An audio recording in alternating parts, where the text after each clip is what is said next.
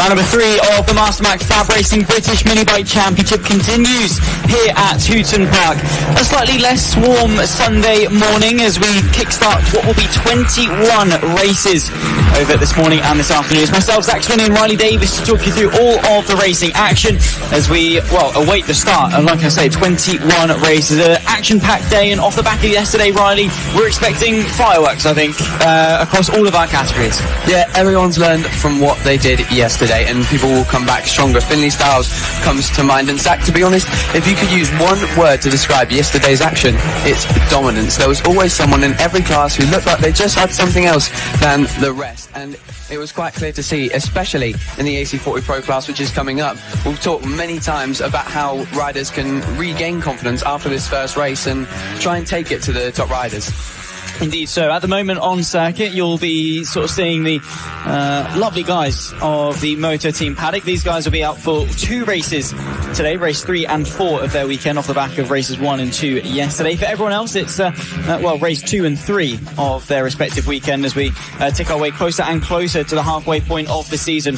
That'll be in a couple of months' time when we take to Ella Park for races 10, 11 and 12 for the best part of the 2026 season, before then heading to Roura, Three Sisters and Clandau to complete the 2026 campaign of the FAB-Racing British Minibike Championship. Of course, on the in-between to that, there's a lot of exciting things coming up. You know, a lot to look forward to, both the racing today, but also, again, that Junior GP event at Silverstone, which I've heard from some rumours that it's taking place on your birthday weekend, Riley, but it should be a very exciting time. And again, FAB-Racing, strength to strength. There's a lot to look forward to. A lot of that has already happened in 2026 and plenty more to come as well. Yeah, it's perfect for fans as well that are at the MotoGP race. Just come along and have a look and maybe get a look at the future stars, especially in the eyes of the UK, who are in need of more Grand Prix racing riders at the moment. And that's what FAB-Racing does. It raises those riders and crafts that skill for them and pushes them through the ladder. So it's also a great opportunity for them to gain more sponsors, and more sponsors means more money to go racing, and more racing means more experience, speed and talent. Exactly that. Motor Team session, their warm-up for the morning, about to get checkered flag, or in fact, it is checkered flag, and then we'll head to the 2 clicks out AC40 Pro class, where it has been the talk of the town. Noah Barfoot so far in dominant stead. He ran away with race 1 yesterday. He ran away with all 3 wins at Clay Pigeon and then 2 victories at Lids as well. We've done 7 races so far in 2026 in the AC40 Pros. He's won 6 of them. Not a bad record at all. However, Finley Styles is the one that set the pole position time yesterday in qualifying, and for a moment, actually, did maintain the gap to Noah Barfoot in the race. Just needs that little bit extra, slightly better start to apply that pressure in the early phases. Noah Barfoot definitely is beatable. Yeah, one thing Jamie King said to us yesterday is that in all classes it's very important to go down into turn 1 leading, and that's exactly what Finley Styles needs to do, prevent Noah Barfoot from going through.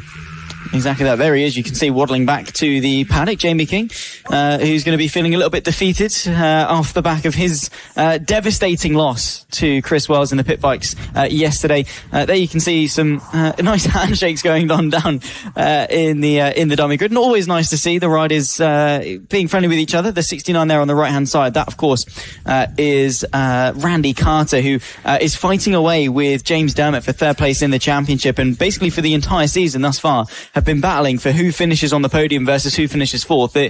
In terms of the rivalry, we saw plenty of that yesterday in the pros between Randy and James. They were swapping places like no one's business, and it gave us pretty good action over the course of the 9 laps we had yesterday. Yeah, the gap between Finley Styles and Noah Barfoot was a little bit more stretched out than we would have expected, given the fact that Finley Styles got pole position, but he'll probably be a bit more competitive as the weekend goes on. Of course, the AC40 Pro class have got 2 races today to contend with, but yeah, we'll be looking at that battle once again. Randy Carter, James Dermott, they were offering up the action in the race, and of course they'll be wanting to catching that top 2.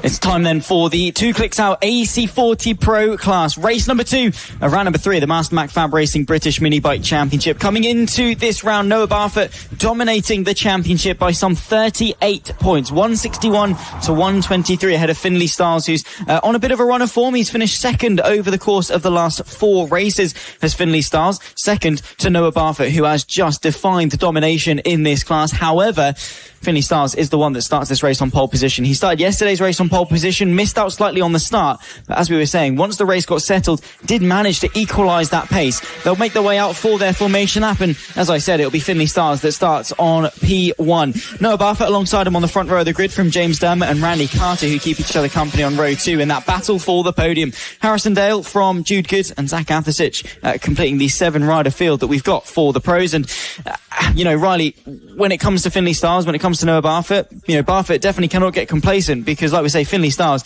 only needs an extra maybe 5% in order to take that fight to him. Yeah, if he can get that run through turn 1 and maintain the lead, I think he will have the best opportunity he has anyone has had yet to challenge Noah Barfoot. The thing that Noah did really well was get away fantastically and surprise Finley down into turn 1, sitting him up, getting him out the way and almost ruining his confidence already. And that allowed him to put the hammer down on the first lap and already break out a big gap which couldn't be caught for the rest of the race. So Finley Styles, his number 1 priority is defend that inside line. He needs to get a good start. He starts on the inside front row of the grid, so pole position on the left-hand side of your screen, the right-hand side of the circuit, and crucially that does give you the inside for T1, but we didn't actually see too much of P1 keeping the lead in towards the opening corner, maybe because they're on the dirty side of the circuit? Yeah, it makes it a little bit harder also being on the inside line, because you can get a really good run through that first corner into the second one. We saw a few riders getting bumped off onto the grass as well, having been on the outside line after having been caught up in the crazy turn 1 and turn 2 action. But here we go, AC40 Pros is underway as they get racing for the first day of Sunday's action. Noah Barfoot gets the exact start he needed as Randy Carter goes into second place. Finley Styles, not the start he wanted, but work to do for him. Indeed, so nice start there from Noah Barfoot, as you would expect. Not the best one, as we say, from Finley Styles. He drops back to third and behind Randy Carter, the 69. Back down the inside there, the number 19 will give it a good go. Behind that then comes James Dermott, completing the top 4 as they all race their way towards turns 4 and 5. This double apex, long left-hander that sweeps you through. You've got to shift it to the middle of the circuit, bite it back for a second apex, then the chase towards the chicane. 2/3 of the lap completed, and Noah Barfoot running away with it. Crash in the background though, potentially, maybe, I think, for the 76 of Zach Athasich down the inside as well. That's Jude Good on the inside, skipping it as well, nearly throwing the bike through the final corner, as we'll complete the first lap of 9.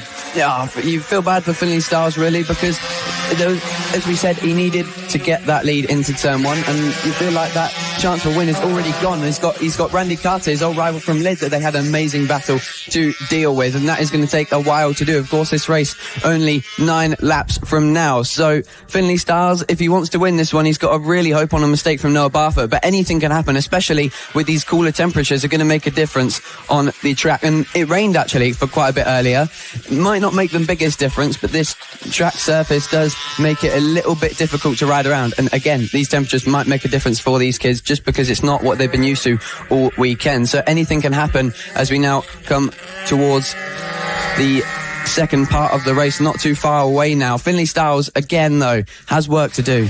He does indeed.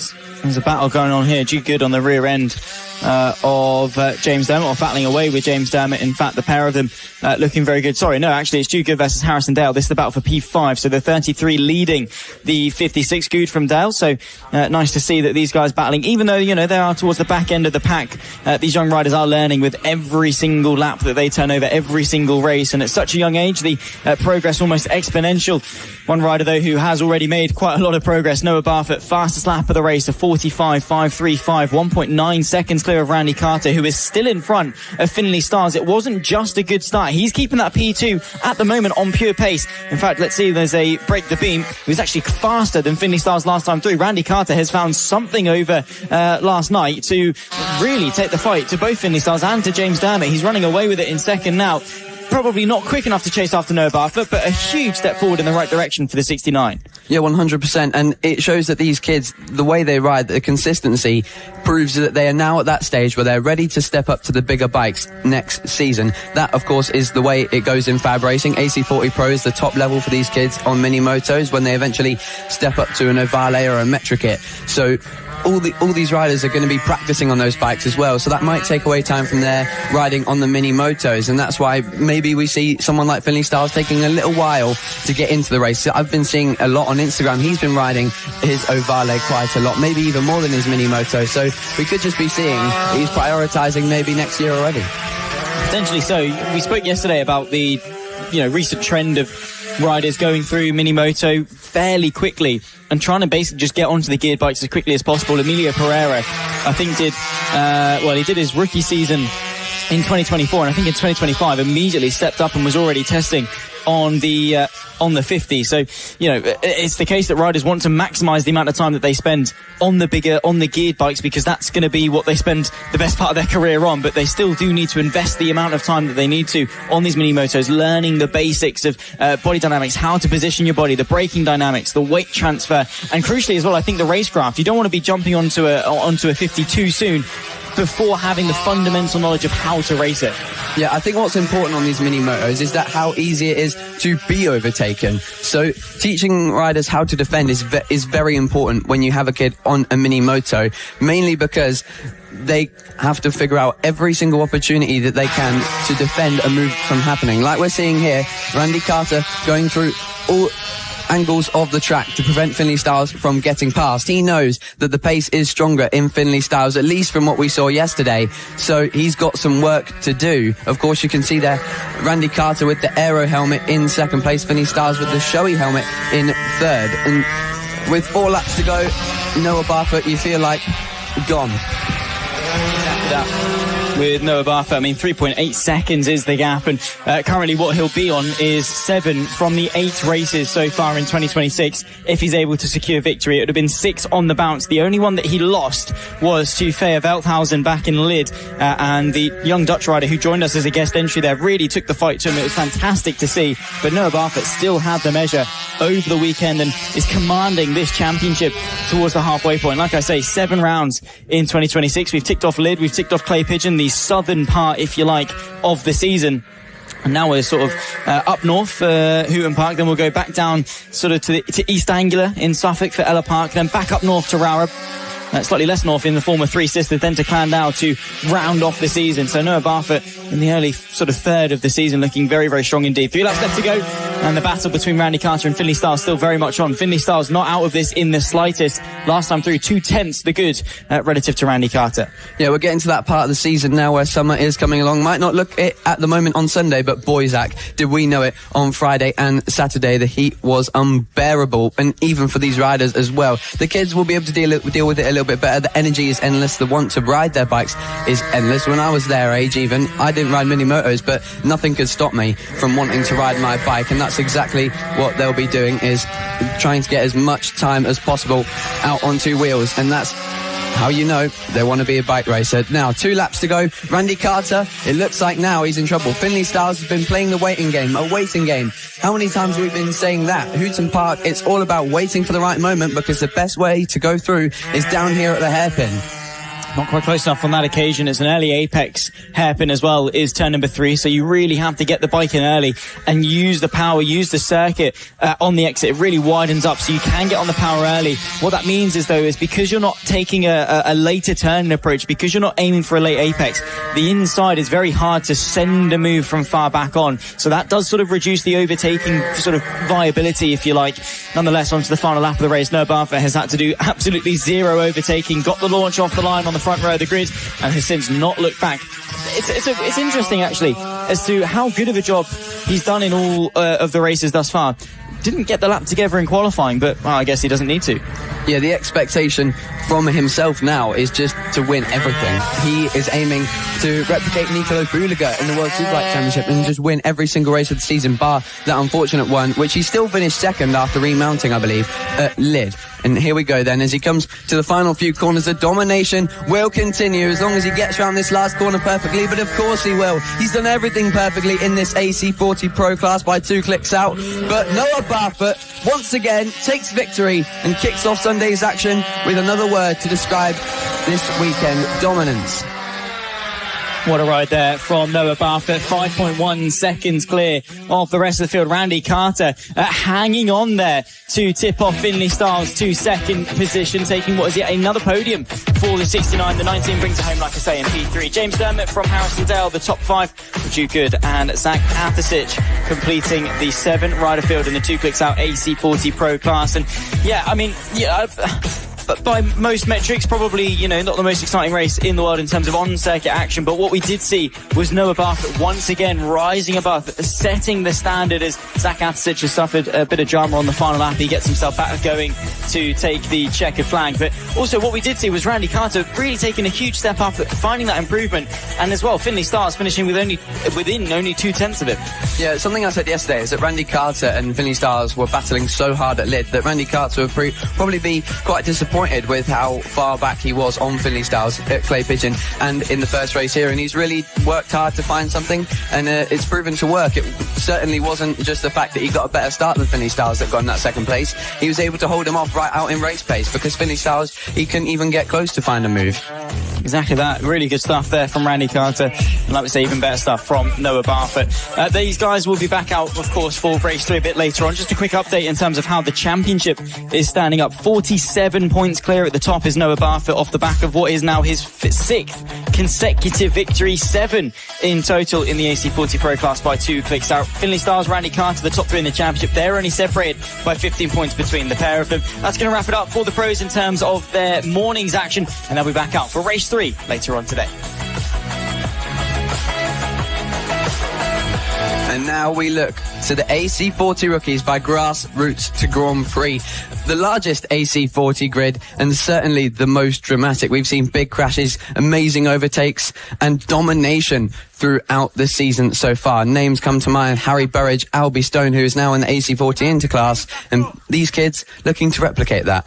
They are indeed. Eros Garrett, though, is the one leading the championship. Yet to take a race victory, though, is Eros Garrett. From the 7 races so far, he's taken 6 podiums and 1 top 5 outside of that. That was race 2 back in Lid. And that pure consistency is what he's needed to rise above and to lead the championship. However, Harry Burridge wasn't there at Lid. He missed out on those point scoring opportunities. But since he's joined rookies, he's not lost a single race. And there's only so far that consistency for Eros Garrett is going to take him, because if Harry Burridge is running away with things every single race, eventually that point deficit is going to close. If after the 2 races today, Harry Burridge wins both of them, Eros Garrett finishes second in both of them, going into Ella Park, the championship deficit is only going to be 5 points. That's incredibly close. Eros Garrett needs to find that extra step up to take the fight to Harry Burridge. Yeah, Harry Burridge has been fantastic, but actually I've been so impressed with the consistency of Eros Garrett at such a young age in the first class of FAB-Racing, to have that level of consistency and calm, to think, hang on a minute, let's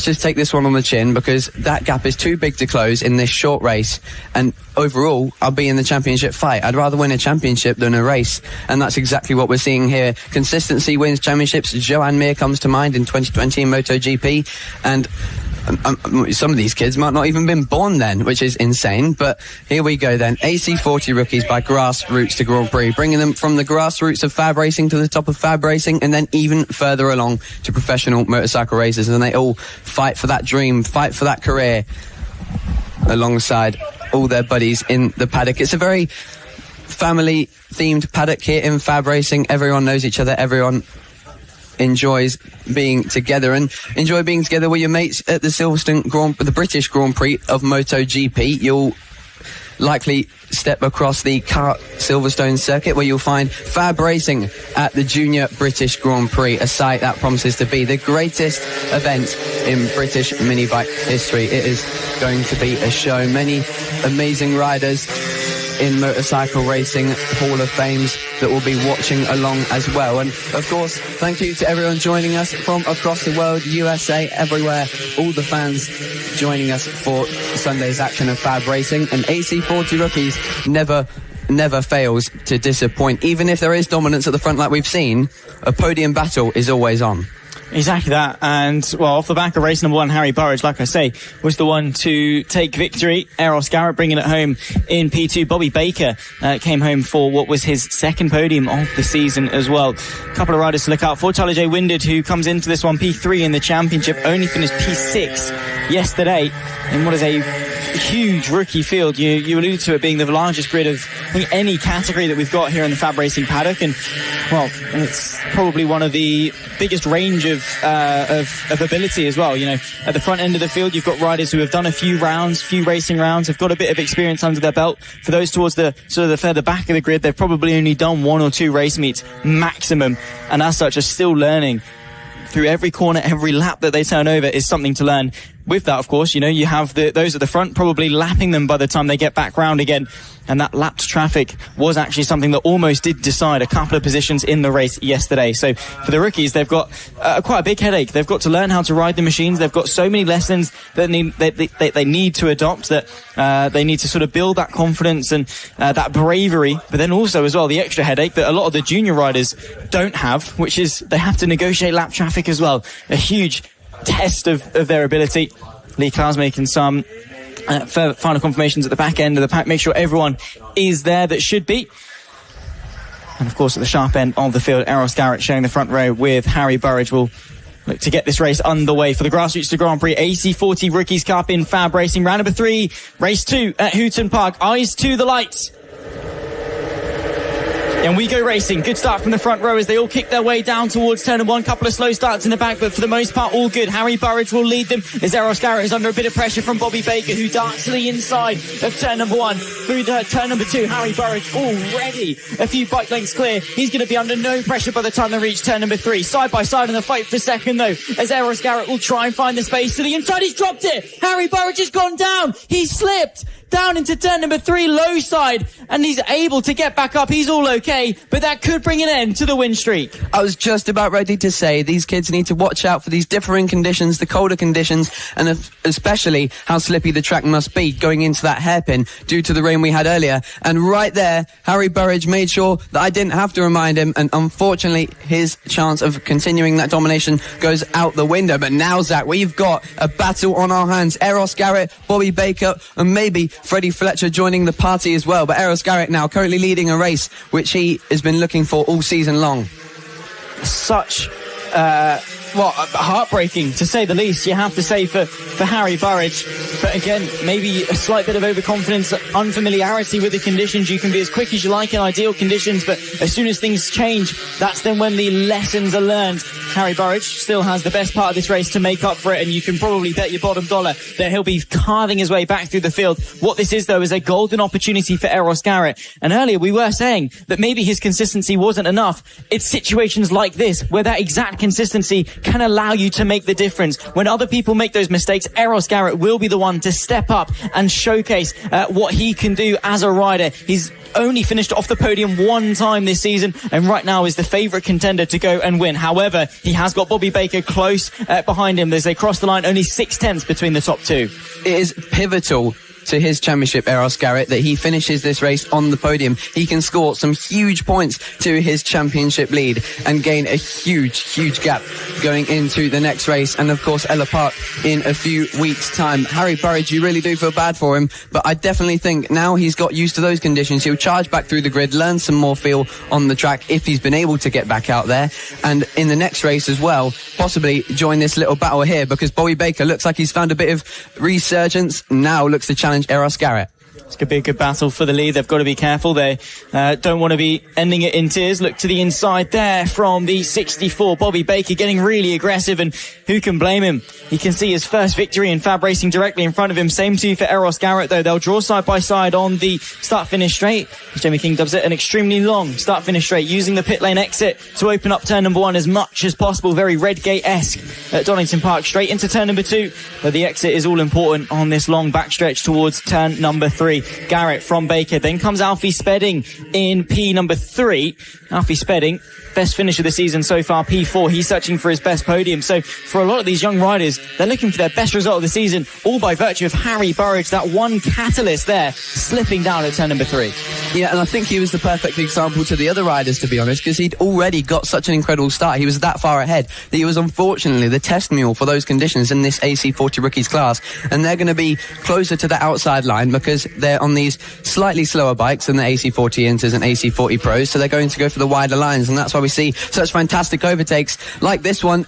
Lap riders making more of an issue, which we don't see in AC40 Inters or Pros. Eros Garrett, though, continues to lead. Bobby Baker has winded his way into this one and joined the party. 5 laps to go, but it was a fastest lap last time around. A 51.3 from Eros Garrett now, getting that confidence in and putting the hammer down.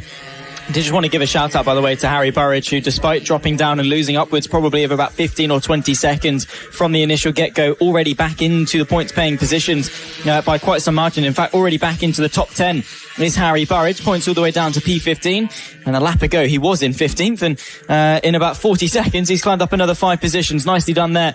Also, you can see Tyler J. Winded, P5. Freddie Fletcher, only 6/10 off the back, so a three-way fight for the final step on the podium is also one to keep a bit of an eye on. But Eros Garrett versus Bobby Baker, just 0.3 of a second separate them with 4 laps left to go. There's plenty of intrigue in the grassroots to Grand Prix AC40 rookies. Probably the most entertaining race of the season thus far. Yeah, an 8-second gap that these two have to Alfie Spedding third. Make that Freddie Fletcher, who's just now made his way up into third. So they've got plenty of time to battle together and not worry about getting a third or fourth rider involved. Of course, that can completely go upside down if they collide. But at this point, with 4 laps to go, it's all guns blazing for these two. They both are looking for their first win of the season and want to take as much points as possible out of Harry Burridge as we now come through this zigzag section. Quite odd on a mini moto compared to how you ride it on a bigger bike. As you'll see Jamie King doing his onboard lap, we're not going to see a similar example on a mini moto, but Harry Burridge already putting the force through the field. 50.2. He is miles quicker than everyone else on the grid, nearly a second quicker than your leaders last time out. I'm not sure if it's still possible for him to take victory, but a top 10 after a crash like that, where he even got up and nearly called it quits. That's incredible.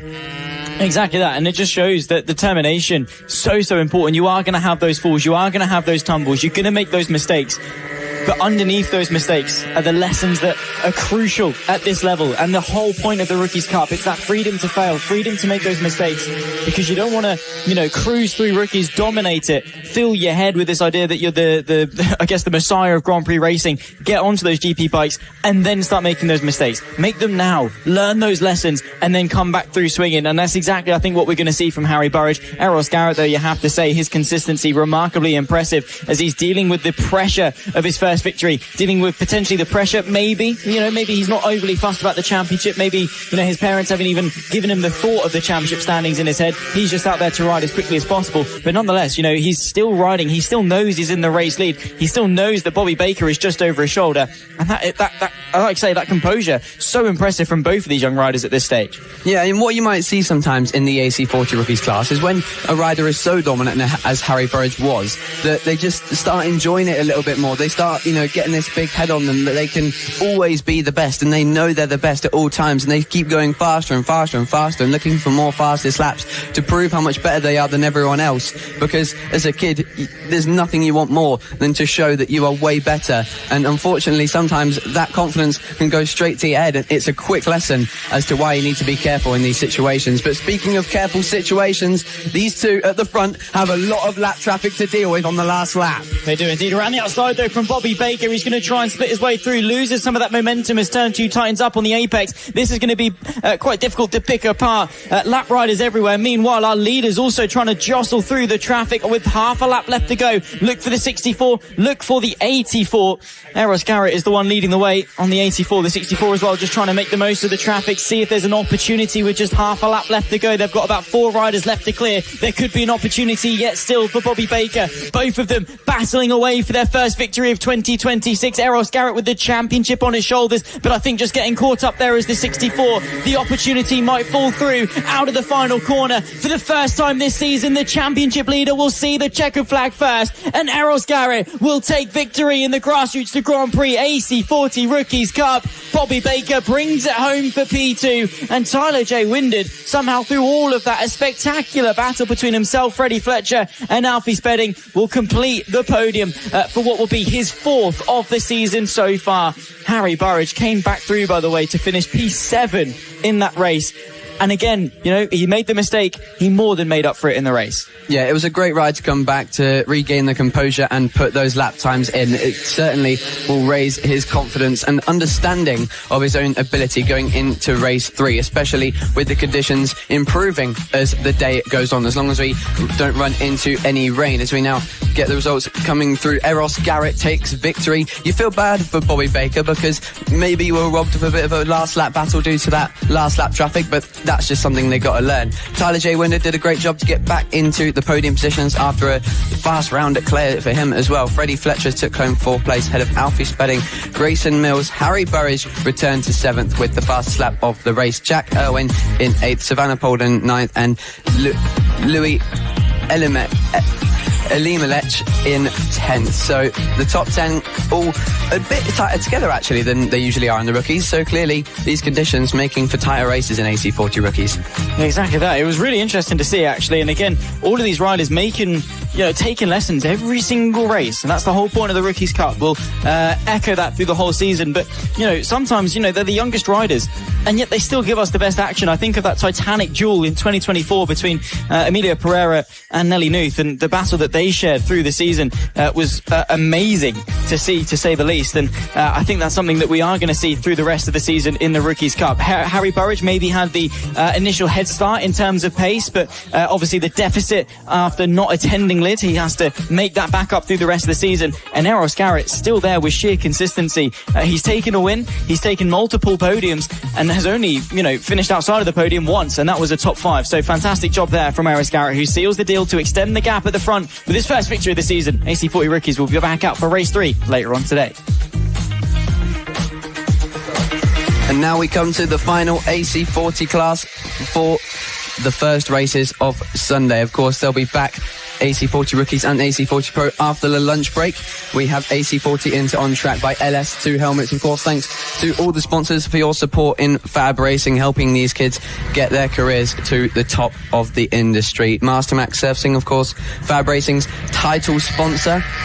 As we now wait for the riders to come to the grid, one person we do need to look out for is the big name at the moment coming through the Fab ranks, Albie Stone. Yeah, he is looking really, really good, isn't he?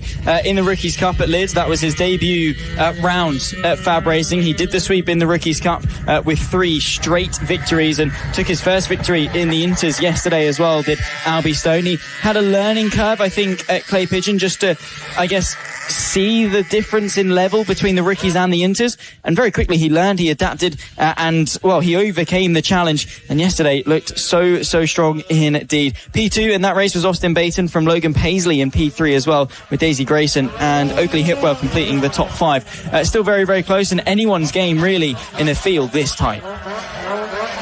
Of course, these being the middle parts of the bikes in AC40s as we now get ready to go. It's Albie Stone, of course, on pole position with Daisy Grayson alongside in second. Now, Daisy Grayson, she got quite a poor start yesterday, so now this time looking to get the jump on Albie Stone down into turn 1 and maintain in the podium positions. Logan Paisley in third, he'll be looking to get the jump as well on Daisy Grayson. Watch out for him, his defence was fantastic. Behind him, Oakley Hipwell and Lawson Dorrington, but now we get racing for the LS2 helmets, AC40 Inter race.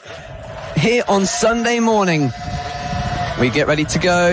It looks like we're just waiting for a few moments for the red lights to come on and go out. Albie Stone, though, can he be beaten? Daisy Grayson this time as well, as I just mentioned, looking to get a better start. They look to the lights, and the lights go out once again. Not the best start for Daisy Grayson, but still managing to hold on to P2 as Albie Stone gets away fantastically. Short-lived P2 for Daisy Grayson, because through goes Logan Paisley. He's really good at getting off the line and maintaining his position, but this time, instead of defending, can he attack and catch Albie Stone? We'll have to wait and see. They fly into formation through turn number 3, 2 rows of 2. They set themselves up by the time they reach the apex. Great start from pole position from Albie Stone. Not the best of starts from Daisy Grayson, who, as we've been echoing all season long, has got the pace. She just needs that raw brute strength, I think, to muscle her way past. In front of her now is, that's going to be Oakley Hipwell and Logan Paisley, who put up a stone wall defence yesterday. However, now he's challenging for the lead. Look to the inside through the final corner. Albie Stone momentarily, I think, just having to sit up for a second and think twice about turning in. The 25 there. Logan Paisley up to P2. Then comes Austin Baton in third from Daisy Grayson, Jensen Brown and Oakley Hipwell. Your top 6 with 9 laps left to go. And to be fair, Albie Stone not running away with it. The front 4 nose to tail. Here comes the run from Austin Baton, though, on that charge up towards turn number 3. Austin Baton was the force to be reckoned with at Clay Pigeon, and here at Hooton Park, looks like it's Albie Stone who has taken that title at the front. But Logan Paisley not too far behind him now, but you could almost say, like Logan Paisley, he's the king of defending the podium positions in this class. And at the moment, he wants to make sure that he doesn't defend too much, that he allows Albie Stone to get away, because they're certainly not teammates. No, not in the slightest. But of course, racecraft, you don't have to be teammates to recognise that there's a greater objective to be had. Logan Paisley doesn't want to defend too early and allow Albie Stone to get away. He is still firmly catchable. The gap only half a second. But Austin Baton wants to be the one to lead the charge. Daisy Grayson is involved there as well. She has taken a number of podiums, 4 podiums so far this season, and would like to add a 5th to the tally on the brakes and towards turn number 3. Grayson, earliest apex of the 3, but not alongside anyone to actually make a bit of a move. Side by side as Logan Paisley will have to defend through turns 4 and 5. Meanwhile, Albie Stone will be able to bridge a bit of an advantage, probably, I'd imagine, to the frustration here of Austin Baton. Yeah, one thing I noticed from Daisy Grayson, starting from Clay Pigeon, is that she's always looking for that opportunity, always waiting for something to happen, to go through on the inside, and sometimes that can work, and sometimes it can't. And I think what we're seeing here is she is starting to drop a little bit off the back of this group. She's still with them, but as the laps go on, it might be the case of Paisley and Baton trying their best to catch Albie Stone or battling for P2. But what I seem to see is she's always darting for the inside line to possibly wait for a move to be available. And she now looks for a move. Oh, wow, that was close. Looking to become the House and Moto Female Rider of the Year. Of course, that award getting handed out at the end of the year. The number 19 trying to take that one and adding to the tally of podiums this season. They're looking very strong. That was an ambitious dive, and Austin Baton now sandwiched here. He's looking forward to attack, backwards to defend. Daisy Grayson once again looking to the inside through the final corner. Can't quite make it stick there, but Austin Baton potentially has got the momentum here on Logan Paisley. 3 riders all fighting for 2 spots on the podium. 6 laps left to go as Albie Stone will carve his name potentially into the winner's trophy this evening. 46.5, his fastest lap of the race. He bridges the gap to 2.1 seconds. Meanwhile, Paisley continuing a valiant defensive effort through turn number 3. No way through for Baton nor for Daisy Grayson. Albie Stone doing incredible here. He's got that confidence from race 1 and he's built on it, and now replicating what we saw from him in rookies at Liv. Daisy Grayson still on the back of this pack, possibly waiting for a move from Austin Baton on Logan Paisley, but I'm sure she's sat there watching Austin Baton and saying, that's where I've been sat, Clay Pigeon, and even yesterday I've been sat behind Logan Paisley and I can't make a move. Now please, give it a shot, make the move, push the other rider wide and allow me on through. Daisy Grayson waiting for the opportunity, which can't seem to arise. We've said so many times how incredible Riley Paisley's done on defence, but now Daisy Grayson wants a chance at attacking him as she looks to attack Austin Baton down the inside. Doesn't quite make the move work. With 5 laps to go, the win is off the cards at this point. Now it's all a battle for second, and it's all going to go to the flag. Daisy Grayson, you have to say, learning all of the time, and that was an ambitious move. Turn number 2, unorthodox, throwing something new into the ring, and that's what you want to see at this stage. Try those new things, see what works, what doesn't work, and to be honest, it almost very nearly did in this battle with Austin Baton and Logan Paisley, who once again gets such a good run off the final corner in the slipstream towards turn number 1. Got to be careful here. Baton now knows that Grayson will eye up and move into turn number 2. 4 laps left to go, and the run once again going the way of the number 19. She'll try it again to the inside, but slightly too shallow to the apex, and that's going to hamper her exit. Meanwhile though, Austin Baton, no slowing him down in the slightest. He'll try and send the move to the inside of turn number 3. Paisley sees him coming and thwarts the attack once more. He keeps second place for now. I did say this yesterday, sometimes having an older sibling in racing and with that experience on mini motos as well can really help you when it comes to race situations and mentality, because no one else understands the situation you're in. As much as we can try analyse and I can try and explain what the riders are feeling, no one will know better than your own older brother, and I think that's what we're seeing from Logan Paisley. He's taken that advice on, learned from what Riley Paisley did wrong back in the day, and he's been able to boost off those mistakes and become almost like a Paisley 2.0 and being a more complete package on the mini motos. And we now see Austin Baton trying to get underneath Logan Paisley. Still not a move available. Daisy Grayson now has to wait for something to happen and try and take advantages. Here comes something now. Austin Baton makes the move. Finally, Logan Paisley sees someone move along beside him and through towards the later stages of the race, but already trying to respond. Daisy Grayson waiting for an opportunity. Yeah, that was a good opportunity there from Austin Baton. He capitalised. Logan Paisley now drops to 3rd. second place in this train. The green and white machine there at the 25. Maybe Grayson can use some of that momentum while Paisley is still a little bit shaken up. But I have to say, Logan, really impressive to credit his composure. Back going again. On to the penultimate lap as Albie Stone leads them 5.3 seconds clear. As Paisley will once again go defensive. He wants to keep this podium. Grayson gets the up and the under. Is it the drive towards turn number 2? She'll give it a good look, but not quite close enough. Meanwhile, Austin Baton, your championship leader, will drive away into the distance. Really, he's got the advantage, and that gap continuing to grow. A lap and a half left to go in the AC40 Inters. Grayson gets the run out of turn number 3, but nowhere near enough to challenge Logan Paisley by the time they reach 4 and 5. Baton through. He's got the pace. He had it in his pocket the whole time, and now will be looking to run away and keep second place. Well, I did say at first, Daisy Grayson might have just been looking a little bit too much at a move and going for the tighter lines, hindering her exits. I'll tell you what, though, some of these lines that she's preparing for a move are really creative and showing some fantastic racecraft. And now on this last lap, looks to put all that practice into action and finally make a move on Logan Paisley. She looks a bit closer this time. Here we go then. Is there a move? Not quite. It would have been her favourite one. As here we go then. One more lap for Albie Stone to contend. He's got that confidence back from rookies. He won that race yesterday. Podiums at Clay Pigeon. He's unstoppable, but still has to deal with this final half of the lap. And can Daisy Grayson finally make a move? You don't feel like it, as lap traffic unfortunately makes an issue for that podium battle. Here's Albie Stone through the final corner. The number 16 will bring it home. He waited a long time for his first victory in the Inters. Now we go for 2 on the bounce here at Hooton Park. Albie Stone sees the checkered flag first. His victory in the LS2 Helmets AC40 Interclass. A fantastic ride from our championship leader of Austin Baton will complete P2, with Logan Paisley finishing off the podium. Daisy Grayson narrowly missing out, and this time she's frustrated. She knows there was an opportunity there, but still, you have to say, a brilliant battle shared between the 3.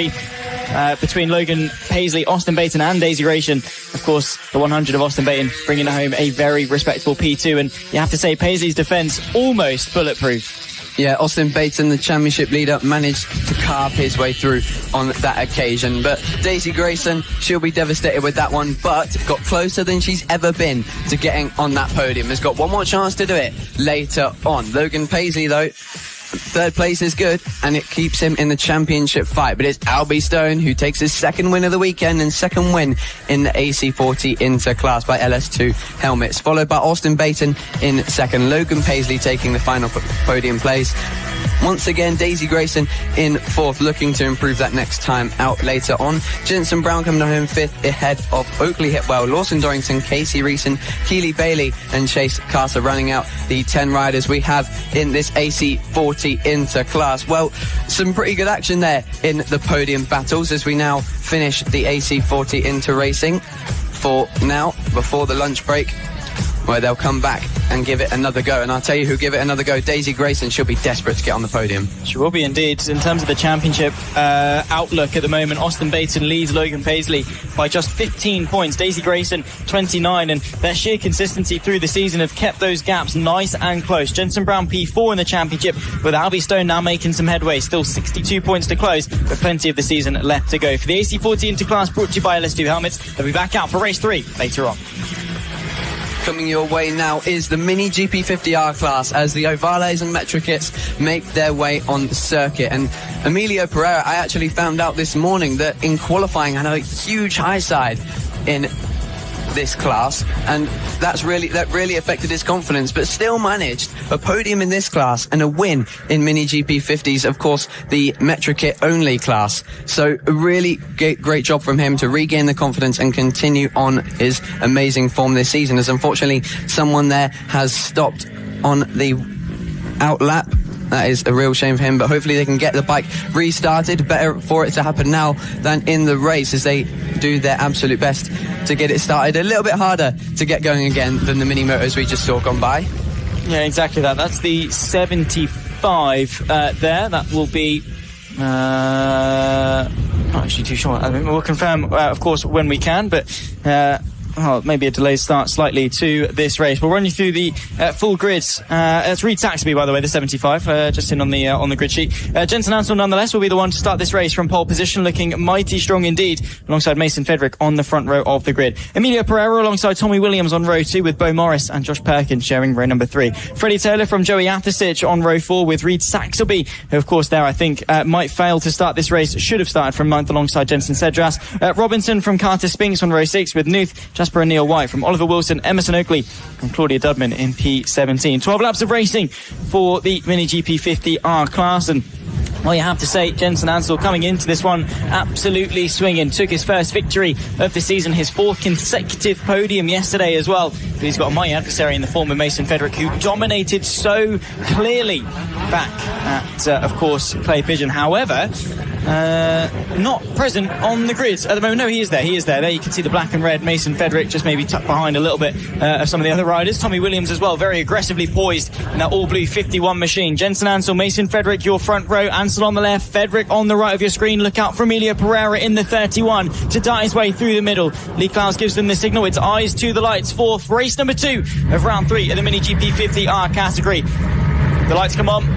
12 laps of racing ahead of us. Lights go out. We go racing. Good start from Jensen Ansell. An even better one there from Mason Fedrick. He'll be looking to go around the outside of turn number 1, but can't quite manage it as Emilio Pereira will slice his way through and retain 3rd position. Mason Fedrick, by the time they reach turn number 2, though, has got the measure, has got the advantage, and will lead them towards turn number 3. Jensen Ansell needs to fire one back through soon if he wants to stay in contention in this race. Battle for 3rd settles as Emilio Pereira settles just in front of Tommy Williams, but a fantastic start there from Mason Fedrick. Yeah, beautiful racecraft. He set up the wider line on entry and cut underneath Jensen Ansell towards turn 2. That's something he learned from yesterday. He realised, hang on a minute, I've got to get a move done on lap 1 and surprise him, because he was stuck behind Jensen Ansell the entire race without making a chance. So now, with a whole race left to go, you feel like Mason Fedrick is able to put in the pace that we saw from him at Clay Pigeon.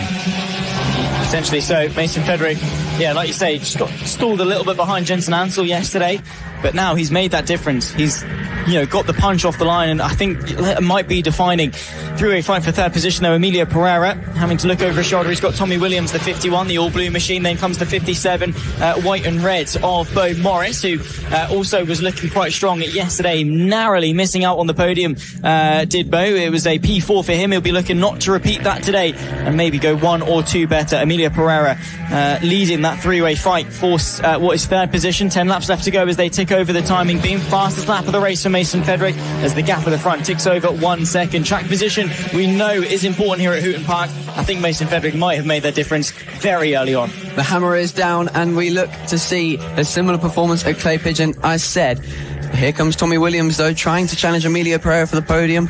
Emilio Pereira, he's got a massive bruise on his body, and that might hurt a little bit more this morning than it did on Saturday, being revved up after that crash. Adrenaline is a wonderful drug, but Tommy Williams doing everything he can to take advantage of that injury, and the Metrikits, of course, not being as competitive as the Ovales for the moment. They were fantastic at Lid, still great at Clay Pigeon, maybe a little bit more competitive here at Hooton Park, but we'll see that chop and change as the races go along. But nonetheless, a three-way battle between the Metrikits for the final spot on the podium, and Tommy Williams and Bo Morris definitely no stranger to battling across this season. Down the inside, Bo Morris spots the gap on Tommy Williams, will find his way through and up into 3rd position. Now eyes on Emilio Pereira. However, Bo Morris now assumes the mantle. A very difficult position to be in this three-way fight. Forwards to attack, backwards to defend. Also closing in Freddie Taylor, the 118. If these three continue to battle, we could introduce a 4th bike into the equation. 8 laps to go at the line. Mason Fedrick will lead them down, but Jensen Ansell responding with the fastest lap of the race of his own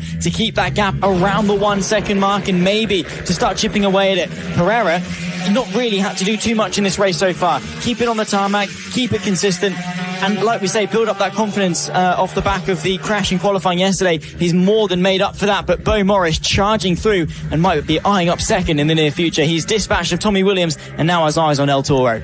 Yeah, he's got a great start to this race, got into his rhythm nice and quickly, and that is showing here. He's all over the back of Pereira, and seems to me like he's just putting a bit of pressure on him and might not be lapping much quicker, but he's looking a lot more aggressive and ready to pounce than Pereira is. Then again, Pereira defending that third place. You can already tell Ansel and Frederick pulling away by the lap. 8-second gap already to Pereira behind from Ansel, which the gap is now 1.2 between 1 and 2 in this race. As another fastest lap comes the way of Mason Frederick, getting all the closer to his lap record from 2025 of a 40.0. They got away off that yet, 3/4 of a second. But to be fair, the track probably quite good for it, freshly wet, so the track will be slightly cooler. The track not as hot as it was yesterday as well, or the air temperature not as hot yesterday either, and the track very rubbed in here at Hooton Park. So the conditions probably quite favourable. It's down to the riders to do the business out on circuit. There's the 67 of Joey Athasic, older brother, of course, of Zach, who we saw back in the mini motos. Currently running P9 with Jasper and Neil White just over his shoulder, fighting for the lower echelon of the top 10. Nelly Nuth, one of the stars in the House of Moto camp, one of the, most aspirational young female riders, taking that step up onto the Metric. It's her first season on the bigger geared bikes this year, and on the back of Jasper O'Neill White to potentially find her way through and up into P10. She did bag a couple of top 10s over yesterday in her classes, and right now she's running in P11. Our race leader Mason Frederick, though, the black and red number 5 of Mason Frederick, just under a second now clear of the 22 of Jensen Ansel, who's just once again set the fastest lap of the race, a 40.634. The race far from over now with 5 laps to go. Yeah, it seems to me like a bit of a tug of war at the moment. It's a fastest lap to fastest lap, and it's a 10th there, 10th here. Unfortunately, though, I don't think Jensen Ansel would be able to catch up unless there's a mistake from Mason Frederick. Because their pace is so even, it's going to make it a really hard job to close that last couple tenths and then make the move on top of it. It's going to be tough through the chicane. Mason Frederick definitely riding very aggressively and yet still very smoothly. That's one of the best sort of attributes, if you like, of Mason Frederick. He definitely knows how to negotiate sort of changes of direction like that. He's taken that trip over into Spain a couple of times where they do have those more fast and flowy circuits, contrary to the UK. So that's that skill and that talent that's going to transfer over here at home. Mason Frederick fighting away with the 22 of Jensen Ansel for the race lead. Let's not forget, as the lap time's getting quicker and quicker, Jensen Ansel with both the slipstream and, of course, the motivation to close down that race lead has just put in a 40.4. The gap closed down now to 6.5 tenths of a second as they negotiate a bit of lap traffic. 3 laps to go at the line, and this could really spice things up in the fight for the lead. It's magic what can happen in 1 lap's time. A lap ago, 40 seconds ago, I said I don't think he can do it, and now he's all over the back of him and taking the wider line that Mason Frederick took on him on lap 1, and now it offers him the inside lines turn 2. That will be a brave move, especially on these larger bikes. We saw it happen a few times in mini motos, and now to the favourite overtaking spot. Mason Frederick knows to take that defensive line. With 3 laps to go, Jensen Ansel is back and ready to fight for his second win of the weekend. Down the inside through turn number 4, had to sit the bike back up as they both negotiate, and look there, Mason Frederick cleared them by the time they reached turn number 5, and that's going to give him a bit of a reprieve heading into the final corner. Jensen Ansel will still be there, still be fired up. 2 laps left to go at the line. It's Frederick from Ansel, the number 5 from the 22, coming down to the wire as they'll be trading victories as it stands in round number 3 of the FAB-Racing British Minibike Championship. Mason Frederick has got some ground to make up in the championship relative to Emilio Pereira, but Jensen Ansel, off the back of his first victory yesterday, will be fired up as ever to make it 2 from 2. Yeah, it's a lap and a half, and Jensen Ansel has some time to judge this perfectly. They've got a bit of a bigger gap now to lap traffic in front. It was a bit wide there with Jensen Ansel, but that's the best thing about that corner, is that you can cut it back and get a better exit for it. But Mason Frederick, it is the harder job to defend, and now he's got the job that Jensen Ansel had yesterday. Now, what does he do to stop the race winner from yesterday from getting through? Oh, someone's gone down there at turn 1. That is the number 64. Unfortunately, going down there with only a couple laps to go. As we wait for a move to possibly come now from Jensen Ansel on the last lap. Mason Frederick still defending in the last couple corners. It was the 641 of Jasper O'Neill White potentially dropping down there. Nonetheless, the fight and the attention back at the front of the field. Mason Frederick just in front of Jensen Ansel with the fastest lap of the race last time through. Bit of lap traffic to negotiate. Maybe a last lap hurrah from the 22. Not quite close enough. So Mason Frederick will, out of the final corner, will take his 4th victory of the season. He'll win the drag race to the line and see the checker flag first in the Mini GP 50R category. Mason Frederick another step closer towards the championship lead and Ansel is furious at himself for not bringing it home for 2 from 2, but a very respectable battle between the pair of them, and great blow shared, you have to say, between Mason Frederick and Jensen Ansel. Emilio Pereira will complete the podium, a very consistent ride there from him to fend off Bo Morris and Tommy Williams, claps from the marshal there in what was a thrilling battle between the pair of them. Mason Frederick, you can understand, will be elated, but Jensen Ansel furious with what was a P2. Still, I mean, a great result, but just shows what these riders are fighting for. Yeah, I think what Jensen Ansel was thinking is how dominant Mason Frederick was at Clay Pigeon, and might be thinking that continues as the rest of the season goes along, and wants to stop that from happening. But what he couldn't stop today, unfortunately, despite his amazing pace, Mason Frederick once again on top of the standings at Hooton Park. Here he goes then. Winner ahead of Jensen Ansel in second place. Emilio Pereira takes home third ahead of Bo Morris, Tommy Williams, Freddie Taylor, Josh Perkins, Jensen Cedras, Joey Athasich and Nelly Nuth rounding out the top 10 in her new ventures onto bigger bikes. But yeah, Jensen Ansel, he'll be really disappointed with that, but his people around the paddock will be telling him that was a really good ride. He had a really difficult start to the race and he pulled it back fantastically. He proved me completely wrong. All of a lap after I said I don't think it's closable, he chalked down that gap and closed 0.4 of a second on one lap. And a short track like this, that's really impressive. So he'll be looking to get a better start in race 3 later on. 3 riders in this field have done 100% podium rate of all of the races they've entered in 2026. Emilio Pereira goes 8 from 8 as he's been here for the entire season, 2 wins along the way, and keeps the championship lead by 38 points provisionally. Mason Frederick, 3 wins at Clay, a win and a second place so far here at Hooton Park, with Jensen Ansel 5 podiums to his name. The battle is on in the Mini GP 50R Championship, with race 3 later on for them today. One more mini moto class coming your way before the lunch break, and this time the adults are out there for a play. We had some big drama yesterday as championship leader Matt Birkin went down. His engine went boom boom, in his own words, at Clay Pigeon, and unfortunately his chances of wins also went boom boom yesterday. But let's see if he can give it another shot today with a better start. Indeed, so looking very much forward to the senior mini motos, and you have to say, Matt Birkin, we made excuses for him, or his bike has made the excuses for him on any race that he hasn't won. Yesterday, completely of his own volition. His brother, of course, Josh, has been very quick as well, finishing P3 yesterday. It's a battle of the Birkins potentially out there on circuit.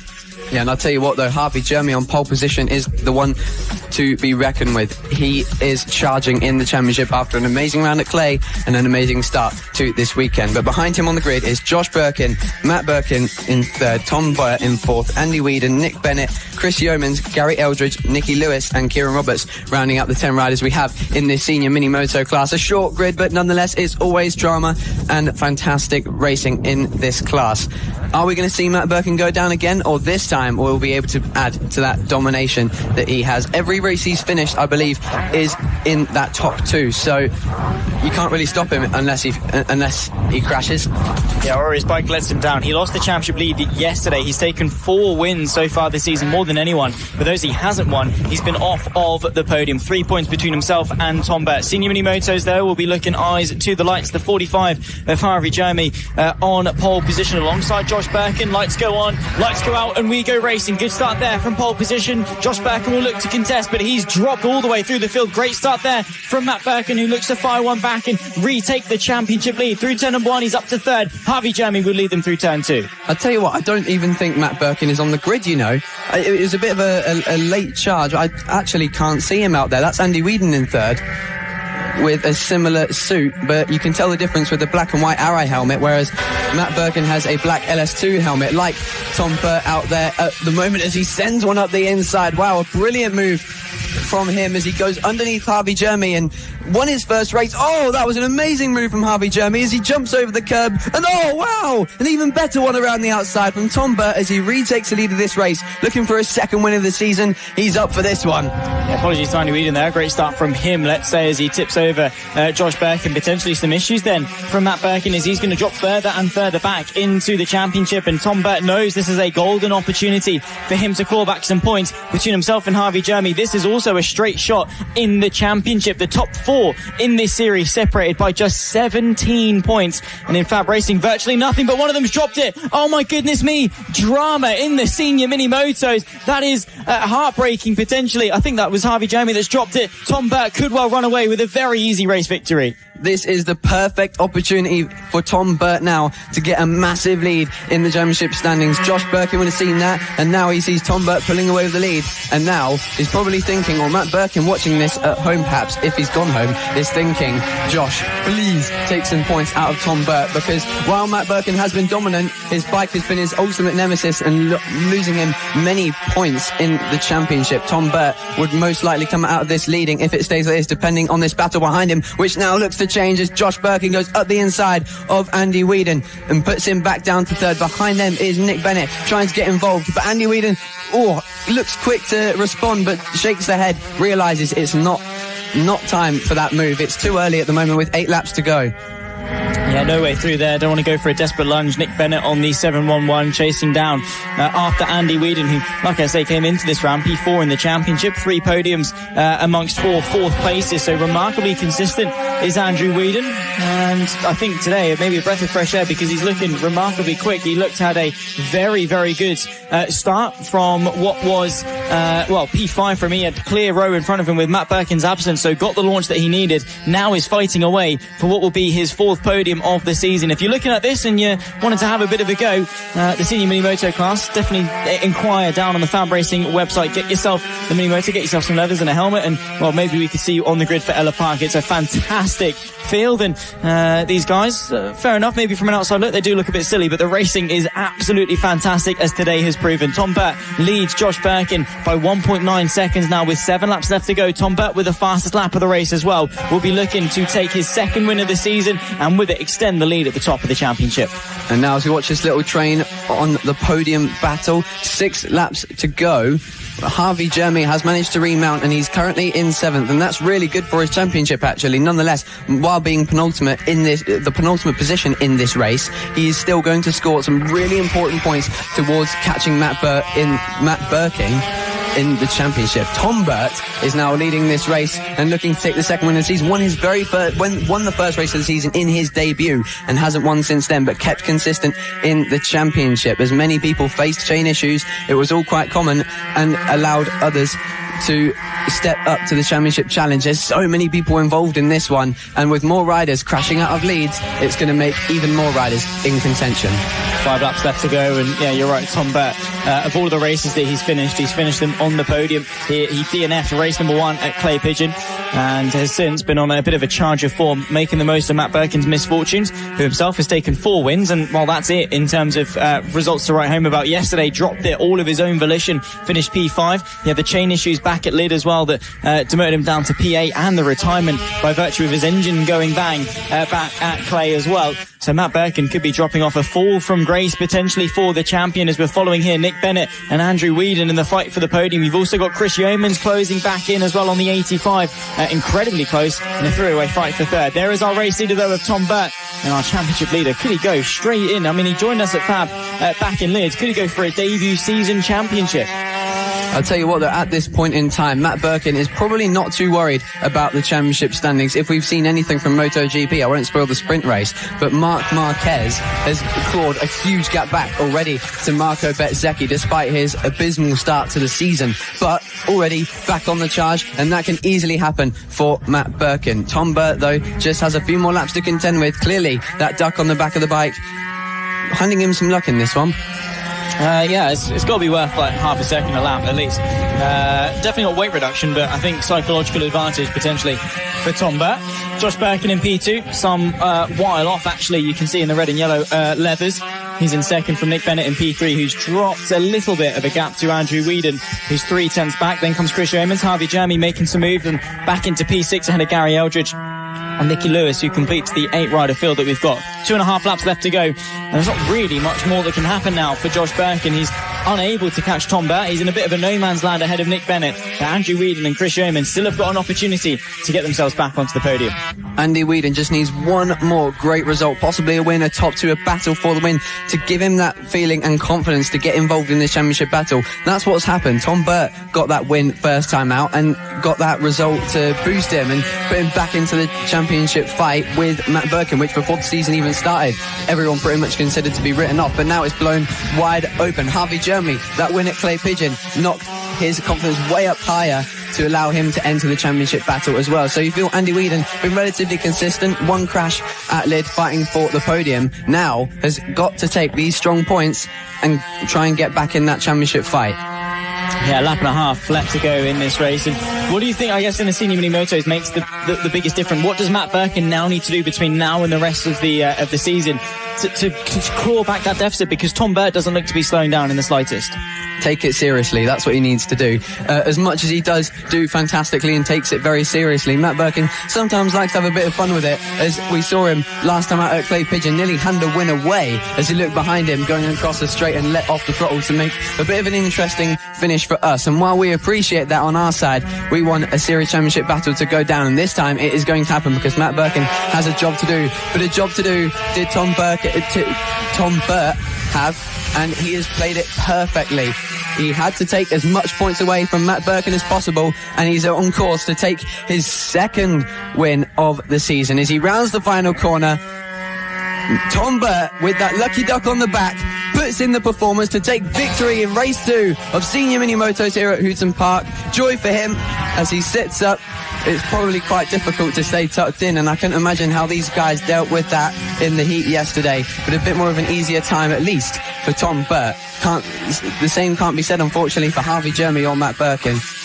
No, not in the slightest. An unfortunate race for both of Tom Burt's championship rivals, as you quite rightly point out, with Matt Birkin and Harvey Jeremy, who still claws back P6, and that's better than a no-point score than that Matt Birkin will have. So the gap in the championship will, inevitably grow, and Matt Birkin has got to be careful. Maybe Burt is the new Birkin in terms of his run of form so far this season. Of course, behind that, you've got Josh Birkin, Nick Bennett to complete the podium. So many Bs in the senior mini motos. Andy Whedon and Chris Yeoman's the top 5, with Harvey Jeremy, Gary Eldridge and Nicky Lewis completing the 8-rider field. A good recovery there from Jeremy, but obviously ideally you just don't drop the bike in the first place. Yeah, but nonetheless, great points for him to gain. With only a few riders in this class, it allows you, as long as you're able to get back on, you can still score some strong points, and that's exactly what Harvey Jeremy did. I started to see his lap times really drop off and end once he got into 6th place, but just making absolute sure that he can get that bike home, and that he did, and still putting himself in championship contention. Well, after what was 2 races so far this weekend, the provisional outlook of the championship, Matt Birkin 28 points behind Tom Burt. He's tied at the moment with Harvey Jeremy on 122 points apiece. Tom Burt, though, 150. 2 wins, 7 podiums, 87.5% podium rate this season for Tom Burt. The only race he missed was one that he DNF'd. So it's been an incredible run of form for Tom Burt, with the top 3 in the championship separated by less than 30 points. That's going to rack it up for the senior mini motos for this morning's action. They'll be back out for race 3 later on today. Now we go back to the big bikes, the main event on the way. The amphibian scaffolding mini GP70s get ready to go out on track. And yesterday, quite eventful, as the poleman and the dominant force in the championship, Sebastian Gazlawski, couldn't start on pole position. So big drama, and I'm sure there's more on the way, because this time Gazlawski is desperate to take a victory, and he's got Bradley Curtis in the way, though, fresh off confidence of a win from Saturday. So I think these two are going to come to blows once again, like we saw at Lid. Hopefully so. I mean, the rivalries in the 70s, so impressive. Bradley Curtis leading the championship by 11 championship points from Gazlawski, who, like we say, made the difference yesterday. Didn't start from pole position as he should have, but didn't let that slow him down. He set the fastest lap after fastest lap, race-winning pace, but started from the pit lane, clawed his way back through to finish P6 and mitigated the damage in the championship. The grid as follows: Sebastian Gazlowski alongside Bradley Curtis, the top two in the championship, sharing the front row, with Rex Austin and Caelan Ratcliffe alongside each other on row 2. Max Johnson alongside Tommy Keats, with Maxwell Keats and Daisy Polden on row 4, Bojan Blazewski and Harry James, the 10-rider field for the amphibian scaffolding Mini GP 70, the premier class of FAB Racing, the final step in their grassroots journey before they then take the next big step on that ladder towards Grand Prix racing in the form of the Moto4 British Cup.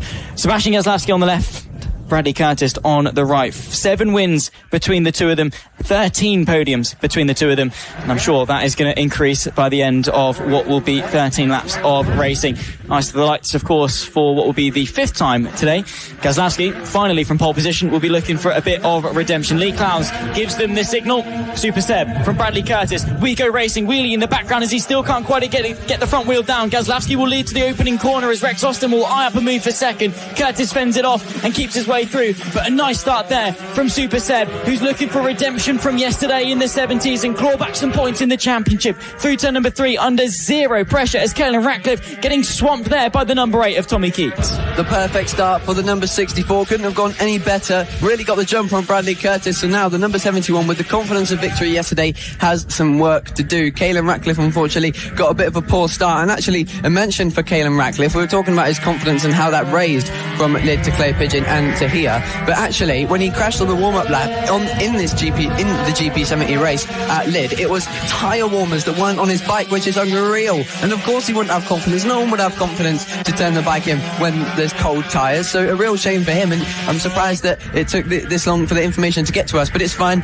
We substitute that with some amazing action to talk about, because Caelan Ratcliffe has been riding the crest of a wave at the moment, battling for podiums in GP70s, battling for wins in GP50s. But I'll tell you what, I think he's already a bit too far back to challenge Sebastian Gazlowski. I think Bradley Curtis is the only force who can deal with that. But I'll tell you what, after his performance yesterday, Rex Austin can't be counted out. Yeah, big thank you to Caelan Ratcliffe's parents, the newly dubbed the Hornets in the form of Caelan Ratcliffe, for the information and letting us know, and also taking the accountability for forgetting the tyre warmers. And it's those small things like that that can really make the difference. Even at the grassroots level, tyre warmers, so important. You've got to have that confidence out there on circuit, and a lesson I'm sure the 96 camp are going to learn. He currently runs P4 and ahead of Max Johnson. 12 laps left to go, with Gazlowski leading Bradley Curtis by 1.5 seconds. This is the pace that he demonstrated yesterday, and Gazlowski riding with something to prove. Half a second quicker than Bradley Curtis on that last lap. That's really going to hit Bradley Curtis like a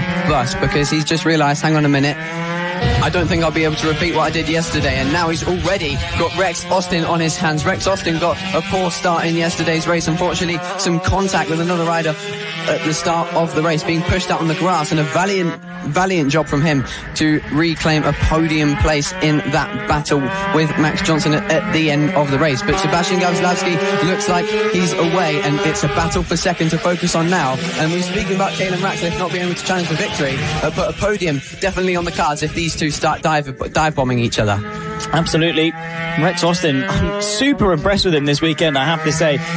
It wasn't long that, of course, he was on the LC40 Elites, on the mini motos, and over the last couple of years has gone from strength to strength. Rex Austin, so far, only one podium this season, and that was yesterday in race number 1. He's looking to go back to back and maybe even go one better, fighting with Bradley Curtis, who has been no slouch so far this season in 2026. Slight look to the inside there from the pink and black machine of Rex Austin, chasing after the blue and the white 71 of Bradley Curtis. 9.5 laps left to go as Sebastian Gazlowski basically writes off this race and puts it as a fight for second, and that is the one right here. Curtis versus Austin into the final corner. No way through for now, but Bradley Curtis has got to keep his wits about him and keep his head on a swivel to keep Rex Austin behind.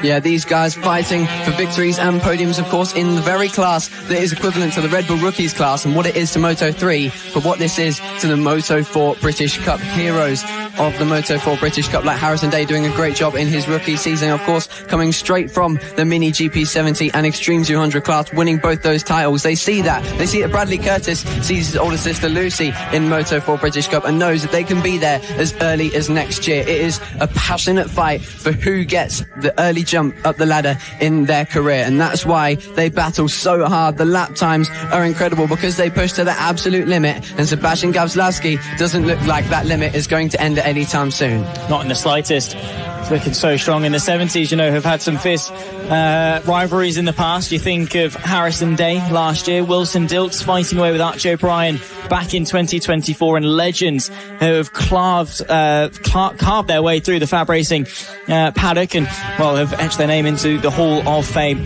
8 laps left to go here for the Mini GP 70s, brought to you by Amphibian Scaffolding. Currently, Sebastian Gazlowski leading by 3.5 seconds. Last time they broke the beam. Personal best for both Curtis and Austin last time through, and they're running remarkably close together at less than a tenth of a second between the pair of them. There is our race leader, though. He'll break the beam to start what will be lap 8 of 14. Gazlowski, 3.7 seconds clear from Curtis. 4/10 back is Austin. 3.5 then is Caelan Ratcliffe, who's just 2.3 in front of Max Johnson. Bit of a gap back to Tommy Keats, Daisy Poldin, Maxwell Keats, Boyan Blazewski, and so far a DNF for Harry James. So 9 riders still going in the 70s, and Rex Austin, I think, just not quite got the stamina relative to Bradley Curtis, whose ruthless consistency right now is enough to keep him in second place. Yeah, Rex Austin just needs to try and dig into that pace that he found yesterday on that amazing comeback ride, and it's a miracle what that motivation can do, a poor start, to give you that extra boost. And to be honest, sometimes these riders think in their heads, hang on, I've still got the pace to get on the podium.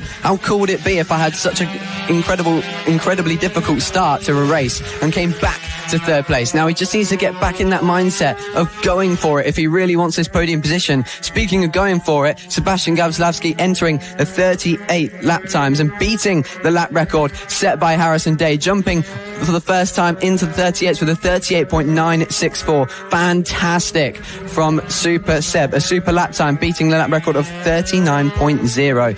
So only rider at the moment in the world being able to get into their 38s, and that shows this true dominance is no one-time thing. Absolutely not. Sebastian Gazlowski, who, had a slightly tame start to the season, finished second to Bradley Curtis on all 3 occasions back at Lydd, and we said, what is he missing? What does he need to find? And it was largely just a bit more confidence, a bit more spring in his step, if you will, out there on circuit, and he brought that at Clay Pigeon, responded brilliant with dominance of his own, and the championship that Gazlowski and Bradley Curtis are going to share, I think, is going to be absolutely legendary. We see it all the time in the 70s. That rivalry and that duel at the front end of the field, and it's going to be a true test, a marathon through the rest of the season with 4 rounds to go after this one. Bradley Curtis wanting to minimise the damage though and reduce the gap that he's losing to Gazlowski. Currently 11 points is the championship points gap between the two of them. After this race, as it stands, it'll be down to 6. However, Rex Austin down the inside could make that even worse. Skates it, locks the rears slightly as he gets it stopped to the apex,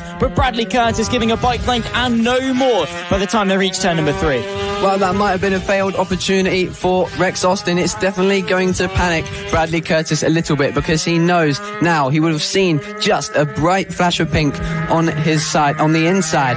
With 3 laps to go, he knows it's not over yet. His chance of second place isn't safe for now. 71 leads this second place battle from Rex Austin. Of course, if things go wrong, like it very nearly did there, Caelan Ratcliffe is waiting quite a while behind, but can easily pick up the pieces in this one. Just set his personal best lap of the race with a 39.6. So a lot of people really struggling to get on the pace of Sebastian Gazlowski, but you can agree it's a little bit harder for Curtis and Austin to match that pace when they're in such a heated battle. Bradley Curtis is defending and Rex Austin is looking for the moves. So it's all about the battle. Forget lap times, because Gazlowski is too far away, because he set another lap record of a 38.961, gone a couple milliseconds quicker. He is on fire, Zach. It's unbelievable from Sebastian Gazlowski, 38.961, which is only a couple hundredths quicker than the previous lap record that he set just a couple of moments ago. He's doing that lap after lap after lap. That repeatable technique for Sebastian Gazlowski is a skill that a lot of riders don't have. They've got the raw pace, but they don't have that ruthless consistency, and Sebastian Gazlowski has got it in abundance. Could we have a showdown finish in the fight for second as Bradley Curtis gets swamped on the exit of turn number 5 and allows Rex Austin to close the gap as we start the final lap of the race? We talk about one skill, the incredible dominance that Sebastian Gazlowski is putting on here, the incredible raw speed that he's putting into these lap records, but then we look to the other talent that is needed in Curtis and Austin as they battle for second place. Rex Austin has been sat there long enough. He was 0.3 of a second faster to close the gap back to Bradley Curtis on this occasion, but down into the hairpin hairpin. I don't think he's made the move, so unfortunately he's running out of time. He's going to have to create something fantastic. But here comes Sebastian Gazlowski,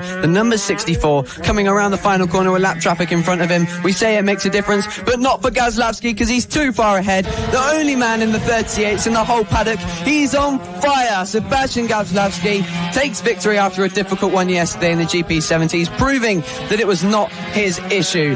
Curtis holds off for second. A great job from him to limit the damage done by Gazlowski, and Rex Austin makes it another podium in the GP70 class. Yeah, a really impressive race there from Gazlowski. And, you know, riders at this age, you know, try and ask them to be emotionally regulated. Probably not going to be the case, but the maturity that they show at such a young age, it's incredible. The professionalism that they bring to each and every single one of these rounds, even at a grassroots level, to respond to the adversity of yesterday, to be fired up and motivated to come from pit lane to P6, to then do it from pole position and go all the way to a race victory with a new lap record. Sebastian Gazlowski take a bow. Bradley Curtis, though, were a respectable P2. Rex Austin in third as well from Kaylee Ratcliffe and Max Johnson, your top five. Of course, it was a brilliant showdown as well from Curtis and Austin, and I'm hoping that will repeat a bit later on. Again, Sebastian Gazlowski, a victory once more. His fourth of the season from Bradley Curtis, Rex Austin, Kaylee Ratcliffe and Max Johnson, your top five. Then comes Tommy Keats, Daisy Polden, Maxwell Keats from Boyan Blazewski, the ninth finisher, with Harry James unfortunately retiring through that race. Yeah, Pibbley Scaffolding Metrokit Mini GP70 class comes to a close for race number 2, and race number 3, Riley, you have to say, is going to be electric. Can Bradley Curtis make the difference and close the gap to Super Seb? Honestly, I'm not quite sure, because he was so strong. Gazlowski repeating what he did at Clay Pigeon, and unfortunately we didn't see Curtis close that gap. But I tell you what, the points that Curtis achieved yesterday over Gazlowski is what he's going to be happy with across the weekend. As long as he can just keep finishing second for this next race, I'm sure he'll be pretty pleased. Now, 3 races to go before we head for a small lunch break. As you see, Jamie King, our loyal explainer of the track, after that amazing lap that you may have seen yesterday. I'm not quite sure if that was the lap that put him second on the grid behind Chris Wells, but it was certainly still a fast lap. Thank you for that one, Jamie. Of course, Pitbike Sonic on YouTube, the resident vlogger of FAB-Racing, as he will be documenting all of this, and this will probably be on the YouTube video as well, so make sure you check that out. But first, make sure you join us for the rest of the season in FAB-Racing. Ella Park in a few weeks' time. If it's local, come watch, support the young talent of riders, bring your own kids and show them how amazing motorbike racing is and how it is a career they should chase. As breakable it is for the bank, it is certainly worth it to see your kids enjoying their dream. But we move from kids to adults in the Pitbike 140 class. I was going to say young talent, probably 2 words I wouldn't use to describe Jamie King in the slightest. He's got to take the challenge, though, to Chris Wells in this race. The 76 pulling up to the right-hand side of your screen alongside the 73 of Chris Wells on the left. Both of them champions and legends of pitbike racing in the UK and beyond, in fact. Both of them, I think, with some international endeavours at some point in their careers, and they shared a titanic battle yesterday. Jamie King, a single mistake through race 1, and that was the single mistake that cost him from Chris Wells, who took victory, and a decisive victory at that. Jamie King, confident as ever to take the fight back to him. Yeah, while it was still a good performance from him to limit the damage done to his championship lead, which was certainly helped by the fact Ollie Horner and Taylor Lawrence were out there to take 1 and 2 in all 3 races last time out at Clay Pigeon. Him being 3rd and 4th in those races as well helped him to the championship lead. But yeah, he had some really great pace and is still looking for his first win of the season. So once again, like the ages-old rivalry, it returns. Chris Wells versus Jamie King. Look out for Harrison Quincy as well, just behind Chris Wells. He has been fighting some issues. Was very quick here last year, was Harrison Quincy. Suffered some cam problems yesterday that delayed his timing and, of course, reduced his power as a result. They've sorted that problem now, so look out. Directly behind Chris Wells. Pitbike 140 is go. Jamie King, a quick start there from Chris Wells as Harrison Quincy will try and challenge Pitbike Sonic to the opening corner. Not the best of starts, though, from King. Definitely not as good of a start as he had yesterday, but the top 3 still line astern as they exit turn number 2 and that chase towards the hairpin at turn 3. Ducking and diving there is Jamie King, finding a bit of a gap, but can't quite seal the deal as Chris Wells will lead them through the first half of lap 1. Might not have been the perfect start for Jamie King, but it's a very long race, this one. 13 laps for him to contend with Chris Wells and get back into contention. But as you said, look out for Harrison Quincy, who should have those issues solved and will be ready to redo those amazing results that he put on last year. Hooton Park, he won every single race and now looks to take at least 2 wins in this one, as he's already all over the back of Jamie King. So a strong start to him, for him in this race. He doesn't need to build his confidence, he's there. Yeah, I mean, look at the gap already starting to grow between Chris Wells and Jamie King, though. Chris Wells playing a bit of Mario Kart yesterday, leaving some debris on the circuit. I initially blamed Jamie King, but he was quick to correct and say it wasn't him in the slightest. It was Wells that was littering, and we're still not sure as to what the debris was, but nonetheless, Jamie King was convinced that Chris Wells tactically deployed it to distract him, and it worked because he was the one that made the mistake and cost himself the race. Harrison Quincy in P3, like I say, sorting those cam problems. The camshaft itself was loose. They've tightened it back up. They've sorted it. The timing is back where it needs to be, and now he's got full power at his right hand. Behind that, you've got Stephen Humphries and Simon Gates battling for the back end of the top 5. Is running wide there as the 241 of Stephen Humphries, allowing Simon Gates through and up in a P4. An easy mistake to make with such tough braking on these pit bikes, a lot more rigid and difficult to maneuver than the smaller mini motos and Metro kits. They're not purpose-built race machines, at least for the circuit. These are all modified bikes from motocross, most of them 140s and below. Now, in this pit bike 140 class, it looks like Chris Wells putting on a dominant charge at the start of this race, but a fastest lap last time around from Jamie King. Quickly responded though, quickly replaced by Chris Wells, and then Jamie King once again clearly getting back into his rhythm. He was 2/10 quicker that time around and getting back into the fight. Yeah, exactly that. He's locked in. You can always tell he's locked in because he looks down at his bike, and that's just his tell that he's focused, he's locked in, he's trying to find the lap time, he's motivating himself, he's spurring himself on and trying to be as aerodynamic as possible. Is Jamie King on the rear end of Chris Wells and bringing that gap back down to just half a second. Jamie King leads the championship, hasn't taken a victory so far in 2026. He's been the most consistent rider, and to be fair, that's sort of what Jamie King is. He's never the outright quickest, but he's quick enough to bag podiums, to bag top 5s, and that is why largely he is successful as he is. Right now though, he's definitely got the pace to challenge. So too is Harrison Quincy with the fastest lap of his own, both him and King in the 41.9s, whereas Chris Wells stuck in the 42.2s. That gap has come down to sub 0.3 of a second, and now Jamie King back on the scene to make this a three-way fight in PB140s. It's a bit of an overused term, but to finish first you have to finish, and that's exactly what Jamie King has done every single race with a consistent result, and now looks to make it one better, not only finishing, but finishing first. He looks to take victory in this one as he follows Chris Wells with 9 laps to go. He's back in the fight, but Harrison Quincy looking to get involved as well. Exactly that. Good run there off the final corner from Jamie King. This very long start-finish straight as he looks to the inside there through turn number 1. GoPro on the front fairing of his pit bike, getting some great content for the gram, and to be honest, probably quite a lot of it is the rear end of Chris Wells. Look to the inside though. This could be the opportunity for Pit Bike Sonic to take the lead of the race. Not quite though. Chris Wells will slam the door in his face through turn number 3. Harrison Quincy as well there. Jamie King looking forwards to attack, backwards to defend. Slight look there from Quincy. King needs to get the track position, 1 because it's nice to lead a race, but 2 because he doesn't want to be split in his attention and fighting on 2 fronts. It's great to see the confidence back in Harrison Quincy to get involved in this battle. I knew something was up because, and I didn't want to start speculating, because I knew that he had that speed. He was the dominant champion last year, had an amazing second half of the season, was on pole position at Lid as well, and we didn't quite see it materialise for him at Clay Pigeon or even Lid for that matter, but now he's back and the big 3 are back in Pit Bike 140, and coming back to lead perhaps is Jamie King, as again he looks for the inside, not quite there yet. 7 laps to go, maybe just waiting for a later spring to surprise Chris Wells. He needs to find the difference. The duo, the rivals of Chris Wells and Jamie King, they share some great moments both on and off the circuit, and right now it's going to mean so much to the pair of them that they beat the other. Harrison Quincy, the reigning champion, something to prove in this fight as well. 6 laps to go at the line as we tick our way over half distance. The 73 from the 76, Wells from King, Quincy there as well involved in the battle. King just not I don't know, there just isn't a gap materialising at the moment. He needs to find something different and find a chink in the armour that he can then capitalise and bring down the defence of Chris Wells.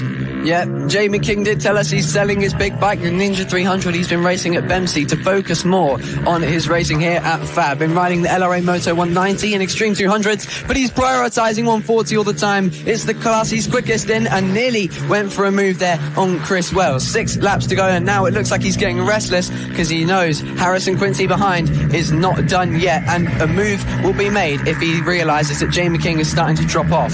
Chris Wells is still confident that, of course, he can win this championship despite missing round number 2 at Clay Pigeon. He was present at the TT on the Isle of Man, and that as a result is why he missed round number 2, but he's still confident he can go all the way and take the fight to Jamie King, who definitely still sees Chris Wells as a threat and knows that he does need to beat Wells on a number of occasions this season despite its difficulty. This is the challenge that the pair of them have to rise to, but Jamie King goes grass tracking. That could be the opportunity for Harrison Quincy to sail around the outside and take second place. It all comes undone with another mistake from Jamie King. He's done it again. He's got a little bit too greedy on the exit and unfortunately paid the price, but thankfully for his sake he's sort of regained a little bit of time. I was just about to say that the lap traffic making a difference, pushing Chris Wells back into them a little bit, but no, that has unfortunately rubber banded back to them and pushed them further back as well. Harrison Quincy might be a bit disappointed that he's lost some time for them both to Chris Wells, but Harrison Quincy doing a great job though to close that gap back down. Jamie King's win chance is not over yet because something can definitely go wrong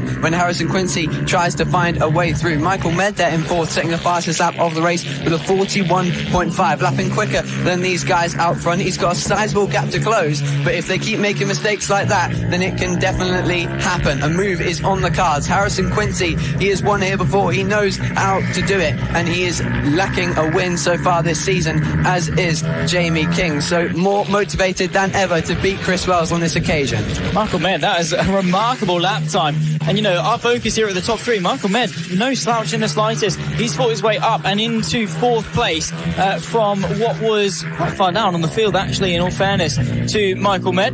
And right now, I mean, P4, like I say, no means slouch in the slightest, so definitely got the pace to contend. Side by side as Harrison Quincy will try and challenge Chris Wells. The fight not over yet with 2 laps left to go at the line. It could come down to any which way. Chris Wells, though, by virtue of Jamie King's mistake in the lap traffic, had a lap or 2 of breathing space. Now that breathing space is feeling a bit more cramped. He has to once again look over his shoulder and defend from Quincy and King.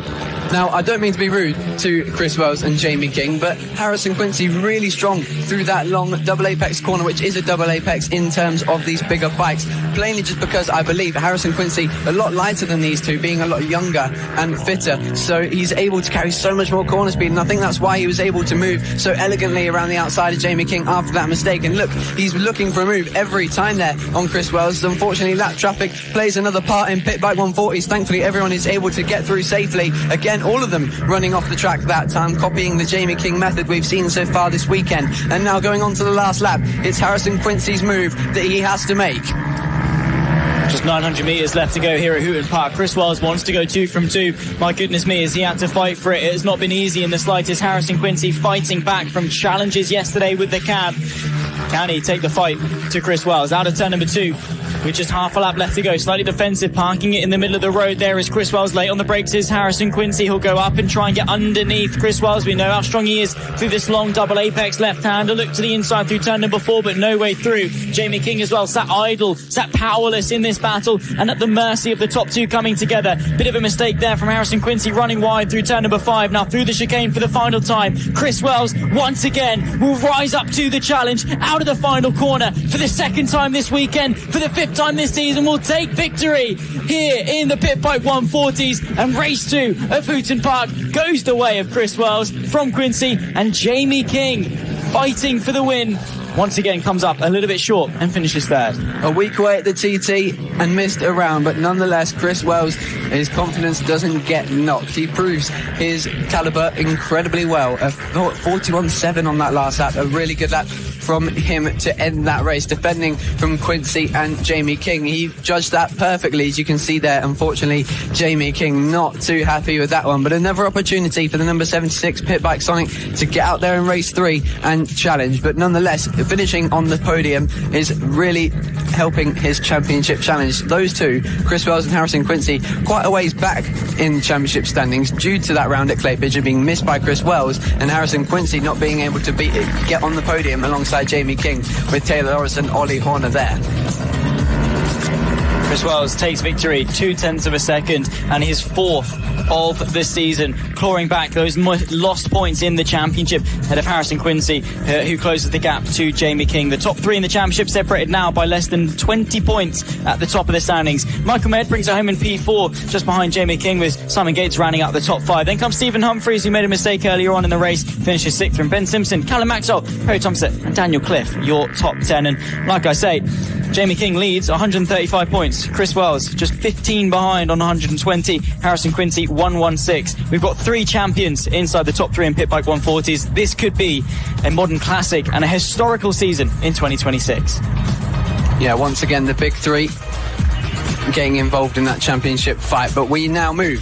GP50 is on its way. The Metrokit Mini GP50 class 2-stroke city comes to the track, and it was amazing yesterday, wasn't it, Zach?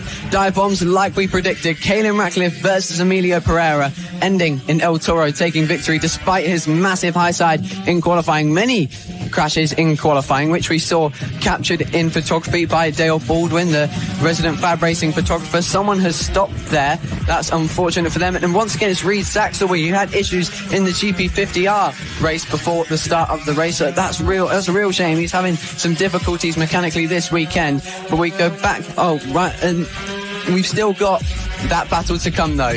2 more races for GP50 today. And Caelan Ratcliffe and Emilio Pereira, they cannot leave each other alone. The pace is always so equal. It's going to be some big drama, but we are going to expect a little bit of a delay to this start. Everyone is going to be sat on the grid, getting nervous. The tension builds, and that is only going to add to this amazing duo coming our way.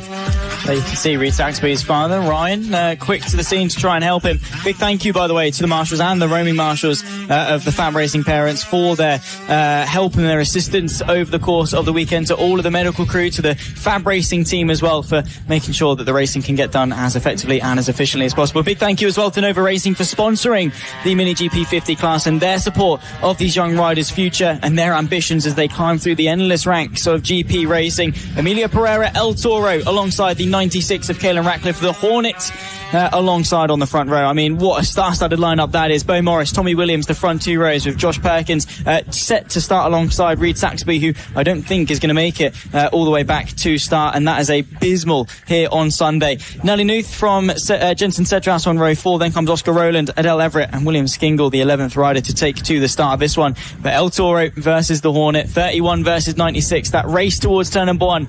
Who's going to come out on top today?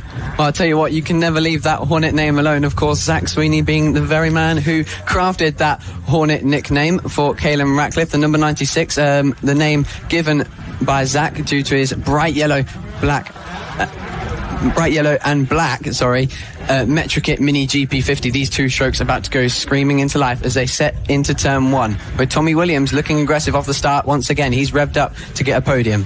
Yeah, he is. He's looking good, is Tommy Williams, this season. Yet to take a podium, though, in 2026. Looking for his maiden one. Could that come today? Lights on.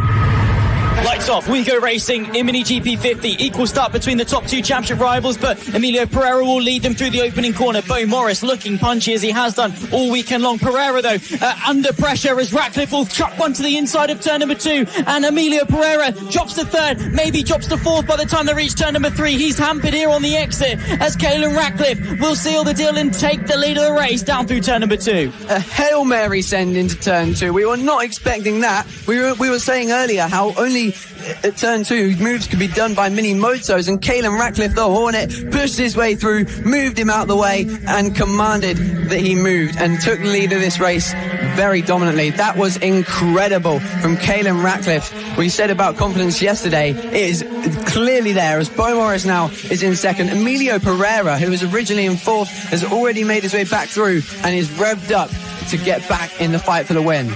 The tyres definitely warmed up on the opening lap for Caelan Ratcliffe. I mean, he is flying forwards, 0.8 of a second clear of Beau Morris on the initial opening lap. Tommy Williams tries to look for a move to the inside of Nelly Luth, searching for her best finish of the 2026 season, learning with every single race on the bigger and the geared bikes is Nelly, previous champion of FAB-Racing back in 2024 in the rookies, and one of the, like I said, most aspirational female riders in the FAB-Racing paddock. Currently runs P5, just in behind of Josh Perkins. Amelia Pereira back to third and chasing after Beau Morris, in fact trying to clear Beau Morris by the time they reach turn number 1. 10 laps left to go. It's Ratcliffe from Morris from Pereira, and this could be some crucial points gain in the championship from Caelan Ratcliffe, who made the difference on the opening lap.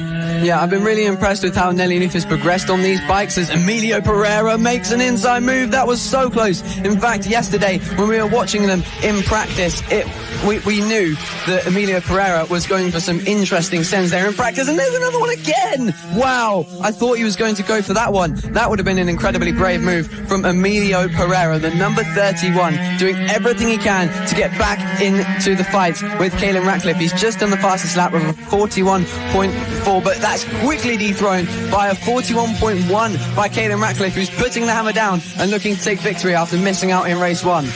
Pereira coming into this swinging. He got the poor start and now he's looking to fire one back to the inside of turn number 3. Will Pereira punch one to the inside? Bit squirmy under brakes. There is Beau Morris. He keeps it under wraps, tries to go the long way round, but Pereira will find his way through and up in the second. Nicely done there from the 31. To be fair, a valiant effort from Beau Morris, but he's been struggling to get it stopped into turn number 3 basically all weekend long. Had a huge stoppie in warm-up yesterday and lucky there to keep it stopped, and just goes to show how hard each of these young riders are pushing. 9 laps left to go then, as Caelan Ratcliffe will lead them across the line to make it 8 to go. Pereira back through in a second. The gap as they cross and break the beam, 3 seconds. It's going to be a hard charge to close, but Pereira limiting the damage and bringing it back to P2. Only a few laps in, and Caelan Ratcliffe is already getting in touch with the lap record set by Sebastian Gazlowski. Of course, if you're watching that GP70 race, put another lap record to his name, being Beau Morris. Beau Morris. Oh, what a shame, because we just saw the white and red bike, number 57, unfortunately rejoining the track. What a shame. He was doing fantastically, battling with Emilio Pereira for the podium. 8 laps to go. Emilio Pereira has a job to do to catch Caelan Ratcliffe, but now on lap record pace is Ratcliffe, only a 10th off the lap record by Gazlowski. He's got some work to do, Pereira, if he wants to catch this one. 7 laps to go, and Tommy Williams now tries to get onto the podium. Yeah, that's Josh Perkins there in P3. Now the stakes have risen a little bit for Perkins and Williams, because they're no longer fighting for 4th and 5th. They're fighting for a podium, and for the pair of them, it would mean the world. Josh Perkins has got 2 podiums this season so far. Tommy Williams, despite his consistency, surprisingly, somehow has not got one just yet. Nelly Luth fighting away with Jensen Cedras as well in the fight for 6th. She'll lose out on that occasion and drop down to 7th as they settle in just behind Beau Morris after his mistake down at turn number 3. Again, I'd imagine losing the rear brakes as he gets it into the hardest braking zone of the circuit, trying to fire one back through and contend and potentially ruin the day of Tommy Williams and Josh Perkins, who again are in a titanic battle, locked together in the fight for 3rd. 6 laps left to go though here in the Nova Racing Mini GP 50s. There's Cedras versus Nuth, the number 2 versus the 44, and Beau Morris spurred on as ever to claw his way back onto the podium. We were just saying about Caelan Ratcliffe being in contention with Gazlowski's record from 2025, but Emilio Pereira has taken that title already and knocked out the park by 0.05 of a second, and he is on the charge. Still not enough, you feel, to catch Ratcliffe unless a mistake arises for the Hornet. 2.9 is the gap between them currently as they make their way to the mark of 5 laps to go. I tell you what though, Josh Perkins doing a great job to fight for 3rd place with Tommy Williams, especially since that monster high side he had at Clay Pigeon. While it was a while ago, you definitely feel like he might have a little bit of a limp on after that, because it was pretty huge. We're quite grateful that he is okay after that one. Certainly okay, because he's back and challenging for podiums.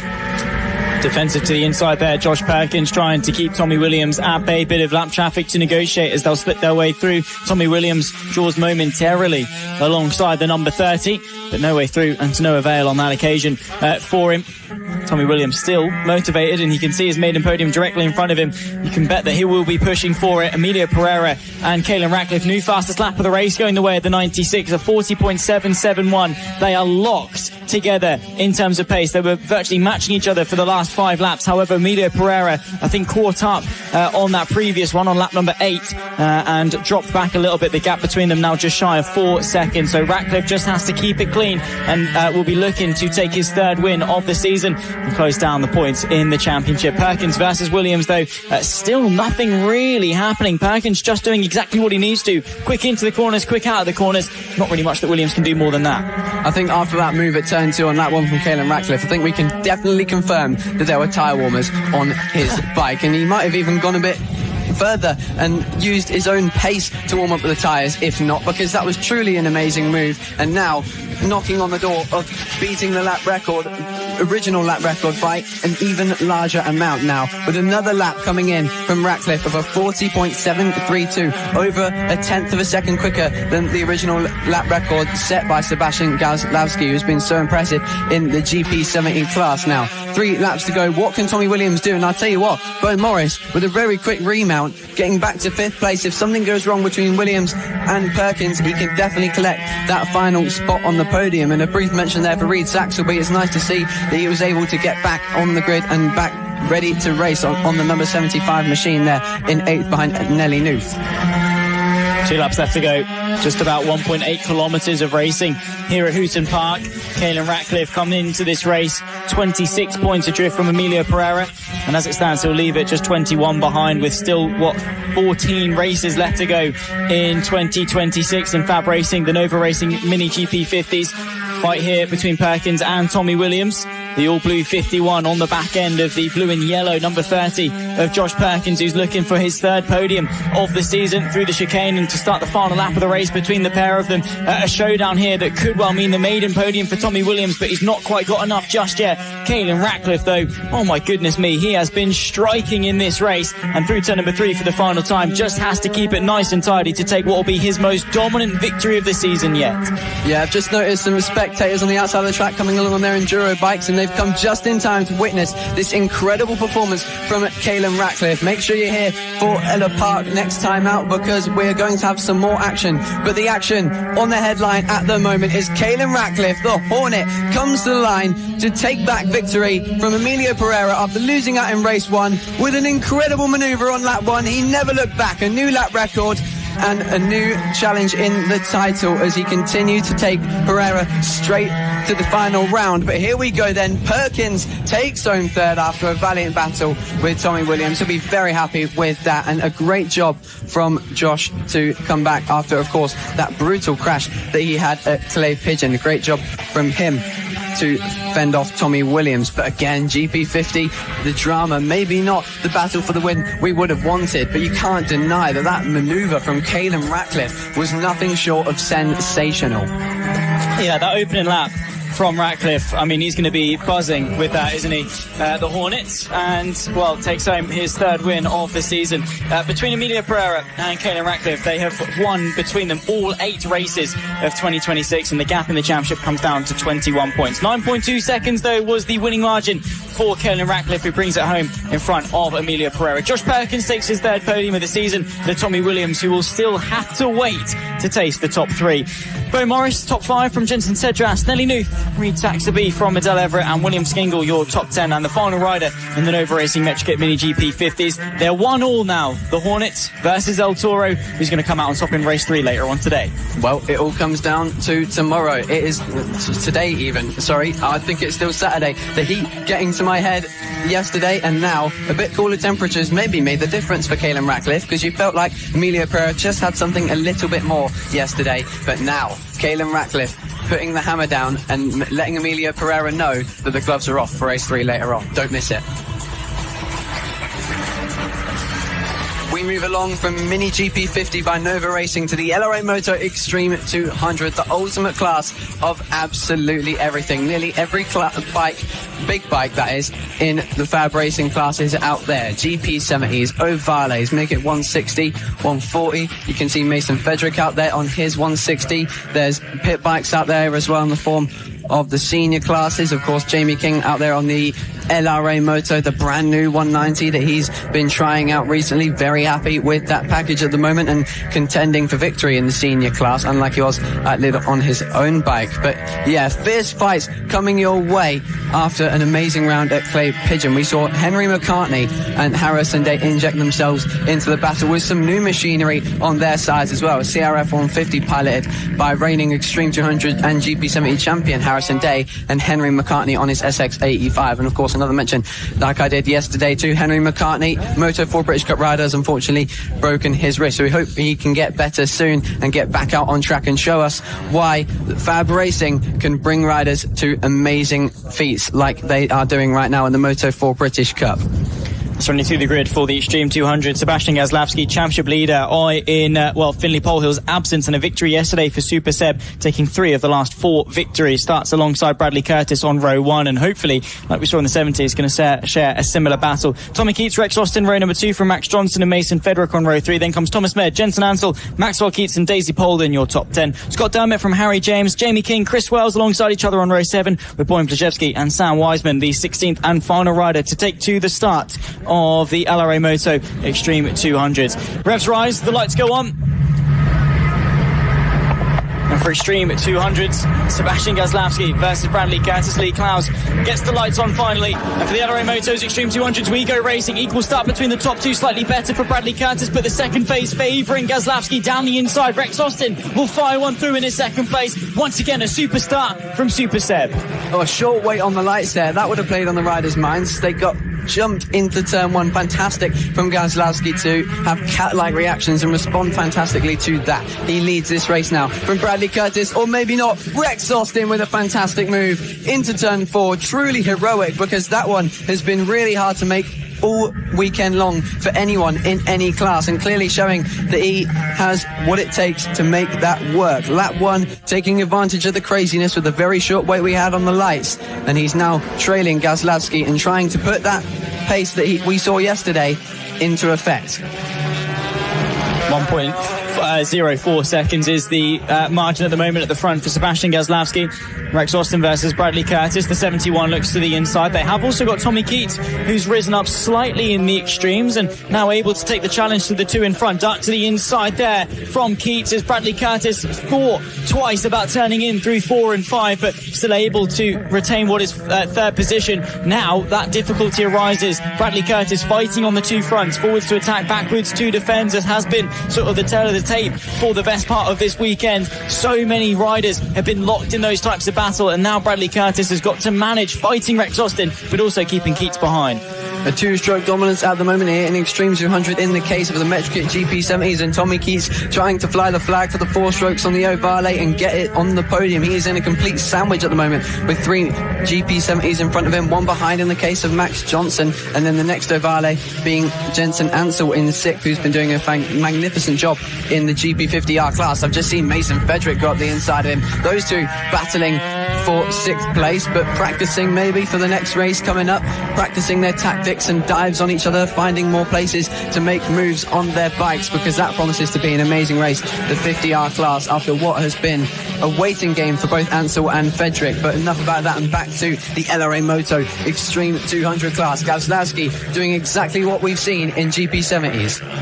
Yeah, Gazlowski, I don't know what he had for breakfast this morning, but it definitely is working down the inside on Jensen Ansell there. Thomas Med fighting away with him. I think Ansell was able to get the up and the under side by side as they approach turn number 4. The number 12 will have the measure, and the all-white number 12 will go through and up into 7th position, demoting Jensen Ansell behind Mason Federick, who won earlier on in the day as well. Will be looking to chase after Max Johnson, who was denied a podium yesterday after a 5-second penalty, fighting away, I believe it was with Rex Austin for the final step on the podium. Will be looking to get some redemption today as well. Looking there, you can see the number 1 fighting away with the other riders. I think that could well be Michael Med fighting in P10. Back to the front though, Bradley Curtis still behind Rex Austin. The fight for second between these 3 riders unchanged despite their brutality in this battle. Rex Austin not batting an eyelid in the slightest, not being phased at all by the relentless pressure over his shoulder. Yeah, and to answer your question, Zach, about Sebastian Gazlowski, I don't think it's a situation of what he had for breakfast, rather what his bike had for breakfast, because it must be the same thing for Gazlowski today as yesterday, because he was so strong in that race as well, in Extreme 200 and GP70 on Saturday, despite the issues he faced. But his bike, unfortunately, not playing ball in GP70s. We saw the domination as a teaser for the next couple of races in Extreme 200 yesterday, and we're seeing that domination now. But Bradley Curtis, as I said yesterday, possibly just taking it a little bit more chilled in Extreme 200, possibly just trying to analyse different strengths and take a step back to take 2 steps forward more, to prioritise GP70, which of course the premier class in the young riders of FAB-Racing, all the classes of kids trying to get up to this class of GP70s and be the best. And of course Extreme 200 allows them more track time, but definitely more winning time, because the battles definitely do not look like they're taking it calm in this class. Not in the slightest. 7.5 laps left to go. Rex Austin trying to fend off Bradley Curtis. It's the pink and the black of the 991, and then that of course Rex Austin, then the blue and the white of the 71 of Bradley Curtis just behind him. Behind that comes the blue machine of the number 8 of Tommy Keats. He's looking to fire one through. Potentially he's got the machinery advantage as Tommy Keats, and that's allowed him to close the gap and really get involved in this battle. They split some of the lap traffic. Rex Austin, Bradley Curtis, both will clear them, and Keats will come through as well, being as aggressive as ever, forcing them to sit the bike back up. That the 38 of Sam Wiseman was none the wiser through turn number 1, probably thinking that Tommy Keats was out of his mind for going for that one, but again he knows how important it is to stay all over the rear wheel of Bradley Curtis. Did not want to risk getting caught behind Sam Wiseman there. Yeah, Sam Wiseman did a good job to get out of the way, but was none the wiser to the move that Tommy Keats was about to put on him down into turn 1. But yeah, again, Sebastian Gazlowski bringing that gap out and getting all the closer to the lap record by Harrison Day. A 38.939 from him. In fact, beats the all-time lap record for FAB-Racing at Hooton Park. Last year, it was in this class. A 38.943 was laid down by Harrison Day, and now it has been beaten by only 4 milliseconds by Gazlowski, proving that he is a force to be reckoned with, and already possibly getting some Moto4 British Cup team eyes on him. Yeah, maybe so. You've got to make that statement. That's where they're all looking. The Moto4 teams is here at FAB-Racing, the majority of the grid, FAB graduates, and as such, it's the perfect sort of breeding ground, I suppose, for their talent. 6 laps left to go. Sebastian Gazlowski versus Rex Austin, although not really much of a battle between them. They're 5.8 seconds apart. This is the battle between Thomas Med, the number 12, and Michael Med, half a second between the pair of them as we find our way through. Quick reminder as well, this is both a junior and a senior race in the Extreme 200, so currently leading the way in the seniors is Scott Dermott, the 87, who won it yesterday. Then comes Jamie King, Ben Simpson and Sam Wiseman completing the field in the senior class. Right now, Jamie King ahead of what will be Chris Wells as well. So Chris Wells also should have started this race, I don't think did. So Jamie King will bring home another second in the senior class. Bradley Curtis goes through and up in a second position, though, in front of Rex Austin, finally pulling the trigger and making that move, crucially up in a second. Yeah, he was just trying to find where Rex Austin was strong, and eventually made the move because he realised Tommy Keats was behind him and is getting aggressive on that Ovale. A move possibly coming now from Rex Austin, trying to respond a bit too far back to got the inside of Bradley Curtis, and Tommy Keats does not want to waste any more time, sat there in 4th. And as Zach just said, the perfect class for adults and kids to race together. Of course, the two Taurine father and son duo, who aren't present at this round, but prominently featured at Lid and Clay Pigeon as their little duel went on. So that is a perfect opportunity for a parent and child race to go on from between the senior class and junior class. But with 3 laps to go overall, and in the junior class, it's Gazlowski who's put in another lap record and brung it down to a 38.8. That's beat his lap time not only in GP70 but overall a new lap record as Gazlowski puts FAB-Racing into the 38s, the only man in that bracket. Incredible. It's Sebastian Gazlowski. Super, as he would probably dub it himself. 3 laps left to go, 2 at the line. Bradley Curtis, though, he's done the hard graft of getting through on Rex Austin, but that fight far from over just yet. Still 1.8 kilometres of Hooton Park to negotiate, and Rex Austin still applying the pressure. There he is, Sebastian Gazlowski. 38.848. Quickest man ever here at Hooton Park in FAB-Racing, and has no intention of slowing down with a lap and a half left to go. It'll be yet another dominant victory in the Extreme 200s. It'll be his 4th victory and his 7th podium to extend the gap at the front of the championship. It looks to me like Bradley Curtis put the hammer down and tried to inflict some pace into this podium battle, because he has got half a second ahead of Rex Austin now. Lap riders could have made the difference and possibly pushed Tommy Keats and Rex Austin further back behind Bradley Curtis, but it looked to me, after making that move, Curtis was already starting to pull away. So now it's about the battle for third between Rex Austin and Tommy Keats. Is there a move available for Tommy Keats on the Ovale? I'm not quite sure, as we're now about to see Jamie King getting lapped by Super Seb. He won't believe the lap times that are being put down by the number 64 as he now comes to the final few corners. Sebastian Gabslavsky riding the crest of a wave. Danny Webb, of course, is the team owner of the Danny Webb GP camp. He's got many experienced riders like Henry McCartney alongside him, and that advice and that professionalism reflects on him as he stands up and celebrates another victory in the Extreme 200 class. He can't be stopped.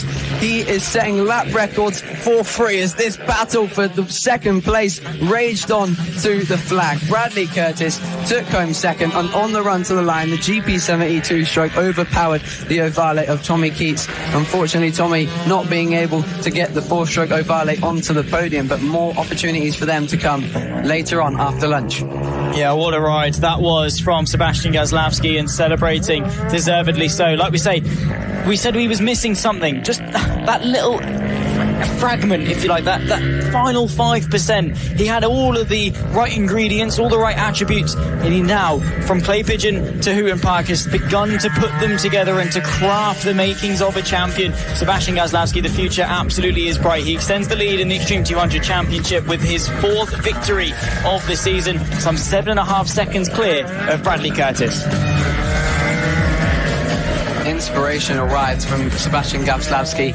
The younger kids in the mini moto classes will be watching this incredible performance from him and aiming to replicate that. It's a 38.848 new lap record here at Hooton Park for Gabslavsky. He was followed by Bradley Curtis in second, Rex Austin in third, Tommy Keats, the top Ovale, in fourth, and then behind him was Max Johnson, Mason Fedrick, Thomas Med taking victory in the senior class, and then behind him Michael Med, Daisy Polden, Scott Dermott, Jensen Ansel, Harry James, Jamie King, Boyan Blazewski, Ben Simpson and Sam Wiseman, rounding off the 16-rider grid combined of junior and senior.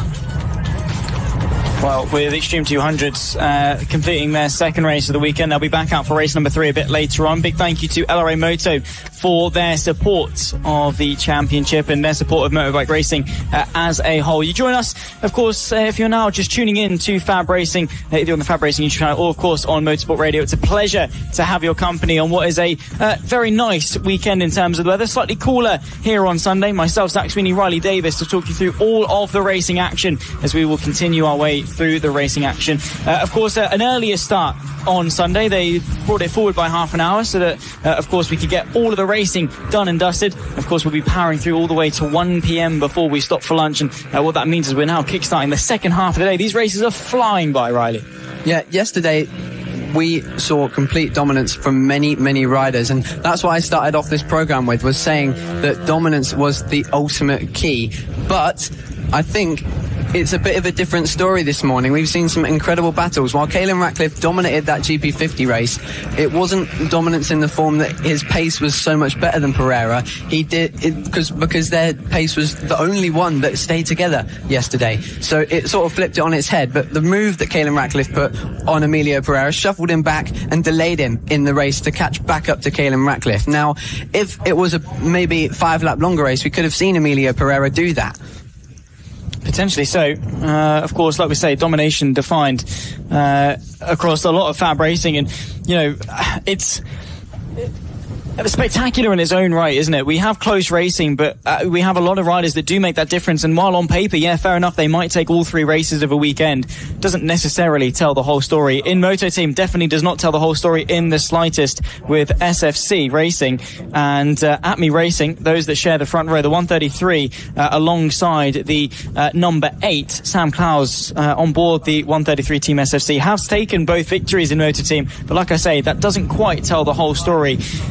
Now, as we head into the third of the fourth motor team race of the weekend, it's eyes between the front row, because that is the battle in the championship now has grown to 11 points, 216 to 205. Lee Clowes will point them to the lights. Sam Clowes on the pole position alongside the all-green machine of the number 8 of Team Acme. We Go Racing in moto team. A good start there from the 141 of Ivano Di Francesco, but look at the start there from Ian Jackson, straight through into the race lead on the 28. What a launch that was. SFC side by side with their championship rival Team Acme, forced to concede and drop to third. The superb launch from Ian Jackson on that number 21 machine, quickly responded by Sam Clowes on the 133. The SFC team moved back into the lead of this race. Ian Jackson hanging around there in second. That big three battle continuing on as the weekend goes on. He's quickly been shuffled out of the way though by Acme Racing, so that classic Suzuki colour inspired bike in the form of Ian Jackson has unfortunately dropped back to third place, but waiting for something to happen in the battle between Acme Racing and SFC. The tale of the two races we've had for moto teams so far this weekend has been one of has been either SFC or Acme Racing getting a much better start than the other, but now we're seeing them both on equal terms coming out of the first lap, so we're going to see some fantastic battles across the race. So good to watch there, the force compressing into the heaviest braking zone of the circuit as the front end dips down, and well, SFC the one leading the way both overall and in the open class. Two classes, of course, in motor team, the unrestricted open class and then, of course, the restricted standard as well. Currently, what we say, ignore the time and tower on the left-hand side. It's the 133 of SFC from the number 8 of Team Acme Racing. And currently, only 11 points separate them in the championship. SFC consistent with 4 victories and 10 podiums. Team Acme, though, with 5 and 9, respectively, in terms of win and podium counts. Nothing really has been able to separate them. It's just different bouts of pace at different points of the season, and I'm sure they're going to be trading blows all the way through up into the 28th and final race when we take to Clandau later on in the year. 11 laps left to run in this one, and SFC not running away with it in the slightest. Team Acme still there to apply the pressure. The bigger bikes having much longer races, and in Moto Team this allows for a bit more strategy to come into play. Team Acme is able to wait and build the excitement for us as viewers and build tension and pressure on Sam Clowes out front on the SFC machine.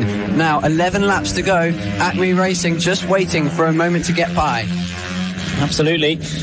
Of course, SFC from Acme Racing leading the way coming out of turn number 2 and that run towards 3. 133 from number 8 down the inside. Marco Pandolfo on the number 8 will think about it and still trying to apply the pressure as the metallic green glimmers in the sunshine here at Hooton Park. Looks absolutely fantastic. Well presented in Moto Team, probably their golden year as well, and the weather representing that, the best it has ever been in 2026. Through the chicane, the SFC bike will have to defend slightly and has to have two minds here. One to ride as quickly as possible, and another to make sure that you don't drop the ball and allow the number 8 to go through. Yeah, Acme Racing, as I said, number 8 green machine, just doing everything he can to keep in touch. A big moment there for Sam Clowes on the SFC bike, nearly allowing Acme Racing alongside, nearly wiping out his front as he moves back to the racing line on entry. That got close and that could have ended in tears, resulting in Adam Harris, who's now, the timing not correct there, so getting a bit confused, but that's fine. Ian Jackson could have been getting to the lead there. Oh my goodness, what an amazing maneuver. Acme Racing, I was saying waiting, but Marco Pandolfo doesn't waste any more time, gets through, sits up SFC and gets a little bit of revenge for that cheeky rejoin back to the racing line from Sam Clowes only a lap ago.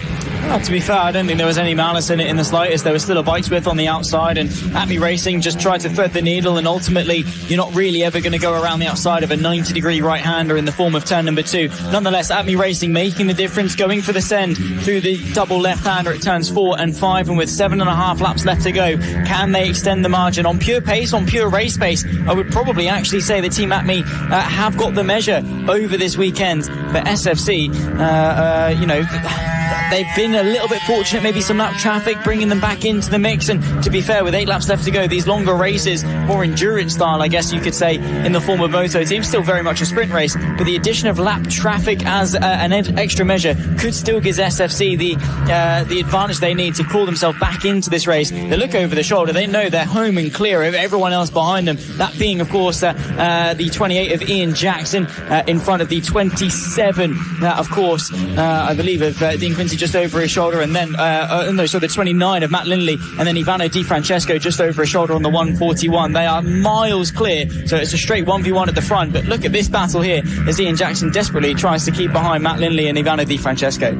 As we watch this podium battle, I remind you that you can get yourself out on the track here at FAB-Racing, here at Hooton Park next year, in this class, the Moto Team class, the perfect budget-friendly class to get you and your buddies out there on 125s, be it in the standard or open class. No matter what, you still have chances of getting podiums overall and contending for titles, because you can get involved in these fantastic battles that we're about to see break out between Ian Jackson and the two behind him. Oh, a bit of a run there on the grass. That unfortunately ruined his run through turn 2, and nearly again running wide. So that is going to allow a podium battle to commence. To be honest, lads, those number plates not helpful in the slightest from Ian Jackson. The 28, which does maybe, if you squint, look like a 28, looks more like a 2 in an hourglass. And then the 29 of Matt Lindley, that is absolutely a 27. So cheers for your help, guys. 6 laps left to go in this one. They negotiate a little bit of lap traffic, one of them being the gold member bike, the number 3, as they negotiate through the final corner as well, through a fight for what will be the overall podium honours. For Ivano Di Francesco, though, he wants to take the win in the standard class and once again extend the gap ahead of Thomas Dudson, who's running just behind him in this one as well. Kicking up some dust, some very dry dust, you can imagine, as the sun continues to beam down on Hooton Park. 5 laps left to go, and Ian Jackson definitely has got the measure over Lindley and Ivano Di Francesco behind him.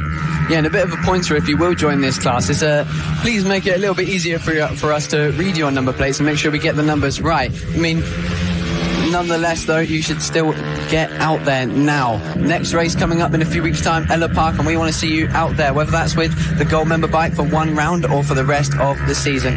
Many people out there taking turns with their mates for different races. That's why we have 4 races. Everyone can get a shot on the bike, and the budget is split between you and your buddies. So the perfect way to go racing on a chill weekend. But I'll tell you what, the temperatures yesterday were definitely not chilled. We were baking in the commentary box, and imagine these adult riders out on 125s burning up on the track. But these cooler temperatures possibly just playing into the hands of SFC, because they were able to get away a lot better than they were in the early stages of this race yesterday.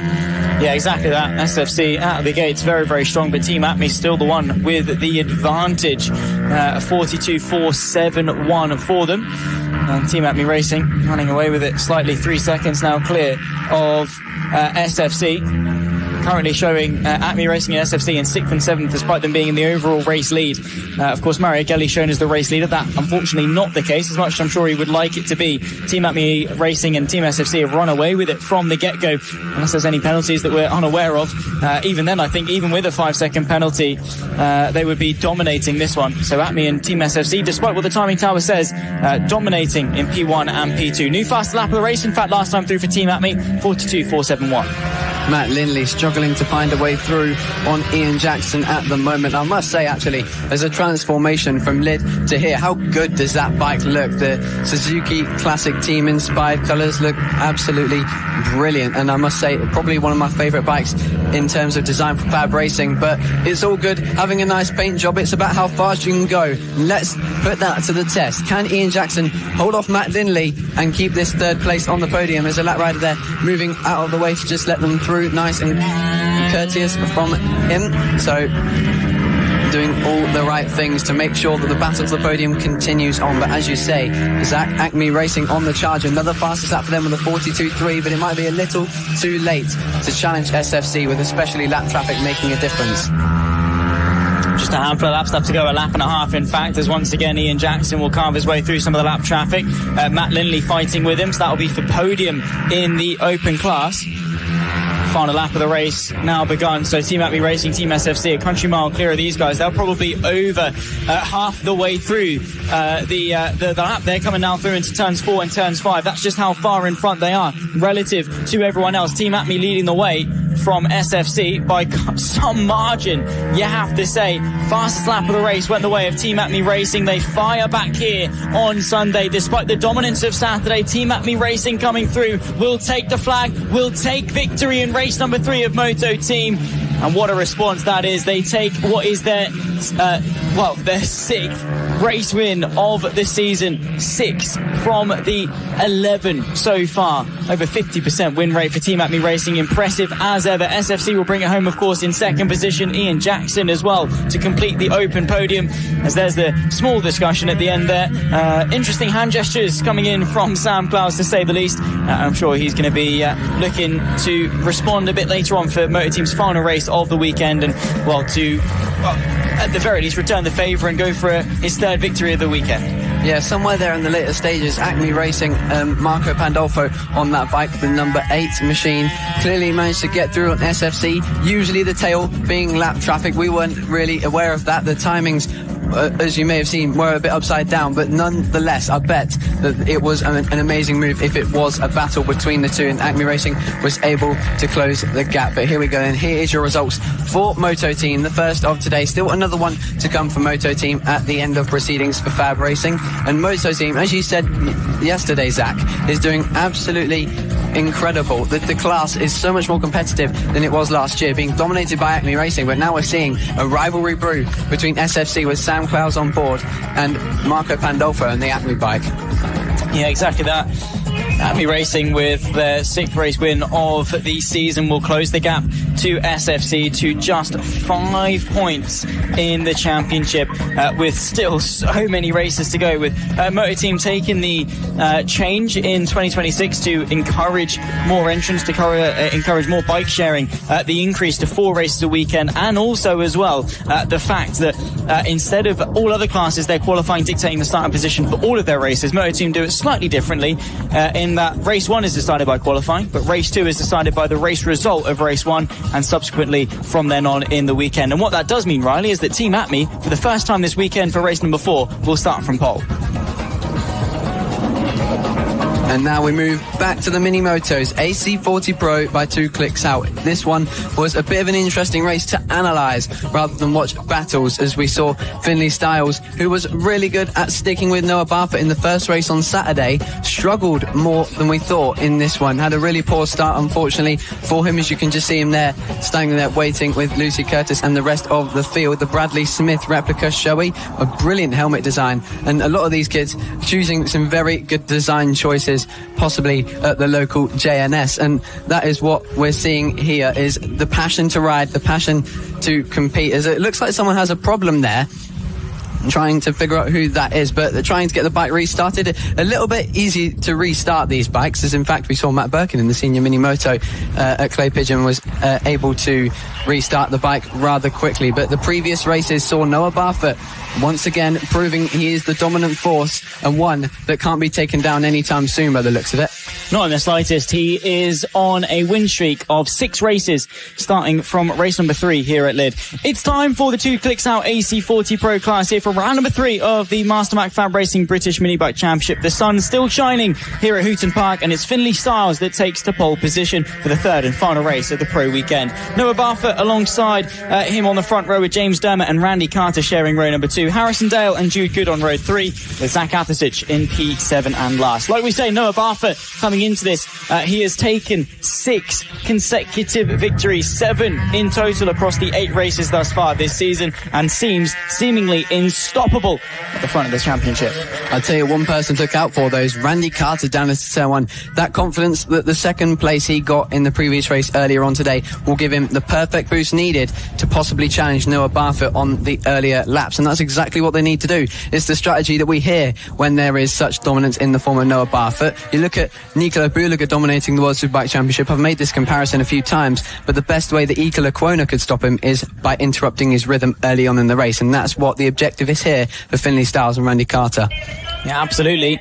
Randy Carter, like you say, stepped up, took the fight to Finley Styles earlier on, took Randy's his second P2 of the season, his 4th podium as well. Eyes to the lights though for the 3rd and final time. The 2 clicks out AC40 Pro class. We get racing, and once again, unsurprisingly, a great start from the 36 of Noah Barfoot, straight through into the race lead through turn number 1, but an equally decent one there for Finley Styles as he mitigates the damages and stays in 2nd. Crucially, Randy Carter will be looking to to chase him down on the number 69. Behind that comes the 27 of James Dermott. Through turn number 3 for the first time, and no challenge at the front of the field. Yeah, great job there from Finley Styles. Possibly just be a bit more calm off that one and not focus too much on Noah Barfoot, because in the end, it's all good and fine trying to fight for the win, but when it ends up putting you off the podium, which it did for Finley Styles, third, apart from his usual second place that he scored at Clay Pigeon and in race 1 here at Hooton Park yesterday, but you feel like he just has to be a bit more calm. You'd rather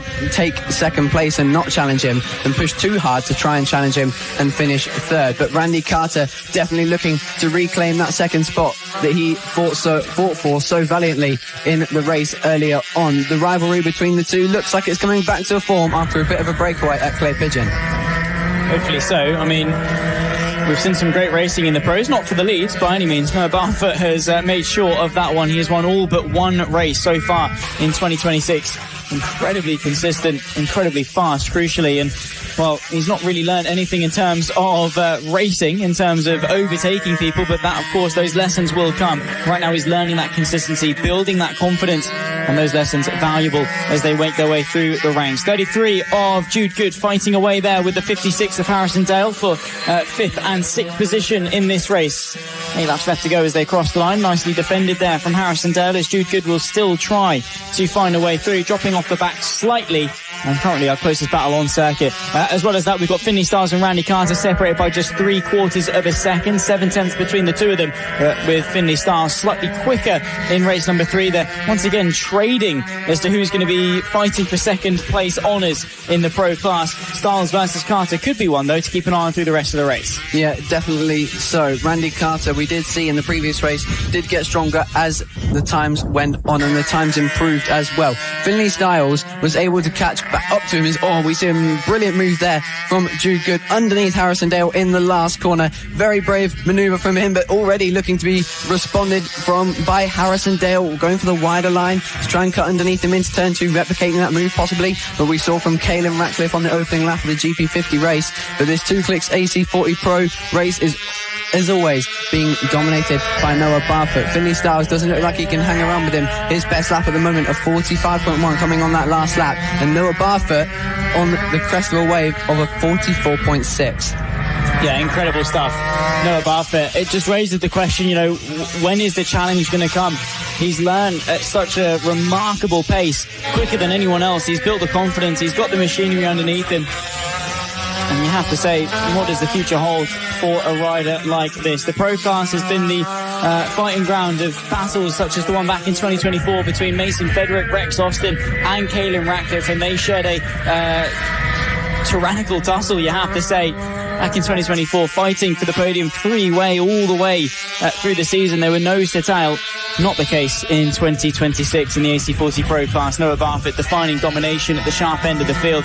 Currently sits 2.7 seconds clear from Finley Styles. But, we say this, the gap is closing. Barfoot may have initially found the rhythm, but everyone else is chipping away at that gap. They're bridging the gap, finding a little bit more pace. I think maybe by Clandal, Noah Barfoot might be under a little bit of pressure, because Finley Styles isn't slowing down in the slightest. In fact, he's just set his personal best lap of the weekend and gets himself sub 45 with a 44.9. Well, repeating what you said yesterday, it was the fantastically famous quote by Nicky Lauda that the person who finishes second learns more than the person who wins, and I think that is what we're seeing here. Every rider in this class learning more and more, every corner, every lap and every race they contend, chasing down Noah Barfoot. The confidence will build for Noah Barfoot, but it will eventually hit a glass ceiling where it will feel invincible.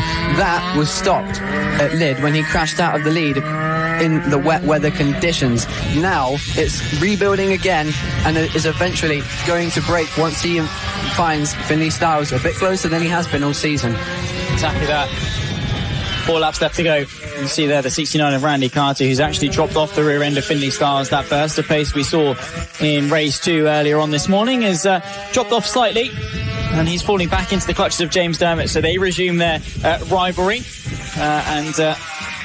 sort of echoing the Nicky Lauda quote, a wise man learns more from his enemies than a fool does from his friends, and that just showcases the importance of a rivalry, having that duel with someone else. And it's, of course, racing ability and racing knowledge that both Randy Carter and James Dermott will be having in abundance. Like we say, they've been swapping positions 3rd and 4th basically for the best part of the season so far. Obviously, Randy Carter, that exceptional race 2 earlier put him into P2, but right now it's back to the status quo between Carter and Dermott in the fight for what is P3 and P4. I will just like to say, by the way, Finley Styles, out of nowhere, has just set the fastest lap of the race. 44.484, goes nearly 2.5 tenths quicker than Noah Barfoot. I think the challenge might be sooner than we expect. He is still 3 seconds off the back of the race leader, but the pace very clearly there for Finley. That came out of nowhere. We're just going to have to pop into race control and ask him to give AC40 Pros another race at the end of the day, maybe, to see if Finley Styles can give Noah Barfoot another challenge, because he was in the 45s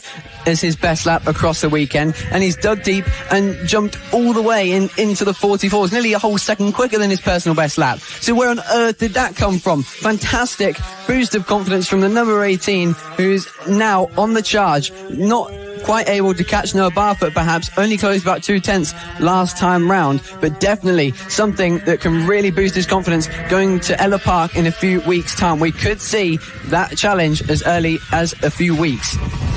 Hopefully so. Ella Park, when we get there, fast, it's flowing, it's definitely raceable as well. A little bit undulating, considering it is in Suffolk. There's one crest at the back end of the circuit, but it's fast, and it's given us some classic finishes. The season finale back in 2024 to crown a lot of our champions as well. So Ella Park, I'm sure, will be a great way to tick us into the second half of the season. But here at round number 3 for the 2 Clicks Out AC40 Pro class, it has been one young man and one young man only with yellow flags who turn number 3 to negotiate. It will be a 7th consecutive victory, and 8 from 9 for Noah Barfoot, as one of the young riders has gone down. I believe it could well be Jude Good or Harrison Dale at the back end of the field. Hopefully they'll be able to get themselves back onto their feet, and we're getting told there is going to be a red flag stoppage to this race. The final lap though, so of course through the final corner, Noah Barfoot will negotiate his way through, and I believe still take the checkered flag to go with it. An unusual end to the AC40 Pro class. Noah Barfoot nonetheless will take victory as a result,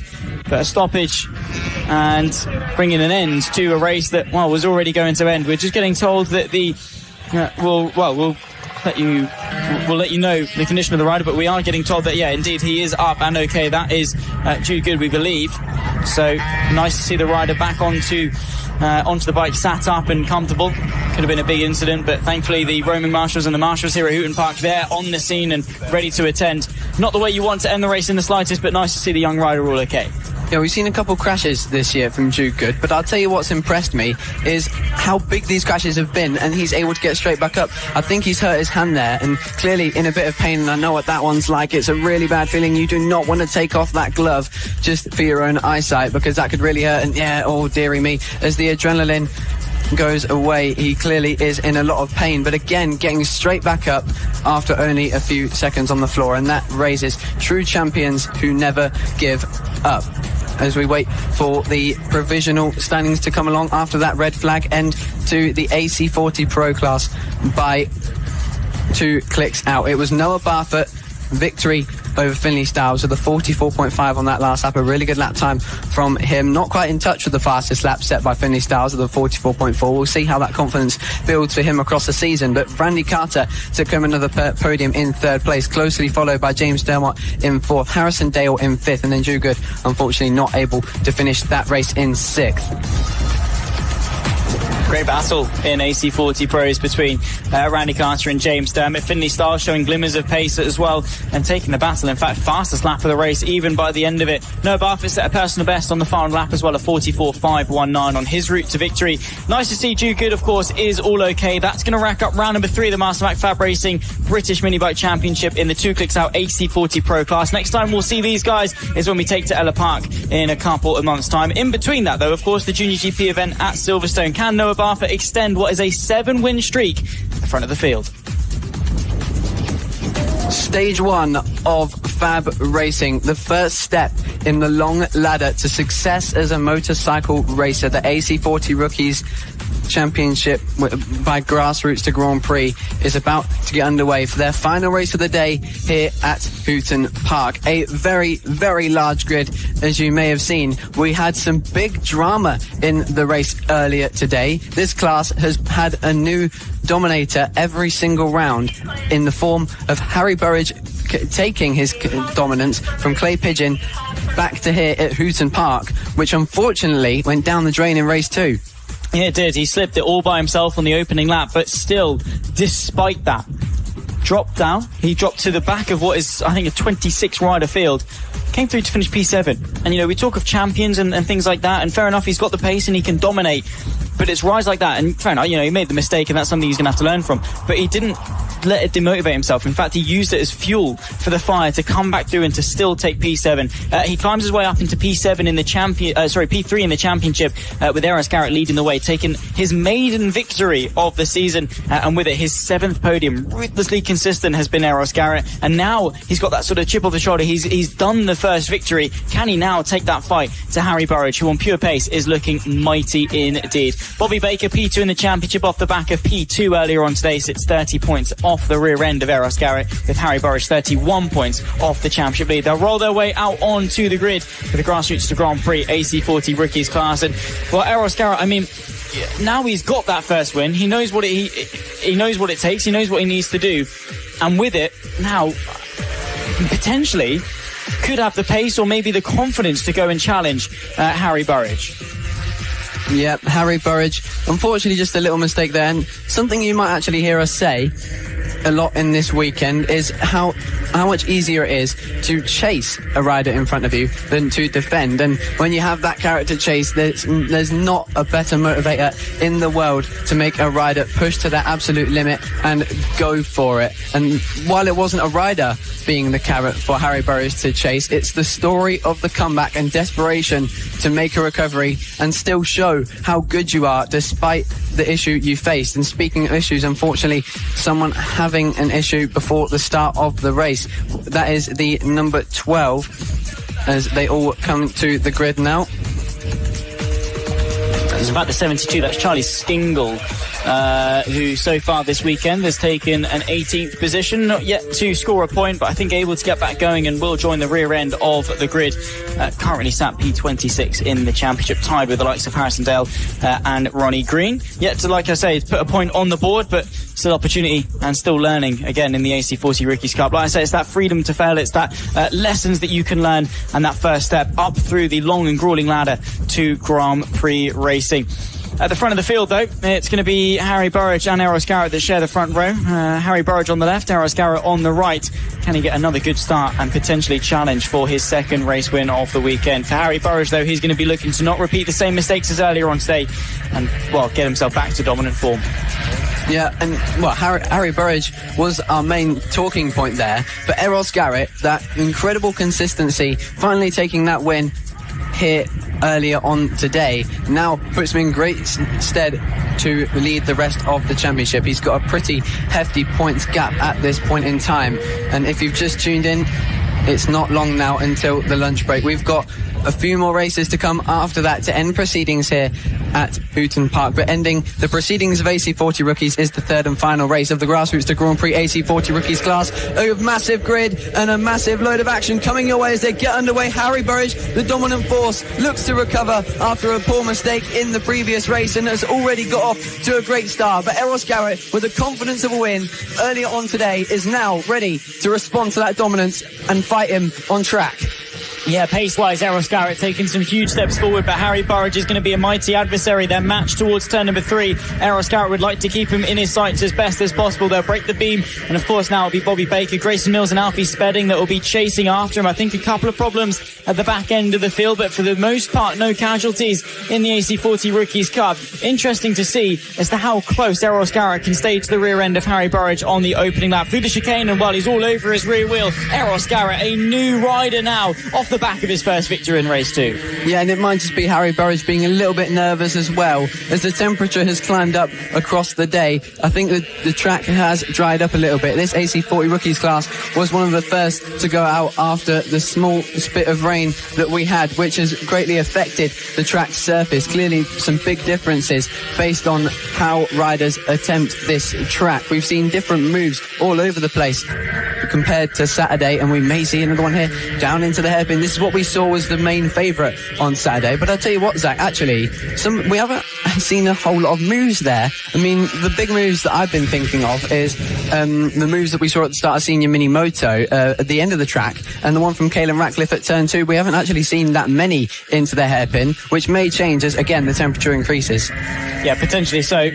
Earlier on today there was a spout of rain. We didn't get it on the broadcast because it finished literally after about 15 minutes, but it was enough to make the track slick, not necessarily wet, but definitely slick. Move some of the rubber off of the circuit, make it a little bit slippery as well. But ever since then we've had a lot of bikes on circuit, and the track should be absolutely fine, in all honesty. The challenge of Hooton Park though comes at the track surface itself. A lot of the tarmac here not completely smooth. There's a little bit of maybe grain and rubber and a couple of bumps as well out there, which is an extra challenge, especially on some very sensitive suspension in the form of the mini motos. It doesn't take a lot for a lot to happen in these mini motos. Yeah, tiny little movements affected by tiny bumps in the case of the big bikes. When you get on these tiny little things, a small bump in the case of a big bike becomes like a jump in some ways, and you have to really be careful there. As in fact, I saw a few moments for Harry Burridge at the start of the race, but now it looks like the number 29 has got back into the rhythm that we saw him in race 1, and has set the fastest lap of the race with a 50.388. Harry Burridge is back and ready to continue the domination. It's how you get back up, not how you fall, and it looks like he's responding well. He is responding really well, actually, to Eros Garrett as Harry Burridge. The gap, though, less than 0.8 of a second. So even with Garrett maybe not having the pace to win this race, to be fair, that last lap is actually quicker than Harry Burridge. Yeah, he's doing so well. He's taking the right steps forward, and like I say, closing that gap. And when we talk about the wider championship narrative, Eros Garrett has a good foothold. Now all he's got to do is be consistent enough to hold it. Side by side in the fight, though, for P6. That's Jack Irwin versus Savannah Polden towards turn number 4 and 5. Fight for, like I say, 6th place. So battles all the way through the Rookies Cup field. A three-way fight here as well, because Louis Elimelech is fighting for P8. There we can see Jack Irwin fighting away. Savannah Polden just over his shoulder. There's the 127. Then behind that comes the 21 of Louis Elimelech. Like I say, 5 laps left to go at the line in a battle that could rage on all the way to P6. Tyler J. Winded completes the top 5, and also a close battle for the final place on the podium between Grayson Mills and Alfie Spedding. Fights all the way through the Rookies Cup. Yeah, Jack Irwin there in 6th, on course for a strong result, of course. Son of Graham Irwin, frequent motocross racer and wildcard at BSB at Knockhill. His bike liveried up in the form of the bike, the Ducati V4R that his dad rode at Knockhill, and his uncle Andrew rides across the season. But 5 laps to go. Harry Burridge, that gap not being as big as we've seen it, 9/10 at the moment between him and Eros Garrett. Maybe the later stages playing towards Eros Garrett's favour. Less than a second between the two leaders of Harry Burridge and Eros Garrett. I say that it's now gone over a second, as Harry Burridge's consistent pace sub 52 has bringing him now 1.2 seconds clear of Eros Garrett, who, like I say, brilliant effort just to stay on tabs with Harry Burridge, but Burridge responding brilliantly to the fall in race number 2. Jack Irwin staying in front of Savannah Polden just in the fight for 6th. Louis Elimelech, Imogen Vivas behind them. Imogen Vivas some 3 seconds off the back of that three-way fight, though, and like I say, a battle between Grayson Mills and Alfie Spedding. Keeping a look there, Alfie Spedding yet to take to the podium so far this season. I think also the same for Grayson Mills, whose best result so far this year has been a P6, so this could be a remarkable result for either rider in that fight for 3rd. 4 laps to go. Harry Burridge pulling that gap out every single lap. And I'll tell you what, Eros Garrett, he might finish 2nd here, but he'll be really happy with this weekend, purely off the fact that he got that victory in race 2. If he can stay on it now and take home this 2nd place in race 3, that'll be really good for his championship, which continues to grow larger. But Harry Burridge is not too far away now from sliding into the 2nd place and starting to close that gap. But Ella Park is that deciding moment whether Eros Garrett will be able to defend that by challenging Harry Burridge at the top and sort of breaking that barrier. It's great being consistent, but at some point you need to start winning races and challenging the man who's dominant, because you can't just rely on when they make mistakes. Not in the slightest. Of course, the 29 of Harry Burridge just in front of the all-black 84 of Eros Garrett. They'll be making their way round, probably halfway around the lap at this stage. 50.7 was the last lap, 51.0 actually for Harry Burridge. He just went past the timing beam and through into turn number 1 to start what will be the penultimate lap of the race. The 29 from the 84 now on that ascent up towards turn number 3. Not long left to go. I think actually remarkably close as they dart their way through traffic. Harry Burridge, though, the more skillful of the two in that regard, and a skill that is, well, very much needed to excel in the AC40 rookies. Carper's a rider down there on the exit, I believe, of turn number 3, no, potentially down at turn number 1. I can see Marshall's running over there to attend. Unfortunate in the event of that one. Down at T number 1. 1 lap left to go at the end of this one. I think there we can see our race leader, the 29 of Harry Burridge, nonetheless, with one more tour left to go through turn number 8. 800 metres left of Hooton Park for Harry Burridge to take what will be a brilliant battle in 2026. AC40 Rookies Cup Grassroots to Grand Prix, supported by, through turn number 1, ride it down like we saw there, yellow flags through that sequence, but Harry Burridge leading commandingly, 4 seconds clear of the rest of the field. He's got to dart his way through the last bit of lap traffic now, but once again it'll be a return to the top step for Harry Burridge. Yeah, if you can just contest this lap traffic, he'll be all good to take that next win. And I'll tell you what, it's a really impressive job, considering that he's in AC40 rookies, that he's been able to bounce back like this. It took him maybe 2 laps for him to get the confidence to go straight back and extend the gap. Really great job from him. But there we go, race 3 is over and done with. That is an incredible performance from Harry Burridge to come back to form and take victory. A statement that he is not done yet. One little mistake will not stop his charge, and it may continue to Ella Park in a few weeks. Harry Burridge wins from Eros Garrett in second, who continues to have consistent rides and make effects on the championship standings, as Alfie Spedding is now waiting to come to line, see if he can come home in 3rd place. He does manage it ahead of Grayson Mills in 4th. Tyler J. Windard is looking like he's going to end up in 5th place. He comes across the line now, that Valentino Rossi-esque blue and yellow colouring. He's been maybe not as strong as he has at Clay Pigeon, but the podium in the race earlier on is a really good job from him. So consistent rides and positive speed on a track that clearly he doesn't like as much as Clay Pigeon. So going forward in the championship, that is some positive signs. Indeed so. I'm not entirely sure as to who it was that dropped down. I believe it could well have been Theodore Ford on the penultimate lap, who went down at turn number 1. Marshall's quick to the scene to attend, and a big thank you to their efforts this weekend. Round number 3 of FAB-Racing at Hooton Park. Harry Burridge, though, takes back to the top step with his 5th win from the last 6 races, with victory ahead of Eros Garrett and Alfie Spedding. His first podium of the season as well for Alfie Spedding, coming home in P3 just in front of Grayson Mills, separated by less than 1/10 of a second across the line, let's not forget, in the battle for their maiden podium. Tyler J. Windard from Jacko, and then comes Savannah Polden, Bobby Baker and Louis Elimelech from Imogen Vivas inside the top 10. At the front of the standings, Eros Garrett leads commandingly, 26 points clear of Harry Burridge, who moves himself in front of Tyler J. Windard, who's tied on points, 117 points apiece between himself and Bobby Baker. Like I say, Alfie Spedding taking to the podium for the first time this season will be elated, and also moves himself up to P7 in the championship.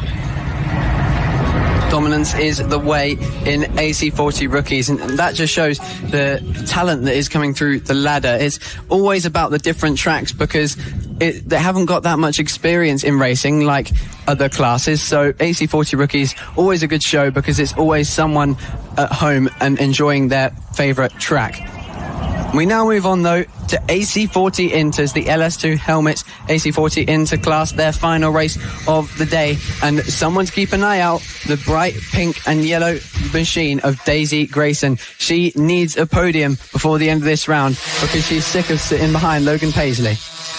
Exactly that. Always the bridesmaid, never the bride, in the form of Daisy Grayson. She'd love to finally get her way back onto the podium. She has already taken what is 3 P2s and a P3 through Lid and Clay Pigeon, but Since race number 3, it's a string of P4s, and Daisy Racing would like to change that narrative ever so slightly. It'll be Albie Stone who will take 2 pole position and will look to go 3 from 3 here for round number 3 of FAB Racing in 2026. Daisy Grayson starts alongside him on the front row with Logan Paisley alongside Oakley Hipwell, Lawson Dorrington and Austin Baton on row 3 with Casey Reeson, Jensen Brown on row 4 with Keely Bailey and Chase Carter completing the 10-rider field for the LS2 Helmets AC40 Interclass. Their final race of round number 3 before all eyes to the Junior GP event at Silverstone at the beginning of August, and then beyond that to Ella Park to continue the circus that is FAB Racing across the country when we head to Suffolk and to Beccles down in Jamie King's part of the world at Ella Park. But beyond that, Albie Stone has been remarkably impressive. This is second weekend in the class.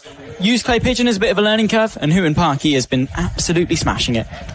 2 wins already this weekend in the AC40 Interclass. Only his second round in the class for Albie Stone. If this is anything to say, it is definitely that the championship charge is on the cards for Albie Stone as he starts from pole position in this final AC40 Inter race. We get racing in a few moments' time. The lights go out in a few minutes. It's a bit of a long one, a long wait there for the young riders in the AC40 Interclass by LS2 Helmets. But Albie Stone away well and incredibly at that. He has already bridged an amazing gap, and once again, look at that. Logan Paisley, a familiar face, dropping into second already off the line. Great start from him as Austin Baton attacks Daisy Grayson for third. Up the inside goes to number 100 to take that next spot on the podium. Daisy Grayson has to get through and get in that battle.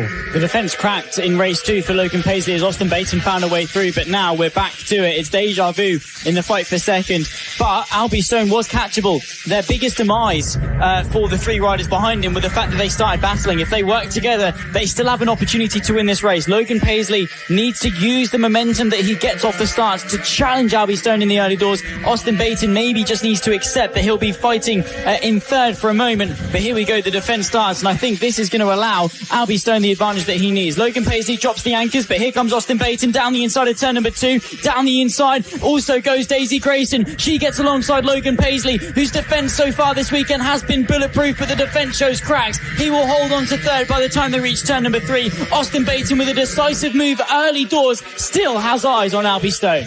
Yeah, you put it perfectly there, Zach. The defence skill of Logan Paisley showing cracks as Austin Baton takes advantage, and now takes advantage of a brilliant run and goes around the outside of the race leader out of nowhere. We thought Albie Stone was a little bit further ahead than that, but maybe a mistake from the previous race leader, the kid who has won 2 races already this weekend in the LS2 AC40 Inter Championship. But already he's looking to respond to Austin Baton for the race lead. Yeah, this was crucial here for Austin Baton. Like I said, the sort of his demise was the fact that he got stuck behind Logan Paisley defence, couldn't challenge Albie Stone early enough. Still, they're going to share a battle down the inside. Stone will fire one back to the inside for the lead. Daisy Grayson down the inside of turn number 3. She makes the move for the podium. Up now into third position for the number 19, but here comes Logan Paisley back down the inside through 4 and 5. We'll seal it. Switch back not quite there for Grayson, so they're going to share the battle for third. Meanwhile, it's a straight 1v1 between Baton and Stone. In fact, is it even that? Stone dropping off the pace slightly as Austin Baton, our championship leader, searches for his 4th win of the season. You feel like that move for Daisy Grayson up the inside of Logan Paisley has been building. We've been waiting for it since Clay Pigeon, and it's finally there now. Now, what we need to see is, will that be able to give her the confidence boost to finally make another move and make it stick this time? 7 laps to go. She's got plenty of time to do it, and here it comes once again. As I said, it's there, the confidence is there, and they've broken the defensive wall that Logan Paisley had built up for so long. The Lego has been kicked down as Daisy Grayson breaks through into third place. Yeah, beautifully done there from Grayson. Now she can showcase some of that pace. And Paisley, I mean, he's been a defensive master all weekend long. It's understandable that maybe a couple mistakes are going to creep in, and maybe a lesson to have learnt there not to have, dropped the anchors so soon in the race. to work together with some of the other riders to reach a better objective, but maybe as well he's not got the pace to stay with them, and that's why he was white lining it from the start. Look at this battle though, behind Jensen Brown for the back end of the top 5. Brown from Hitwell, from Dorrington, from FAB-Racing. 4 riders nose to tail here with still what is 6 laps left to go in the final race before the lunch break. The LS2 Helmets AC40 Interclass down towards turn number 3. Jensen Brown will keep in front and stay ahead of Oakley Hitwell. And I will say about Jensen Brown, who was the star man, and I can see out the commentary box window, Daisy Grayson has ran into the grass. Oh dear, she may have been looking for a move on Albie Stone, but she's somehow managed to get back out ahead of Logan Paisley. Well, no, she's gone down in a big way. That's a big crash for Daisy Grayson, unfortunately going down out of 3rd place. A really fast one there, and we hope she's okay as the heroic marshals run to help her out. And that's a real shame. She'd finally got onto the podium battle, and I was just talking about Jensen Brown. He's now there fighting for the podium. He darts for the inside. Logan Paisley goes back through on the switchback, but he automatically gets shuffled all the way back to 5th place as he now drops to the back of the group. This is catastrophic for Logan Paisley. We missed what happened there to drop both him and Daisy Grayson so far back from Albie Stone and Austin Baton, as that battle for the victory tightens up as well. But Jensen Brown now leads this group in 3rd place. I was about to say he's doing a great job. He was the hero at Lydd, but has unfortunately not been able to replicate that pace here at Clay Pigeon. But nonetheless, he's been consistent, fighting for that top 5 and not getting too frustrated with his lack of podium contention. And now it's come serving to him. Patient, and it has been rewarded. 4 laps to go, and he's now in 3rd, leading this group. But I'll tell you what, I'm looking out the commentary box window and I can see that Albie Stone has closed that gap up back to Austin Baton. So we have a battle on our hands in the AC40 Interclass for victory. We do indeed. Albie Stone versus Austin Baton, back under 3/4 of a second side by side in the fight for 3rd. Oakley Hitwell chasing his first podium of the season. His best result so far has been a 5th place. He would love to get that trophy at the awards presentation this evening. He would love to fend off Jensen Brown in this battle, who himself has already taken 2 victories and 3 podiums. He knows what it tastes like. He would love Oakley Hitwell to find a way through and up in a 3rd. Still 2.5 laps left to go. We're following our leaders here. Austin Baton from Albie Stone, that gap has reclosed back up. You can see Stone is pushing, the bike twitching underneath him on that run towards turn number 3. Baton, it won't be long until he's looking over his shoulder. They are also chasing onto the rear end of Chase Carter, excuse the pun, not intentional in the slightest, and Keely Bailey as well. So they might have a little bit of traffic to contend with as well. And Austin Baton is doing everything he can to limit the damage of Albie Stone, who is on the charge in the championship. Austin Baton performed incredibly last time out at Clay Pigeon, taking all 3 wins. A fantastic race, a dramatic race here in the AC40 Interclass by LS2 Helmets, delivering us some fantastic action here at Hooton Park to end its proceedings for the AC40 Inters. And wide goes Albie Stone, and here comes Austin Baton up the inside into turn 2. A heroic manoeuvre from the championship leader to retake the lead of this race. Fantastic from the number 100. Albie Stone with some work to do, and I'll tell you what, Zach, he's been in battles but not for the win just yet. In rookies he's dominated. In the previous races that he's won here in AC40 Inters, he's dominated. Now we're going to see his caliber in bar-to-bar action. We will indeed. Austin Baton has looked so good all season long. He comfortably leads the championship by 15 points. He's so far taken 3 race victories in 2026. He would love to add a 4th to it. Of course, Albie Stone would love to add to his 3rd. 900 metres of Hooton Park. 1 more tour on the LS2 Helmets AC40 Interclass. Austin Baton leads them across the line. Albie Stone might well have a Hail Mary to throw into the mix, but he's still a few bike lengths back. He's got to close it back up as he twitches on the power off the exit of turn 2 and into 3. I'm not quite sure he's close enough. It's going to take a heroic last lap from Albie Stone if he wants to do the triple and define domination, but Austin Baton has got the response and wants to change the narrative, showcase that he's got the pace to return back to the top step. Through 4, through 5, and now the dart towards the chicane. He's built the gap. Austin Baton under no pressure now through the final corner. Little bit of a knee up there through the final part of the chicane, but it's not going to matter. Out of the final corner, and for the 4th time this season, Austin Baton will see the checker flag first. He will take victory in the LS2 Helmets AC40 Inters and will extend the gap at the top of the championship. What a way to end the weekend, and Austin Baton taking the challenge to Albie Stone. Yeah, the perfect way to end his race weekend as the battle for third, wow, ends in Oakley Hipwell triumphant, getting his first podium of the season. A great job from Oakley to take charge of that dramatic last lap battle for the podium, and Austin Baton on that last lap doing the fast lap for 46.4, putting the hammer down to leave Albie Stone out of a chance of victory. But yeah, he planned that perfectly. The championship leader did so well to manage and judge that race like a true professional would, and bide his time to allow the others to do the donkey work for him out front in the first half. Got out in front, got challenged a little bit by Albie Stone, but quickly responded and took the win. Indeed, so what a way to end the, I say first half, the first part, I guess, of the racing action before the lunch break. We are well over halfway through our 21 race itinerary for today. Austin Baton, though, taking the win by just over 3/4 of a second from Albie Stone, and Oakley Hipwell, who takes to his first podium of 2026, fending off in the battle versus Jensen Brown, who fell just short in P4. Lawson Dorrington in the top 5 from Casey Reeson. Logan Paisley drops to 7 from Keely Bailey, Chase Carter and Daisy Grayson after a vicious high side coming out of turn number 5. All okay, but unfortunately no points scored for the 119. Well, ladies and gentlemen, what a first bit of the racing action that was. We're well and truly underway and through the second half of our racing action. And Riley, again, before we stop for lunch, hard to pick a favourite. Yeah, I began today's broadcast by saying that there was one word to describe Saturday: domination. And for this one, I'm going to pick the first half of Sunday's word is drama, and may it continue for the rest of the day. We are in for some amazing races to end proceedings here at Hooton Park.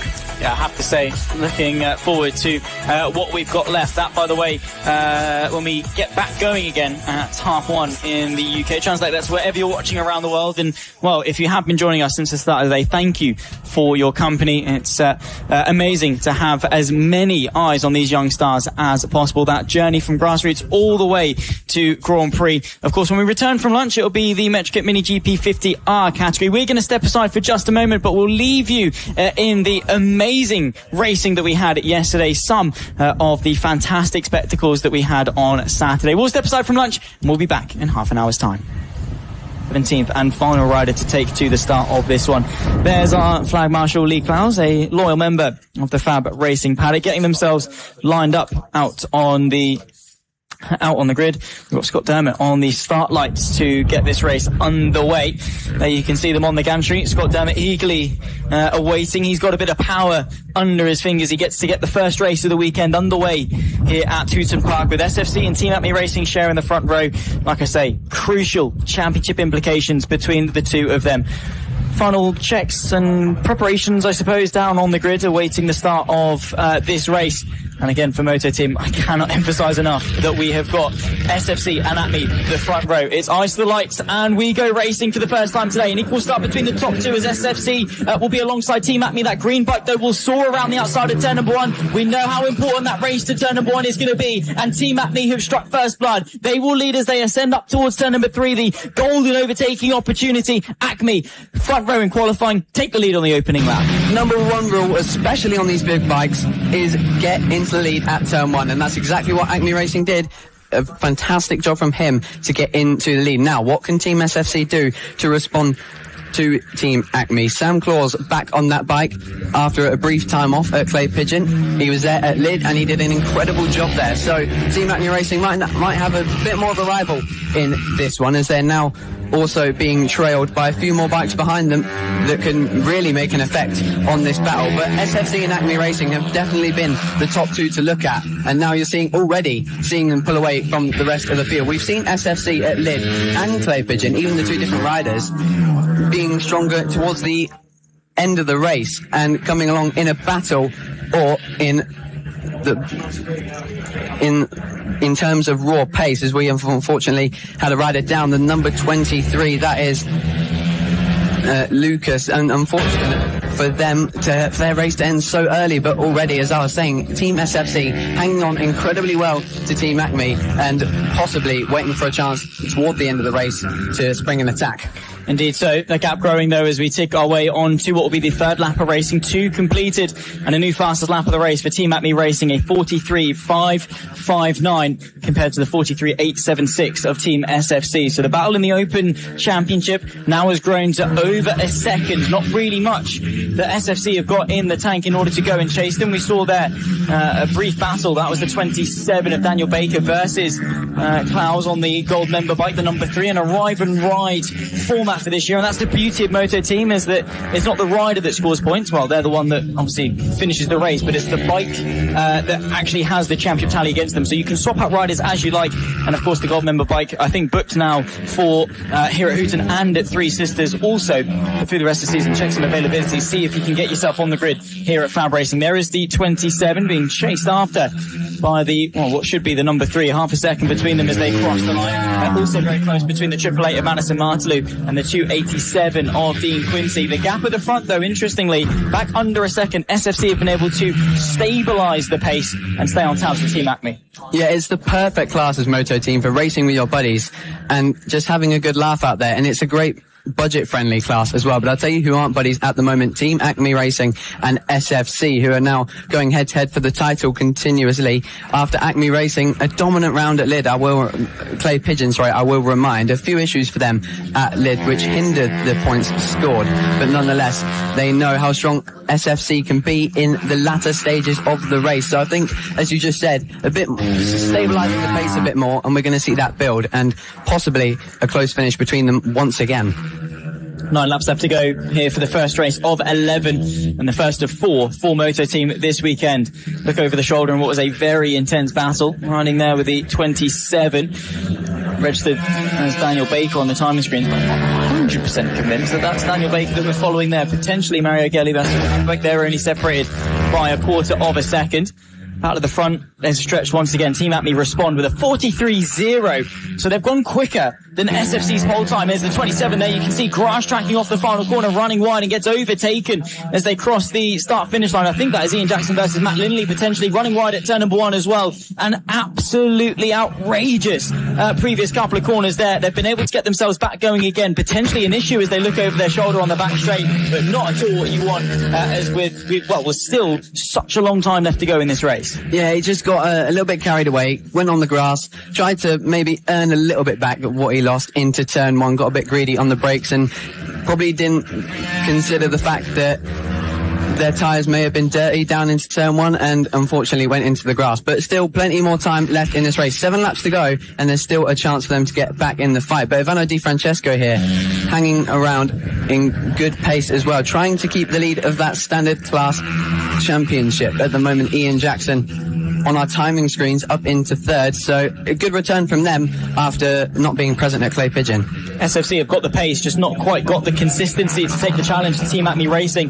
They've responded with their own 43.082, again quicker than they did just earlier this morning in their qualifying session. The gap still though 1.1 seconds between our two leaders. Following this battle here though, we've got the 28 of Ian Jackson versus the 141 of Ivano Di Francesco. That all white bike is Ivano, currently running in the standard class, and what we've now got is an interclass battle, so no separation in terms of championship points in this one, but still an on-track battle as they'll go side by side on that run towards turn number 1. Ian Jackson, 3rd place overall, 3rd place in class. Ivano Di Francesco, 4th place overall. He won in class right now. He's got a lot more to lose in this battle. I will note as well that we may have seen a mistake there from Team Acme Racing, as on the timing screens SFC have closed from a second to half second as we can see them outside the commentary box window. They are challenging back markers, and that is going to make a big effect on this race, as it always does in Moto Team. Already SFC taking the charge in the second half of this race and getting back involved in the fight for the win. It's not going to be long until we see some overtakes. With quite a big disparity, between the front and the back of this grid, back markers and lap traffic is something these riders have to deal with. SFC have got a golden opportunity here as the sun continues to shine at a very hot Hooton Park in the slipstream on that run towards turn number number 3. It's a tight corner, but down the inside, SFC will go for the lead of the race. A golden opportunity for them with 5 laps left to go. The switch back though for Team Acme as they'll drag race towards the double apex left-hander at turns 4 and 5. Back underneath though, Team Acme have got a double switch back into the lead of the race. SFC battling away with them as well. Reminder, just 1 point separate these two in the championship through the chicane and towards the final corner. SFC have been given a lifeline in this race and they did not hesitate to take it. Yeah, Sam Claus on the Team SFC bike. He knew that if he let Team Acme Racing get away again, it might be curtains for the race with only 4 laps to go. And now he's still right on the back of Team Acme Racing. He's going to send every dive he possibly can because he knows the pace is better for Team Acme Racing. And here comes another one as he tries to go to the inside. That got close. I don't know if he got the inside line done there. He did. Wow, incredible. He set up the exit absolutely perfectly. Couldn't have done that any better. And now responds with no way through on the inside for Team Acme Racing. Perfect maneuver, perfect defense from Team SFC. But now it's their turn to lead this race. Can he hold on to it this time with Team Acme breathing down his neck? The momentum has shifted in this race for so long. For the first 5 laps, really, you thought Acme Racing were going to run away with it. They hit a little bit of lap traffic and SFC straight back into the mix and a golden move there into turn number 3 for the 133. It was amazing. They teed it up the lap before. They executed it the lap after. Acme Racing having to sit the bike back up through turn number 3 will see them through. Really widens up on the exit. You can get on the power so early. Acme Racing looking to the inside, trying to apply a bit of pressure to the rear end of SFC, but to no avail. 2 laps left to go at the line though, and Acme Racing still over the rear wheel there of the race leader, side by side as they approach the chicane. SFC all over the white line there, trying to defend. Penultimate lap of the race, and it comes down to the 2 championship leaders. Yeah, that moment away at Clay Pigeon for Sam on the SFC bike, you would have thought maybe just ruin his rhythm a little bit, possibly just needing some more time on the bike, but definitely not, proving that he can get straight back on that bike and challenge Team Acme Racing for this title all the way to Clandau at the end of the season. A lap and a half to go now, and he's done a great job to maintain this lead. I said it multiple times at the start of this race that SFC will get stronger as the race goes on and eventually make a challenge. They just needed a little bit of a reason to push for it when they saw Acme getting held up by back markers, and that lit a new spark in his challenge for the race win as Acme goes for the wider line to try and cut underneath. There's not enough space there at the last corner here at Hooton Park. Here we go then, the last lap. Can Team Acme Racing invent something fantastic to take the victory away from Team SFC and deny them a return to victory? Through the first corner, using the pit lane to open up the entry as much as possible. Very Redgate-esque. If you think of turn number 1 at Donington Park, using all of the available track space. Good overtaking opportunity here at turn number 3, but not quite close enough for Marco Pandolfo on that all-green number 8 of Team Acme. Look to the inside, maybe through the long double left-hander at turns 4 and 5, but again, not quite close enough there. SFC doing just enough in order to hang on to this victory, to end the 4-race win streak and to get SFC further ahead in the championship. Currently, 1 point separates them through the final corner. They'll twist the throttle, they'll get the power down, the checker flag will fly. SFC will take victory in what was a brilliant drag race between the two of them to the line. Just over a 1/10 of a second between Team SFC and Team Acme Racing, and potentially the tides have turned once again in a very dramatic Moto Team Championship. Ian Jackson some 14 seconds later from Ivano Di Francesco, who will take victory in the Moto Team Standard class as well. P4 overall for him. But the talk of the town, Team SFC, Team Acme Racing, once again, incredibly close on that run to the line. The big 3 are back. The big 3 that we saw at Lid, SFC, Acme Racing, and Ian Jackson. They provided some incredible action at Lid, and we finally have some more of that here at Hooton Park. It was brilliantly judged by SFC to take advantage of those lapped riders in front of Team Acme Racing. And Team Acme Racing, it's similar to what we said about Sebastian Gauslowski at Lid earlier. It's not his fault, really. He did everything he could there in terms of pace, but it just didn't quite work out. More opportunities, though, with 3 races still to go. Team SFC then take victory. Marginal gains over Team Acme Racing in the championship, but positive nonetheless. Ian Jackson returns to the podium in 3rd. Then we've got Ivano Di Francesco taking victory in the standard class, finishing 4th overall, ahead of Matt Lindley, Thomas Dudson, Mario Gelli, Adam Harris, Phil Mapplebeck and George Knight. A really great race to start proceedings here at Hooton Park. Let's hope we get some more of that. Indeed, so a brilliant race to, start the weekend, in all honesty. The first of our 11 today, done and dusted. We get 21 more tomorrow as well. And there you can see, the support track sides, and big congratulations to Team SFC for their respective victory, and also to Ivane Di Francesco for a victory in the standard class as well. And of course, with Motor Team, they do it slightly differently this year. For the rest of FAB-Racing's paddock, the qualifying session dictates their starting position for all of their races. For Moto Team, race 2 will be decided from the finishing results of race number 1. And important there is that Team SFC will retain their pole position ahead of Team Acme Racing. What they do need to sort out, though, Riley, is their starts. That race to turn number 1 that we know is all important and gave Acme Racing the control for the first half of the race, SFC fell short on. They need to sort that out for later on this afternoon. Yeah, exactly that. Team Acme Racing did an incredible job to get straight through and put the power down. Incredible pace to start the race from them. And Team SFC, realistically, if Team Acme didn't run into that traffic, and which held him up for maybe nearly the entire lap, I don't think Team SFC would have won, plainly because they wouldn't have had that spark and that moment to say, hang on, we can still win this, and go on to set those incredible lap times to outpace Team Acme Racing, catch back up, make the moves and defend brilliantly. Racing, things happen, but you can't see that happening as seriously as it did in that race to Team Acme Racing, with how much he was held up, because that gap was already quite substantial with only 3 laps done for Team Acme Racing. But yeah, it's something that SFC need to work out, but a win start them off. Well, the first of 4 Moto Team races done and dusted this weekend. We'll see them back out for race number 2 later on. AC40 Pros, the top class of the mini moto classes, barring the senior mini motos, but we're talking about the young riders looking to go on for a great future, and with no slack to the senior mini moto guys, I don't think they'll be in MotoGP anytime soon, but they will be at MotoGP in the Junior British Grand Prix alongside the AC40 Pro class and many more. Make sure you're there for that. It is going to be an incredible event, just as this one is here at Hooton Park. Now, AC40 Pro, a bit of a smaller grid, bigger than what we had at Clay Pigeon, but I think a lot of riders disheartened and not wanting to enter and going off and doing something else. Maybe in Spain, perhaps, that's what we've seen a lot of riders do to help hone their skills and improve their mentality for a race weekend. But maybe not coming here and making this a smaller grid, because Noah Barfoot is unstoppable. Well, maybe that's going to change, because Finley Styles, P2 in the championship by 33 points, by the way, yet to take a victory this season, compared to Noah Barfoot's 5 so far this season. A challenger in the championship, took pole position, did Finley Styles, by 0.4 of a second. He'll be alongside our championship leader and potentially dominator in the form of Noah Barfoot. James Dermott from Randy Carter, Harrison Dale, Jude Good and Zach Athasich, the 7-rider field. You say going off into Spain in Spanish weather this weekend up in Liverpool, and for round number 3 of the FAB-Racing British Minibike Championship. And nice to see the AC40 Pros out there. It's eyes to the lights for the second time today for the first for the AC40 Pros.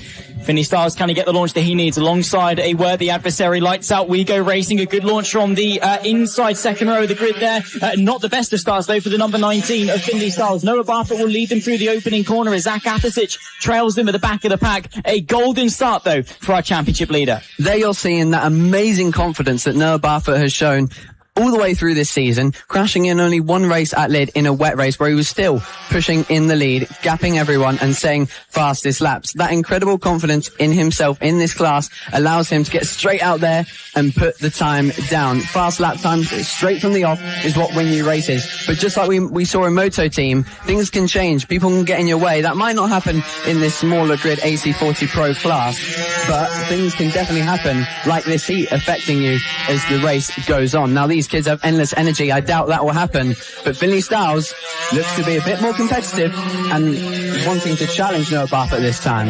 Well, pace is there for Finley Styles. That is without question. The 19, though, did just get swamped off the start. It was a really good launch, I think, from James Dermott. Like I say, on the inside second row of the grid, he jumped up almost immediately up in a second. By the end of the opening lap, though, has dropped down to 3rd. It's Noah Barfoot from Finley Styles, James Dermott in P3 from Randy Carter, Harrison Dale, Jude Good and Zach Athasich trailing in P7. Of course, these young riders still with so much to learn, so much experience to gain, and every single lap that they turn will be a lesson that they've been able able to learn. Following here, though, the 27 of James Dermott, I believe just in front of the 19 of Finley Styles. Just going to wait for the timer screen to update. Finley Styles showing in second position. Right there, though, we've got the black and purple, or black and pink number plate of the 27. That, of course, is James Dermott. Directly over his shoulder is the 69 then of Randy Carter with a 2.5 second buffer, both in front and behind him. In towards turn number 3. Look to the inside potentially from the 69 of Randy Carter. Not quite close enough on that occasion, but the battle for the podium, the closest one out there on circuit. Yeah, and here at Hooton Park, these tight corners get opened up a little bit more and allow for many more opportunities, including around the outside on these mini motos.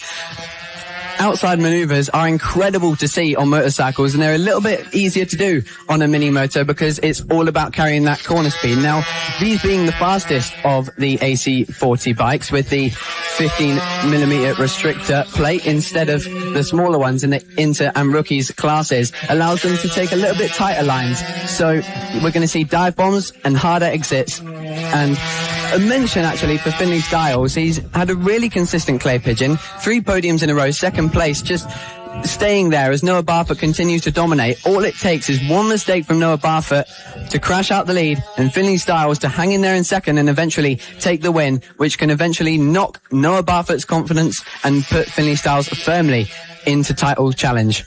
Noah Barfoot currently on a 5-race win streak. He took victory race number 3 at Lids and since has not lost one all through clay pigeon. He did also win the opening round of the season and, as Riley alluded to earlier, fell off in the battle against Feo Velthausen when we took to Lid in what was some testing conditions, and definitely a lesson that he has learned. 5 wins from 6 races, though not bad in the slightest. And like I say, leads the championship by 33 points. As it stands, we'll lead them by 38, but this is a battle that we're following now. The fight for third between James Dermott, the 27, in front of that white and red 69 of Randy Carter, up and under through turn number 3, forcing the 27 of James Dermott to go slightly defensive through the long sweeping left-hander. And now, of course, between Randy Carter and James Dermott, well, all through play and all through the season, they've been trading 3rd and 4th places. In terms of a rivalry, we've got one right here.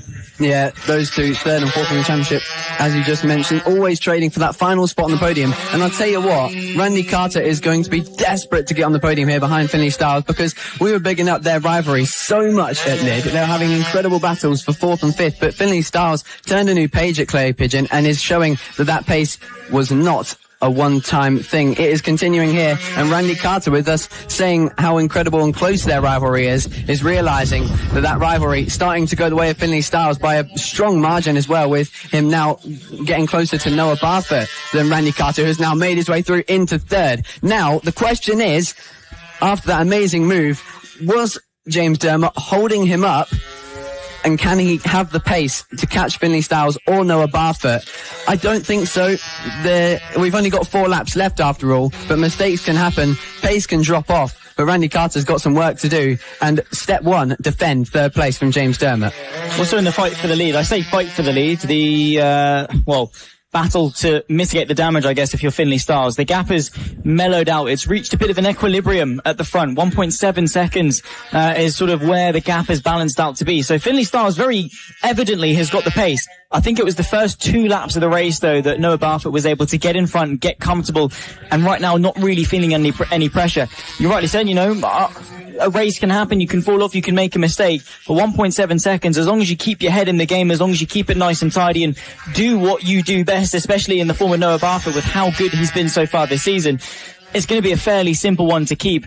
But the pace between them and good, I guess, stage setting for the rest of the weekend is that they are very, very close on pace, and potentially through race 2 and race 3 tomorrow, we could have a fight for the lead. Yeah, 100%. It will just be a moment of learning for Finley Styles. He's going to be getting tired of 2nd place by now, and he'll be desperate to change that this time round. He'll be learning from that, as you just said, finding out where Noah Barfoot is stronger and coming back later on. We see that all the way up to the likes of MotoGP. Pecco Bagnaia, his best strength in his last High Championship Challenge in 2024 was finishing second to Jorge Martin and sprint consistently, and then building on that and being better on Sunday. And that, I think, is what we're going to see from Finley Styles as we continue to watch this podium battle. They say it's a lot harder to lead a battle than to chase it, and now James Dermott has got the easier job, but is it an easy enough job to find the way through? I don't think so. He's starting to lose a bit of time as Randy Carter is putting the hammer down.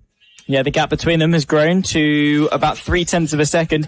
Not huge by any means, but it does just mean that James Dermott is kept an arm's length away from Randy Carter. A lap and a half left to go here as well at Hooton Park for race number 1 of the 2 Clicks Out AC40 Pro class. Noah Barfoot leads them by 2 seconds from Finley Styles, who did take that pole position and will once again take pole position for race 2 and race 3 due to a superb effort in qualifying. Randy Carter, James Dermott, that's the battle that we're following now. 3rd and 4th on to the final lap of the race. Noah Barfoot, like I say, just has to bring it home here at Hooton Park. But who is going to be completing at the podium? Will it be Randy Carter? Will it be James Dermott? Right now, it seems that Randy Carter just needs to keep it on the black stuff, just needs to keep it tidy, and that podium will be his for what will be, so far this season, the 3rd time, and he'll equal James Dermott. So we talk about that rivalry for 3rd. It is right here. A brilliant battle on display between Randy Carter and James Dermott, but of course the focus at the front between Noah Barfoot and Finley Styles, who has battled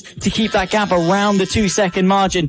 Final couple of corners for Noah Barfoot. He will, of course, take the checker flag, will take victory in the 2 Clicks Out AC40 Pro class. Race number 1 of the weekend goes the way of Noah Barfoot, Finley Styles, and now Randy Carter rounds the final corner, will complete the podium here at Hooton Park. Yeah, James Dermott, he closed a little bit at the end there, and he is devastated on losing out on that final podium position. But Noah Barfoot, 6 in a row. Can he be stopped? I don't think so. He's lost 1 race this season, and I believe in that one he still finished 2nd after remounting. So he is on some incredible form, some of the best we're seeing in the FAB paddock. And I'll tell you what, some of these kids in the AC40 Pro class, they're looking to get onto bigger bikes next year and trying out bigger bikes already. I've seen Finley Styles doing a lot of practice on an Ovale.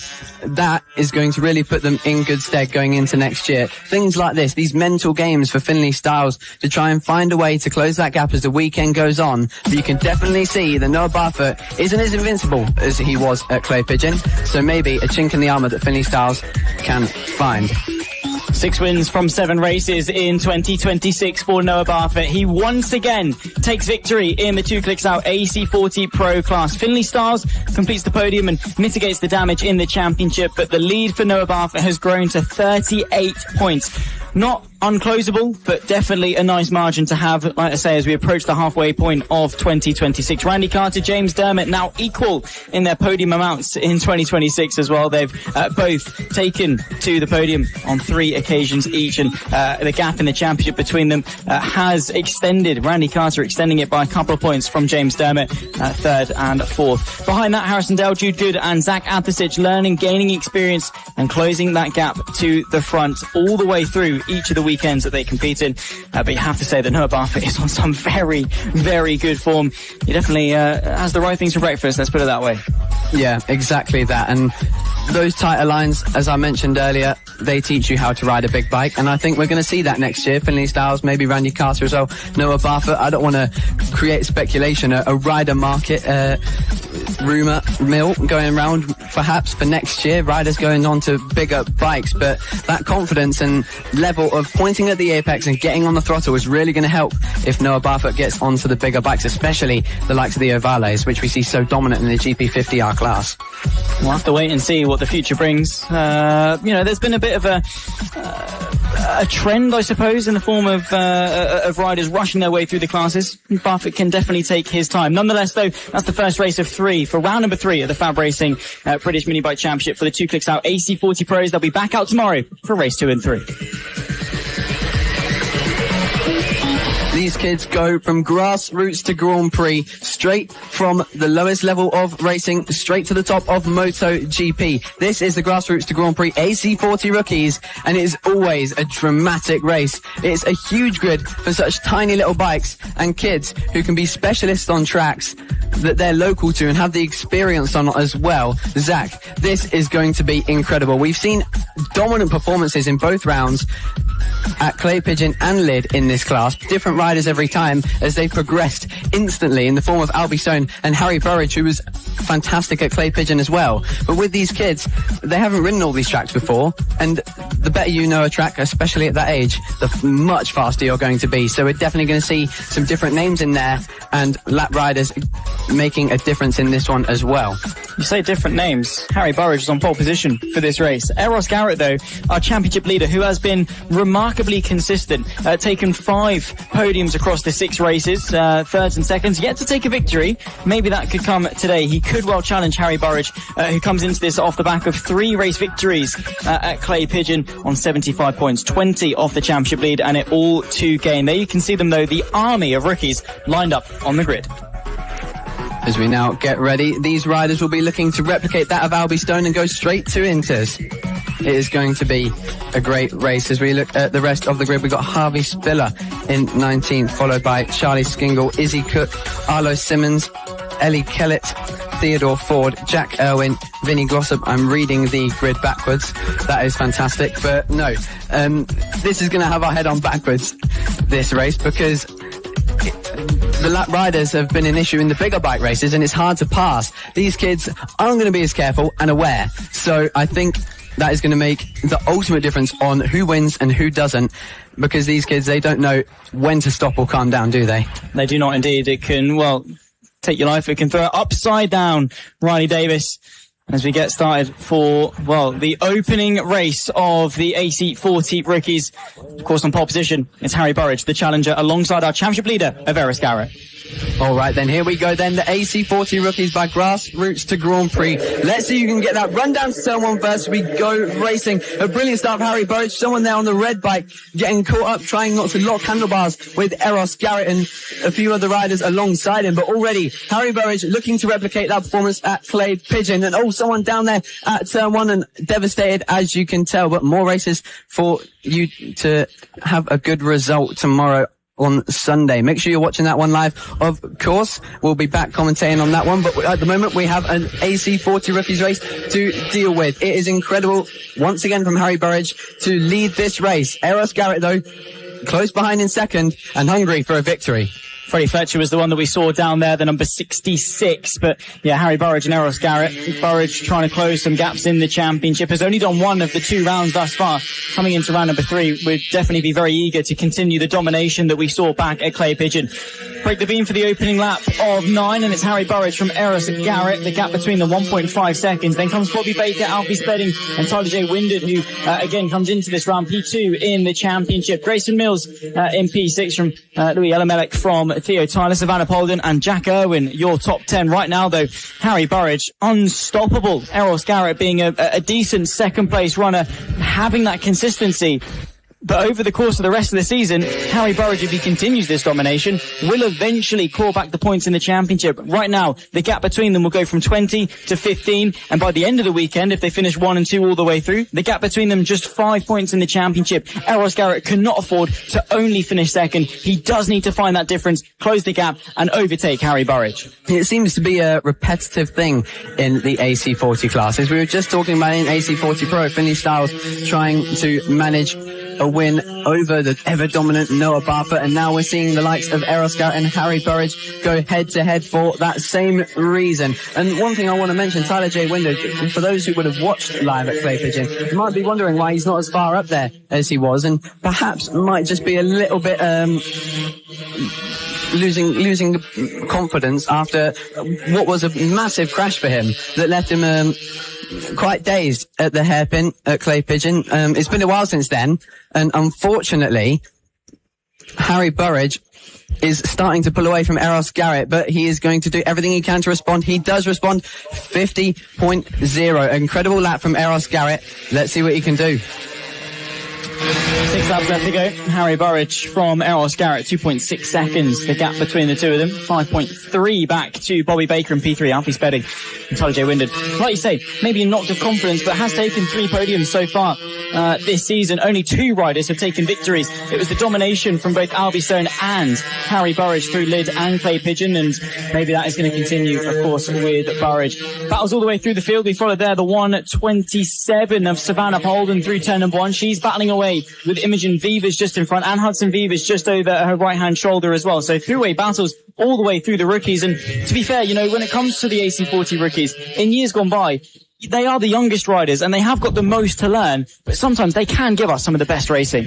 Yeah, and one reason for that is the 10mm restrictors in the exhaust and engine block that is used for AC40 rookies. So that is going to make for longer corners. The riders learn to take the corners faster, and that's why we see more outside overtakes rather than the aggressive power delivery that you see with the 15mm restrictor plates in the AC40 Pro class. And that is why overtakes are crazy, they're unexpected, and crashes are definitely not at a minimum with such a large class.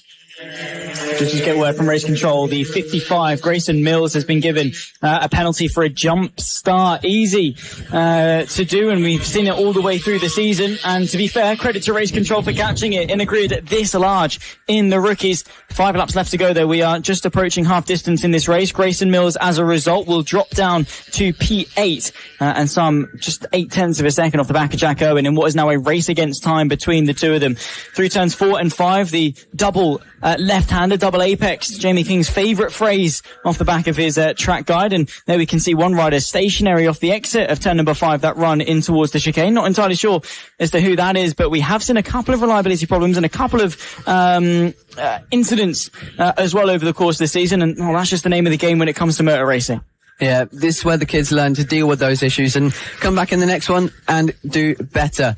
They're going to be crying, they're going to be kicking, they're going to be screaming, and really upset about that, as we see in all forms of racing when things go wrong for these kids. But that just shows their passion to win, and a passion to win that we're seeing from Harry Burridge to put in incredible performances like this and keep this dominance going in the AC40 Rookies Championship. But will that be stopped maybe even as early as tomorrow or when we get to Ella Park? Because I mentioned earlier how some riders have more experience at one track than the other. None of these riders, well, most of these riders haven't done a full championship of FAB-Racing yet and haven't had the experience. So with 3 laps to go, Harry Burridge trying to make the most of his incredible pace, but I think it's that kind of pace and that kind of confidence that is going to carry on, and Eros Garrett has got to find a way to combat that, as the gap is now at 4.1 seconds. You feel like that is a done deal now, as long as Harry Burridge can stay on it. But Bobby Baker as well, he's in third. The gap's really big between the podium battles, but we're seeing one battle really close here. Yeah, indeed. That's led the 77 of Theo Tyler 1.1 seconds off the back of Louis Elamelec for P8.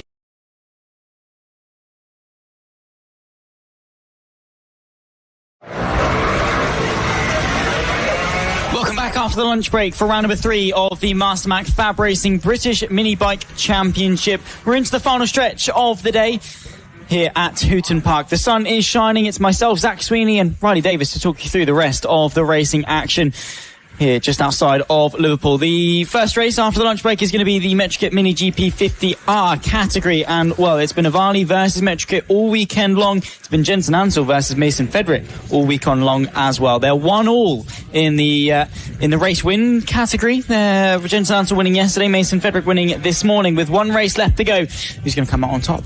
It was a tale of 2 halves, really, in the race we had earlier and the race yesterday as well. Mason Fedrick really responded fantastically, taking victory today after spending the entire race on Saturday waiting behind Jensen Ansel. And then that flipped over, Jensen Ansel waiting and couldn't find a move to get through on Mason Fedrick. And now, at a tie, it comes to blows here, where the 2 Ovale riders are going to see who has to wait and who has to defend. Hopefully we see some dive bombs and some epic action rather than what was essentially a single file race to the line. Yeah, exactly that. Jensen Ansel maybe just needs to be a little bit more aggressive in the pursuit with Mason Fedrick. Behind them, Emilio Pereira and Tommy Williams on row 2. Bo Morris alongside Josh Perkins, Freddie Taylor, Joey Athasich. Reed Saxby, the 75, who's had some troubles with his bike so far, but can see him at the back end of the grid with Jensen Cedras alongside him on the 5th row as well. There you can see Nick Klaus directing the riders' attention to what will eventually be the lights. Everyone's ready to go. 12 laps of racing for the Mini GP 50R category. Jensen Ansel on the left, Mason Fedrick on the right. The race towards turn number 1 around the tight, technical and twisty Hooton Park circuit. The revs rise. The lights go out and we go racing, popping up there, not once but twice for Jensen Ansel. That's going to allow Mason Fedrick to take the lead towards turn number 1. Well collected though by the 22, who still stays in front of Emilio Pereira, still in second position, but that is an advantage you do not want to hand to the number 5 of Mason Fedrick. A massive wheelie from Jensen Ansel on the number 22 Ovale, just let go of the clutch a little bit aggressively and up went the front wheel. That was brutal, and he did a fantastic job to even stay on that, let alone stay in second place. So thankfully he is okay and still ready to fight with Mason Fedrick. But that's given Mason Fedrick the perfect start to this race, the perfect advantage that he needs to settle into his own rhythm with a bit of a buffer behind him. Exactly that. Nice first lap into the books for Mason Fedrick. First of 12. Emilio Pereira under pressure from Bo Morris and Tommy Williams. There was a three-way fight between the three of them earlier on today as well, going in favour of El Toro. Emilio Pereira is his actual name. In towards turn number 3, Bo Morris applying a bit of pressure, trying to get his front wheel alongside the rear wheel of Emilio Pereira, but no dice there as Pereira will hang on. Bo Morris still applying that pressure just over his shoulder. Also Tommy Williams, who is still searching for a podium. He has taken 2 in Extreme 200s. Would like to add another one to the tally through the sweeping chicane at turns 6 and 7, now into the long right-hander at turn number 8, and getting onto the scene as well. Josh Perkins, who has really, excuse the pun, perked up this weekend. He's really arrived with some fantastic form, taking the challenge to some front runners in this category. Down the inside, the ascent. Oh, contact! Pereira goes down. Contact with Bo Morris, who sent the move towards turn number 1. Front wheel to rear wheel, and Emilio Pereira goes down at T1. I don't want to speculate there, but I'm pretty sure there wasn't contact. It was just a real surprise from Bo Morris to send it up the inside of Emilio Pereira. A real shame to see El Toro go down. That's the first mistake in terms of going down we've actually seen from Pereira all season long. He hasn't crashed, and that confidence has unfortunately been knocked here by Bo Morris as he sent it up the inside and caught Emilio by surprise in these early stages of the race. He panicked a little bit and grabbed a little bit too much front brake, and it looked like front folded, but I'm sure we'll be able to see replays of that after the broadcast and maybe make a decision. But it's not our decision to decide whether there's a penalty in place. That's race direction's plan. Exactly that. It was an ambitious send to the inside of Bo Morris. I think Pereira just asked a bit too much of it. There is the bike stationary yellow as well. I think Pereira, has he stopped again at turn number 3 potentially? We'll have to wait and see, but he is plumb last in this race. A huge shame for Emilio Pereira. But yeah, nonetheless, Bo Morris, an ambitious dive. I just think Pereira turned in a bit too early, trying to squeeze the move a bit too much, and in doing so dropped the front of the bike himself. No malice, and to be honest, not really much blame you can attribute. Down the inside though for the race lead, side by side as Jensen Ansel will go for the dive bomb. Fedrick gets the up and under, will hang on to the race lead, but now it's a drag race towards turn number 3. Here comes Jensen Ansel's perfect opportunity down the inside to take the lead of the 50R category. Oh no, he's dropped it again. Too ambitious on the power, and Jensen Ansel has dropped it from the race lead. Oh, it was a brilliant sequence of switchbacks between Fedrick and Jensen Ansel. We were talking just before this race began how we were going to see some dive bombs and finally some aggressive moves between the two rather than waiting for each other, and unfortunately Jensen Ansel took that a little bit too bravely to heart and wanted to win the race too early, getting maybe a little bit too brave on the throttle on exit. What a shame for him. He's able to remount, but look how devastated he is. The number 22, heartbreak for the rider on the Ovale, and now it is Mason Fedrick. It is his race to clear off like he did at Clay Pigeon. Up into second goes Bo Morris, fresh off overtaking Emilio Pereira. Penalties may be given out, but we'll have to see. That's not our decision. Josh Perkins, though, has made his way up into third, as you said, showing some really strong pace this weekend as we see Mason Fedrick move on past Emilio Pereira.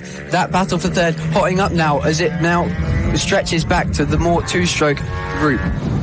Pereira, I think, out of this race. You can see him just in the background of shot pulling out of this race, and to be honest, I think that's the right decision. He needs to make sure the bike is okay for the main championship in the form of the Metric Mini GP 50, the standard 50 class. That's his priority. That's the one that he is in dominant stead to go and win. Mason Fedrick, though, has been so ruthless in his consistency so far this season, and is going to be taking out some huge points on Emilio Pereira's current 38-point lead. By the end of this one, that'll be down to just 13. Mason Fedrick, 4 wins, 5 podiums in the 5 races that he's competed in the 50R category. He'll be looking to, add another win and another podium to that tally. 5 laps left to go as he crosses the line. Bo Morris, almost an eternity behind him. Look at the gap. Back to Bo Morris and further behind to Josh Perkins. You have to say, though, it's so unfortunate for both Emilio Pereira and Jensen Ansel. 2 huge mistakes from 2 riders you don't often see it from. Yeah, that's 2 big hitters in this class out of the race, and that is an even better situation for Mason Frederick in the championship. Bo Morris now is going to have that opportunity to be on the podium, which is become a little bit rarer with Emilio Pereira and Mason Frederick coming along at Clay Pigeon. But now the Metrokit Mini GP50 clearly showing it's a little bit stronger here at Hooton Park than it was at Clay Pigeon. Is now in 3rd is Freddie Taylor, joining the battle between Josh Perkins and Tommy Williams, who is struggling to get a podium in the GP50 class but has already claimed 1 or 2 this season in the 50R class. But it's a bit of a challenge for Tommy Williams to get this one on the board, because he's currently in 5th place and he's got a long gap in front. 2 6th places this weekend. It's Freddie Taylor's first weekend of the 2026 FAB-Racing season, and well, right now he's on course for his maiden podium on his debut weekend, the 118. Following there, the battle between Tommy Williams and Josh Perkins, 4th and 5th. Currently, they were fighting for a podium earlier on in the day as well. Josh Perkins was the one to beat Tommy Williams on that respective one, but right now Tommy Williams has got a second opportunity to chase after the rear end of the number 30. They aren't a million miles away, though, from Freddie Taylor. There is still podium opportunity here. If Tommy Williams can work with Josh Perkins for a little bit, give it 2 laps, it might be a completely different story heading on to the final tour. I mean, from what we've just seen from those 2 big dramatic crashes is that battles can instantly end. As down in the background there, unfortunately, Nelly Newth, as she continues to learn and adapt to the bigger bikes. That's an unfortunate mistake from her. She was running towards the top 10 at the time, but Tommy Williams now overtaking Josh Perkins in that hairpin, I think, while we were watching Nelly Newth get off the track, and a big gap. I think that dive bomb lost them a lot of time to Freddie Taylor in front, so they've got to work together to try and do something on these last 2 laps. So we feel that's a gap a bit too big. Maybe so. Tommy Williams, that all blue 51, trying to chase after now the 118 of Freddie Taylor. 2 laps left to go here at Hooton Park for the 50R category.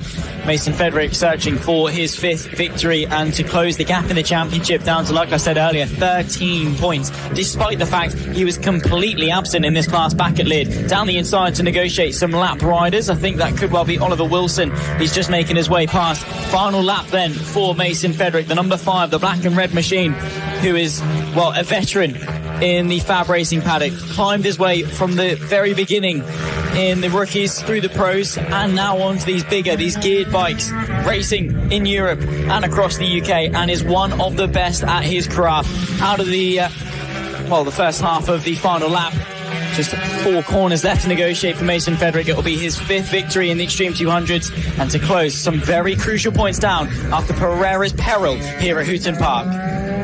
Yeah, at Lid, he wasn't there to score points, but nonetheless, it does not matter. Another win to the tally for Mason Frederick. He takes victory here in the final GP50R race at Hooton Park. A fantastic ride from him to withstand the pressure early on from Jensen Ansel. Despite that dramatic start, he kept his cool head and allowed Jensen Ansel to be the one to push too hard and make the mistake. But Freddie Taylor, on his first weekend, as Zach mentioned, in FAB-Racing for 2026, takes home a podium, and he'll be very happy with that to end his weekend in the 50R class. And that battle between Tommy Williams and Josh Perkins ending in Tommy Williams' favour, finishing 4th ahead of Josh Perkins in 5th, and Joey Apicic managing 6th at the end there as well. But wow, Zach, I said literally just before we came off for the lunch break that there was one word to describe what we had so far on Sunday, and that was drama, and it definitely has continued. Jensen Ansel and Emilio Pereira, 2 heavy hitters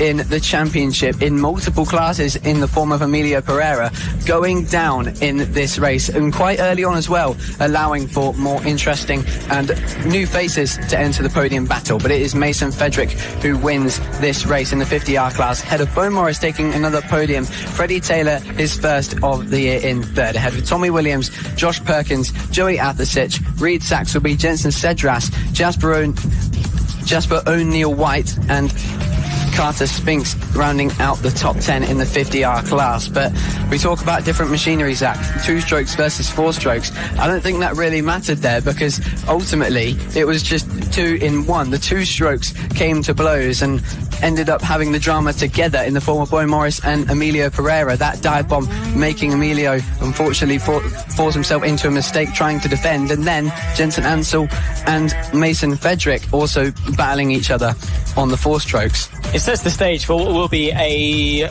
outrageously good Junior GP event when we take to Kart Silverstone at the beginning of August, on the weekend of the MotoGP British Grand Prix as well. So if you are at the MotoGP, definitely, head over and literally on grounds to Kart Silverstone for what will be the biggest minibike event in history. And of course, all broadcasted by Motorsport Radio. So make sure, of course, you do tune in wherever you're watching, even if you can't attend the event itself. The stars of the future on the grids of today. And, well, we saw exactly there the moves that can be made. Very much looking forward to it. For the 50R category, that's going to wrap it up for round number 3 of FAB-Racing. They'll be back out at the Junior GP event at Silverstone, and beyond that for round number 4 when we take to Ella Park.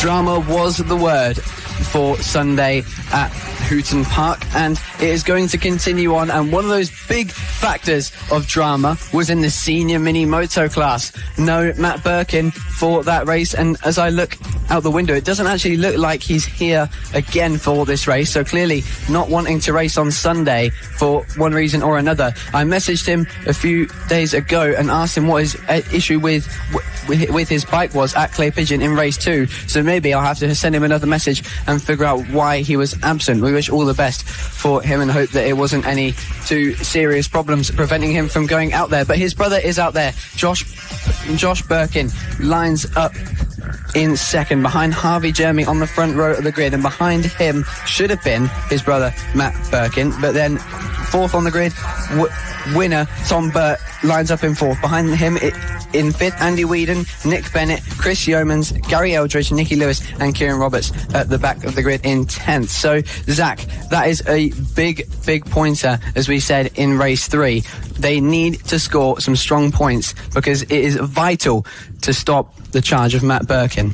Tom Burt has been so consistent, right? I mean, Matt Birkin, fair enough, and the majority of the races he's finished, he's won them, right? He's taken 4 wins so far this season, but yesterday we saw a mistake, an uncharacteristic mistake from Matt Birkin. He's had suffered with some reliability problems as well throughout the season, and that has allowed Tom Burt to flourish. He starts this on the outside second row of the grid. Harvey Jeremy starts this one from pole position.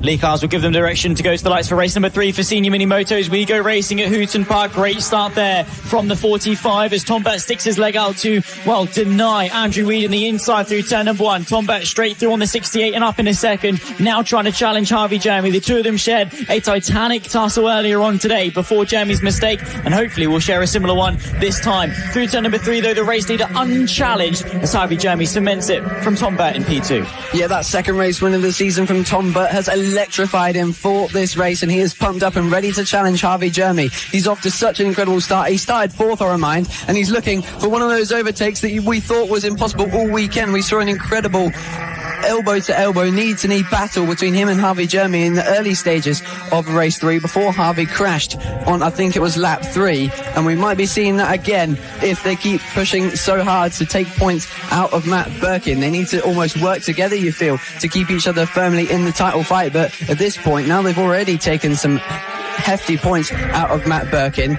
they're thinking more about each other as title contenders. So we see Tom Burt now right on behind Harvey Jeremy and waiting to possibly find a move or leaving it till later.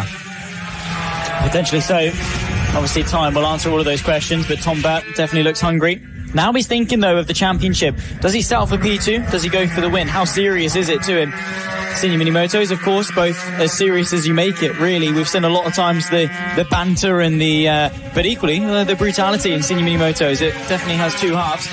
Tom Burt with the duck on the back of his mini moto probably tells you all you need to know about the duality of this class. And right now he's hunting down Harvey Jeremy. A quick look over the shoulder there from Jeremy to see that the 68 is still very much hot on his heels in towards turn number 3. Really too much slowing down you have to do on the seniors because of how heavy they are. They're not carrying too much speed, but look at that drive there off the exit of turn 3 from Tom Burt. He is eyeing up that move in the not too distant future. Harvey Jeremy as well, tied now with Matt Birkin on points, will take P2 in the championship by the end of this race, but does want to stay on tabs with Tom Burt in the lead of the championship as a late dive to the inside of the final corner. Never going to work there as Jeremy sees it coming. Harvey Jeremy searching for his third win of the season as well in 7 laps time.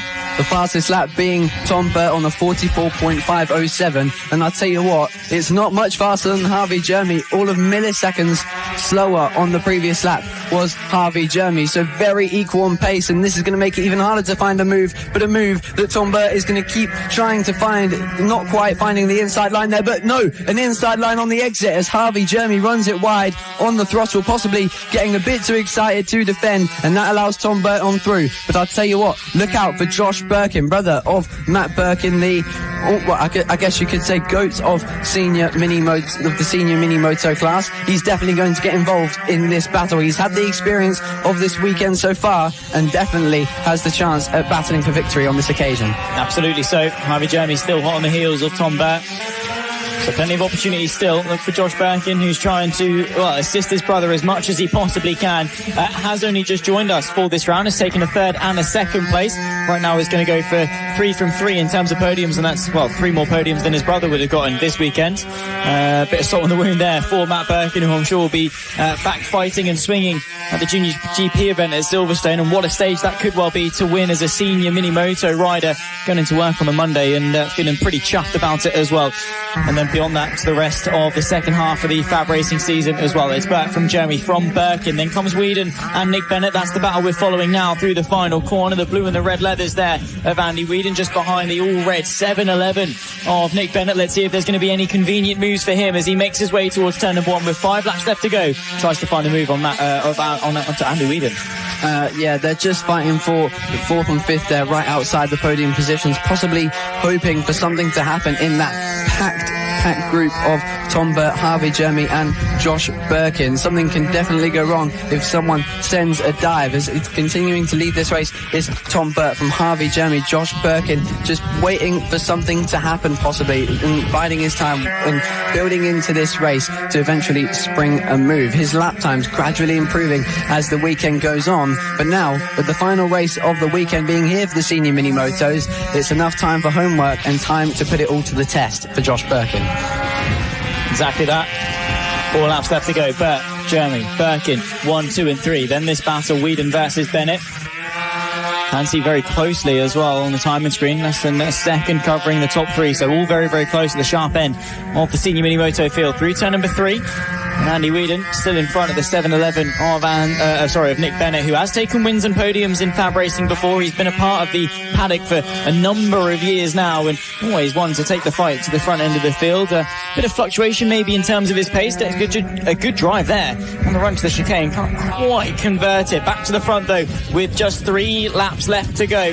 2.7 kilometres of Hooton Park. Burt versus Jeremy, pulling the gap away from Josh Birkin. So a 1v1 straight 2-horse race at the sharp end of this field in the MasterMac FAB-Racing Senior Mini Moto class, round number 3 of 2026. And Tom Burt wants to go and catch. He wants to go and take his 3rd win of the season. So too does Harvey Jeremy, but only one of them will be leaving this round top of the championship.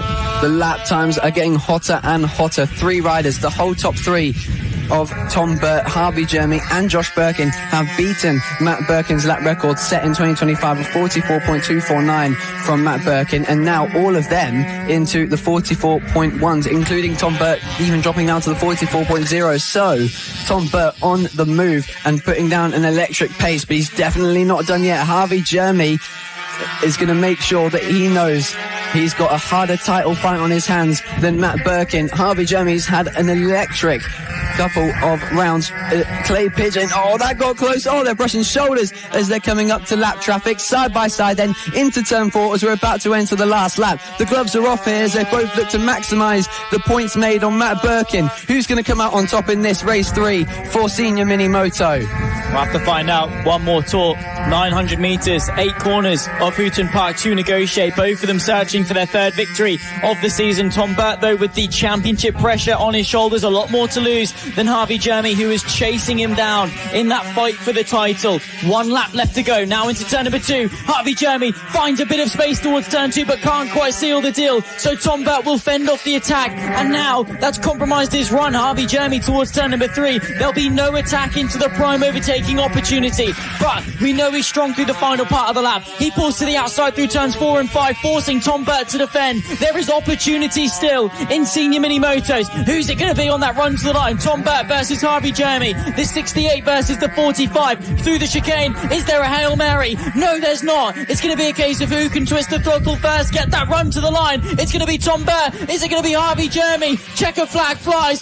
Tom Burt takes victory in senior mini motos, extends the lead in the championship with his 8th podium, with his 3rd victory, and pulling more and more of a gap away from the challengers. Once again, cinematic scenes in the senior mini moto class. We thought it wasn't the most interesting of the classes at Lid, but it is certainly delivered at Clay Pigeon. And now, absolute blockbuster scenes here at Hooton Park. Drama, overtakes, dive bombs, crashes, all you want here in senior mini moto. And of course, this is going to be at the Junior British Grand Prix. Don't miss it, because that track is an incredibly fast layout. So we're going to see some mental dive bombs. Absolutely. Let's run you through the results in just a couple of moments' time. In terms of the championship, though, Tom Burt now leads by 33 points after 3 wins, 8 victories. He's won 1 in 3 races so far this season. Harvey Jeremy tips over Matt Birkin because of Matt Birkin's absence in that race. Unfortunately, will be trailing by quite a margin. Of course, Josh Birkin taking the podium for the Birkin brothers, bringing it home, of course, for them with 3 so far. 3 over the course of the 3 races, and like I said, that was 3 more than his brother. In terms of the results, it was Burt from Jeremy from Birkin, then comes Whedon, Bennett, Yeomans, Eldridge, Nicky Lewis and Kieran Roberts, the 9-rider finishers over the course of what was 10 laps of racing in the senior mini motos. The championship heating up, and Tom Burt's debut season in FAB-Racing could well be a dream come true indeed. They'll be back out for the Junior GP event in Silverstone and beyond that as we kickstart the second half of the FAB-Racing 2026 season. The main event returns. The MK Mini GP70 class is on track in a few moments' time. Sponsored by Amphibian Scaffolding. Thank you to all the sponsors once again here at FAB-Racing that help these riders through their careers and fund some fantastic action that we are seeing live from Hooton Park. Make sure you join us next time out at Ella Park in a few weeks' time, whether that's coming to watch in person or watching here live on YouTube, Motorsport Radio or FAB-Racing. Pick your channel. Either one shows the incredible scenes here in FAB-Racing, and GP70 has been nothing short of incredible headlines, lap records, domination, battles and podium challenges all across the grid. The premier class of FAB-Racing, the Amphibian Scaffolding Metrokit Mini GP70s, and what a series this is. The final grassroots stepping stone before they move on to bigger, faster bikes that they then begin a new journey through the Grand Prix, of course, that Grand Prix journey all the way to the top. The reigning champion of the 70s, Harrison Day, currently running at the front, mind you, not just running, but running at the front of the Moto4 British Cup in 2026. And well, he's not the only one to have done it. Is our champion of 2026 going to follow suit? Well, potentially so. The likes of Sebastian Gazlowski have been the talk of the town here at Hooton Park, denying proving the allegations wrong so far this weekend. Some people doubting the legality potentially of his engine. He's thrown that in the bin. He's actually on the lowest powered bike of those at the front. His riding is more than enough to prove them wrong, and he has currently taken a victory today. He finished P6 yesterday from a pit lane start, let's say, from Sebastian Gazlowski. The gap between himself and Bradley Curtis, just 6 points at the top of the table, and they start alongside each other on the front row of the grid. Rex Austin and Caelan Ratcliffe, the 2 behind him. Lee Clowes points to the lights, takes their attention. 14 laps for the Amphibian Scaffolding Metrokit Mini GP70s. Gazlowski versus Curtis. Lights go out. We go racing. Great launch from the front row. Gazlowski will beat them towards turn number 1. Rex Austin straight down the inside of Bradley Curtis. Once more nailing the start is the 991. through turn number 2, no challenge at the lead, but Rex Austin needs to look over his shoulder because there could yet still be a challenge now from Bradley Curtis. Parks it in the middle of the road, does the 991. Bradley Curtis has no way through, fighting the back end of the field as well as Boyan Blazewski will find a way past on Harry James. Bradley Curtis drops to third. Meanwhile, his championship rival runs away with the race lead. Isn't it just amazing to hear these awesome little two-strokes singing their way into turn 1 here at Hooton Park? They're so cool, and it's one of the only places in the world where two-strokes still race, and I'm all for it. It's so cool. And we get back to this podium battle though that has been, we've seen all weekend long. Rex Austin versus Bradley Curtis has been the story in the GP70 class, barring Gazlowski's issue yesterday where we saw Bradley Curtis take a win. But now it's a 3-rider duel as Caelan Ratcliffe sends it to the inside and goes into the back of Bradley Curtis. A move that went completely wrong for Caelan Ratcliffe. The Hornet unfortunately getting a bit too confident on the brakes, and Bradley Curtis has unfortunately been taken out of podium contention. Lucky to stay on the bike, but yeah, possibly just getting a bit too excited at the start of the race. Yeah, just locking the fronts. They're asking way too much of it there. A costly mistake for Caelan Ratcliffe, one that he absolutely will learn from, but championship implications for Bradley Curtis. He has to bounce back in this one because currently, as it stands, Sebastian Gazlowski will retake the lead of the 70 championship in what has so far been such a dynamic duo at the front. They've been swapping positions, trading blows in the first 3 rounds of the season, and more to come through the final 4 as well. But Super Seb leads from Rex Austin now. 2.4 seconds is the gap. Max Johnson has been brought up into P3 from what would be his first podium of the season. Red flag though, we're getting told, out there on circuit. That's going to bring a halt to the racing action by virtue of course of the incident we saw a couple of laps ago. We'll confirm of course when the riders are all okay, but that's going to bring a temporary stoppage to the 70 race. Gazlowski, Austin and Johnson were your top 3 when the red flag was called, and this could be the lifeline that Bradley Curtis could need to sort of revive his chances in this race. Yeah, 100%. That is going to give him another opportunity to get a shot at the podium. Might just be a little bit shaken up by that one. He'll get back to it just fine. Things like this happen all the time in racing. I'm sure he's mainly just annoyed at that inconvenience, but I think he's quite lucky to get back out there in a few moments time and challenge for the podium once again. But I think the best thing he needs to do right now is go back to pits and make sure that hasn't resulted in anything damaging his bike. Hopefully so. Ambulance out there on circuit now. Thank you to the marshals, to the medical crew, and of course to all of the FAB-Racing race control for their efforts in making sure that the race meet gets done as effectively, efficiently, and most importantly as safely as possible. We could not go racing without them making sure the riders are as safe as possible. Of course, Caelan Ratcliffe, an incident between himself and Bradley Curtis a couple of laps ago, a small mistake, and of course we'll confirm when everything is all okay. A brief delay to things, of course, for the amphibian scaffolding Metrokit Mini GP70s. Thank you for your patience. Thank you for your company here for round number 3 of the MasterMac FAB-Racing British Minibike Championship. And Riley, up until that point, of course, we saw some great racing. Of course, Sebastian Gazlowski running away with it, really putting the hammer down this round, sort of, swinging from clay. We all from lid.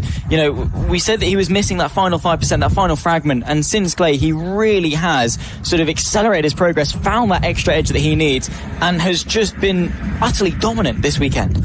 Yeah, the truth was at lid he finished second in all those races behind Bradley Curtis, and the truth is that he had the pace to win, more than enough pace to win, because he was hanging with Bradley Curtis for that entire race, but it was just so difficult for him to find that way through. Bradley Curtis really liked that move into the penultimate corner at lid, and maybe Gazlowski was a little bit more confident going into that first chicane and then the hairpin further up the track, and it's somewhere that's quite easy to defend on the last lap situation, which allowed Bradley Curtis to anticipate that he was going to try those moves because of how strong Curtis was in the penultimate corner. And so coming along to tracks like Clay Pigeon and Hooton Park, Gazlowski was able to make sure that he can put the hammer down straight away and not even give Curtis a chance to get ahead of him and defend on the last couple laps. The dominance has been utter brilliance from him, and I think it might continue for the rest of the season. Let's talk about Rex Austin for a moment as well, the 991. He was running P2 up to the stoppage. Currently he's taken 2 P3s, his best result so far of the season. Through lid, through clay, his best result was only a P5, which happened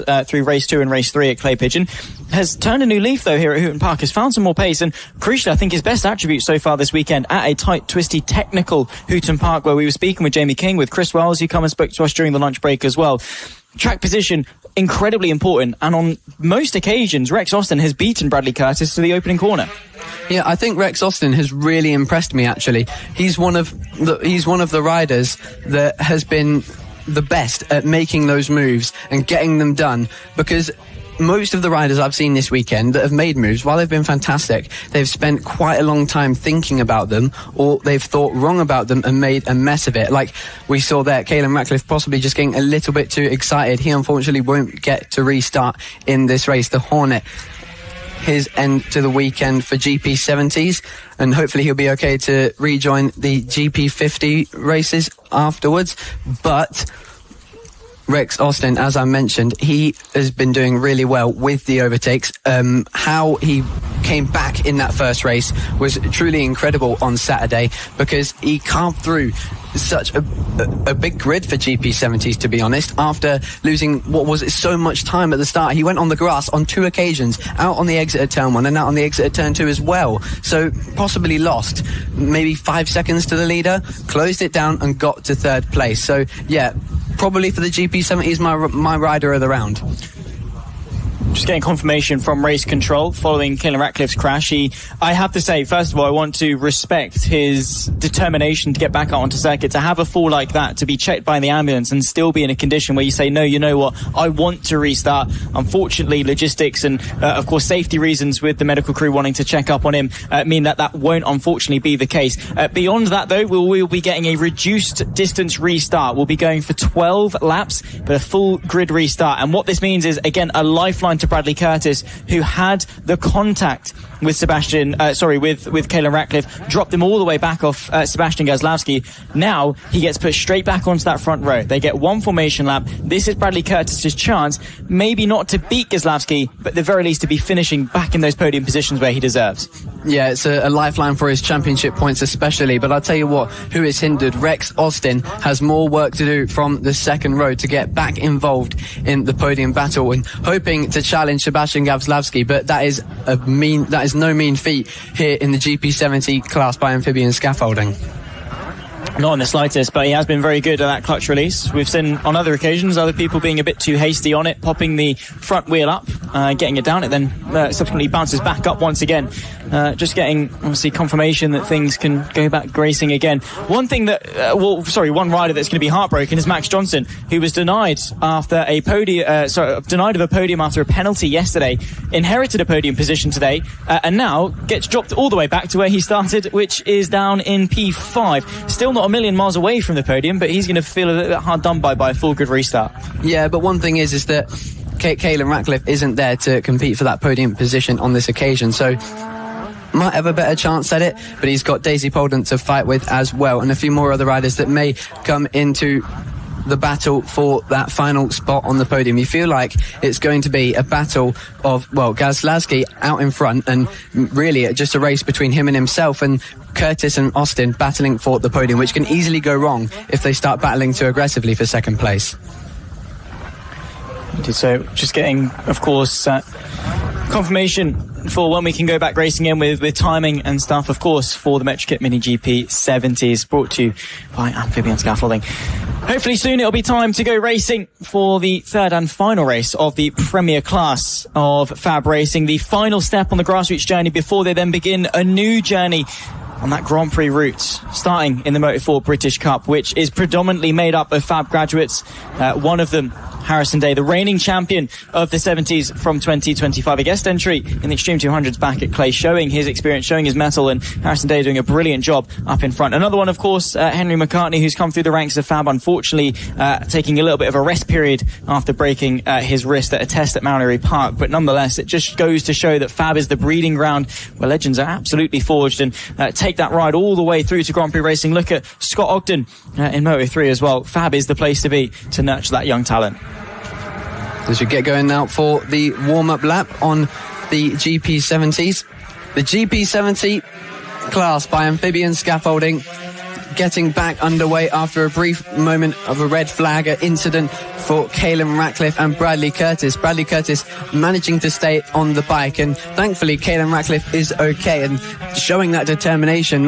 Tried to get back out on track, but unfortunately couldn't rejoin after that incident. So the number 96 is going to try and regroup and nurture any injuries he may have and make sure they are numbed so he can race in the GP50 class later on. But Sebastian Gawlowski will start from pole position, unsurprisingly ahead of Bradley Curtis, who's got a lifeline chance to fight for the podium once again after a red flag restart. Rex Austin will start third ahead of what would be Caelan Ratcliffe in fourth. Now Max Johnson ahead of Tommy Keats, Maxwell Keats, Daisy Polden, Bojan Blazewski and Harry James at the back of the grid. Making their way around on a formation lap, one that will be one to calm the nerves more than anything.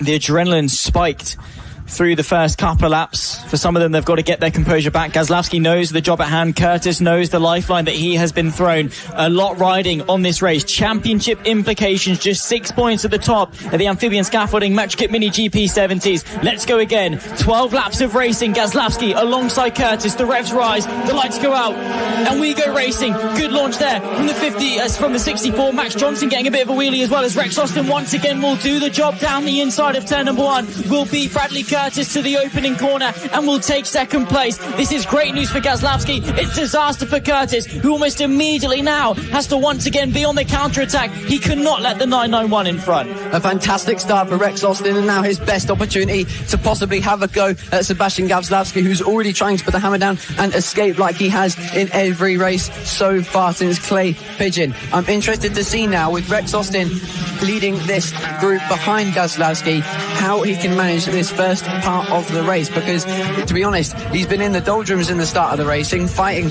people who have dived him in turn 1, or of course fighting back through the grid like in race 1 on Saturday. So now what can he do to try and stick with Super Seb and fend off Bradley Curtis? Have to wait and see. Rex Austin, though, his starts have been impeccable in 2026, particularly here at Hooton Park. Bradley Curtis getting a good run there, but not good enough to the inside of turn number 4. We'll have to settle in behind. Got to be careful because Max Johnson is still there in fourth. He popped the wheelie off the start, but with Caelan Ratcliffe's absence, despite his determination to start, the medics need to check up on him. So Max Johnson by virtue will inherit fourth place. Only takes one bit of a problem for those in front, and straight away Max Johnson takes his maiden podium of the season through turn number 1.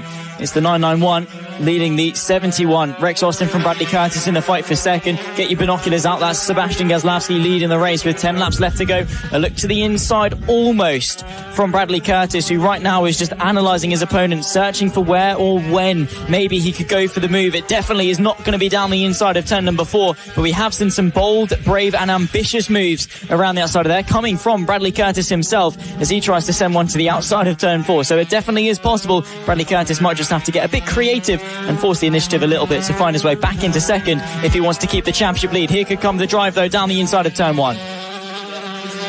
Didn't quite happen for Bradley Curtis as he still sits on the back of Rex Austin. Now, it's a bit of a switch around from what we've had most this weekend. It's been Rex Austin sat behind Bradley Curtis trying to find a way through. So now, when it switches over, we're interested to find out how Bradley Curtis can manage this one. He seems to like that move as an opportunity into turn 4. Doesn't quite get it done there. Rex Austin keeps the line covered off, but as he keeps looking for lines, and as Rex Austin keeps defending those lines, of course, it's almost writing off the chance of catching Gawlowski for victory with 9 laps to go, as you probably would in this GP70 class, having to regroup and come back for Ella Park. I will mention, as they continue to joust for this second place, Max Johnson is catching up.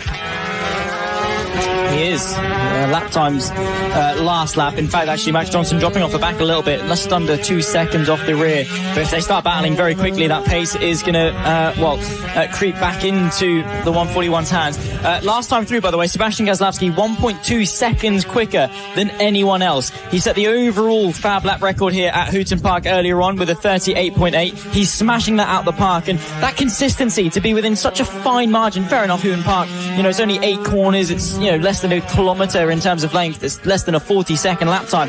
But still, to repeat that on multiple occasions in slightly different conditions, on tyres that are wearing down, on a rider that probably is feeling a little bit tired at this stage of the weekend, is incredibly impressive. Down the inside, Bradley Curtis thinks about a move for second. But meanwhile, Sebastian Gazlowski running away with it. 38.6 he's just set. You can throw the record books out the window. Gazlowski is coming for all of them. That is incredible. He is 0.4 of a second quicker than the previous lap record by Harrison Day, a 39.0. So incredible performance from him to find such gains of 0.4 of a second at a track like this, such a small track on these small bikes, such fine lines, making improvements on every corner to all bring the advantages together like one big jigsaw puzzle.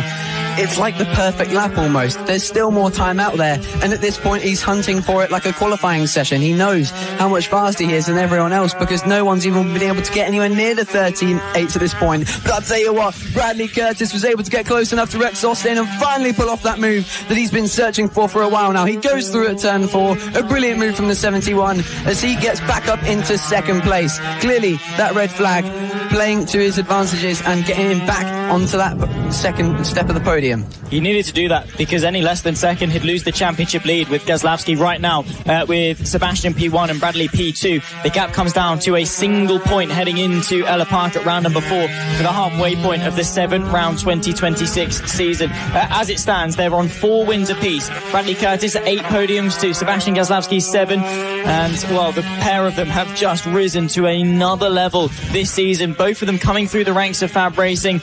Bradley Curtis especially finding huge gains year on year, leaning on the experience, of course, of his older sister Lucy and taking those lessons and allowing him to develop his craft. But Gazlowski, throughout his entire career at FAB, has always been one fighting at the front, and he's showing that in the limelight here at the final race of the 70s for round number 3.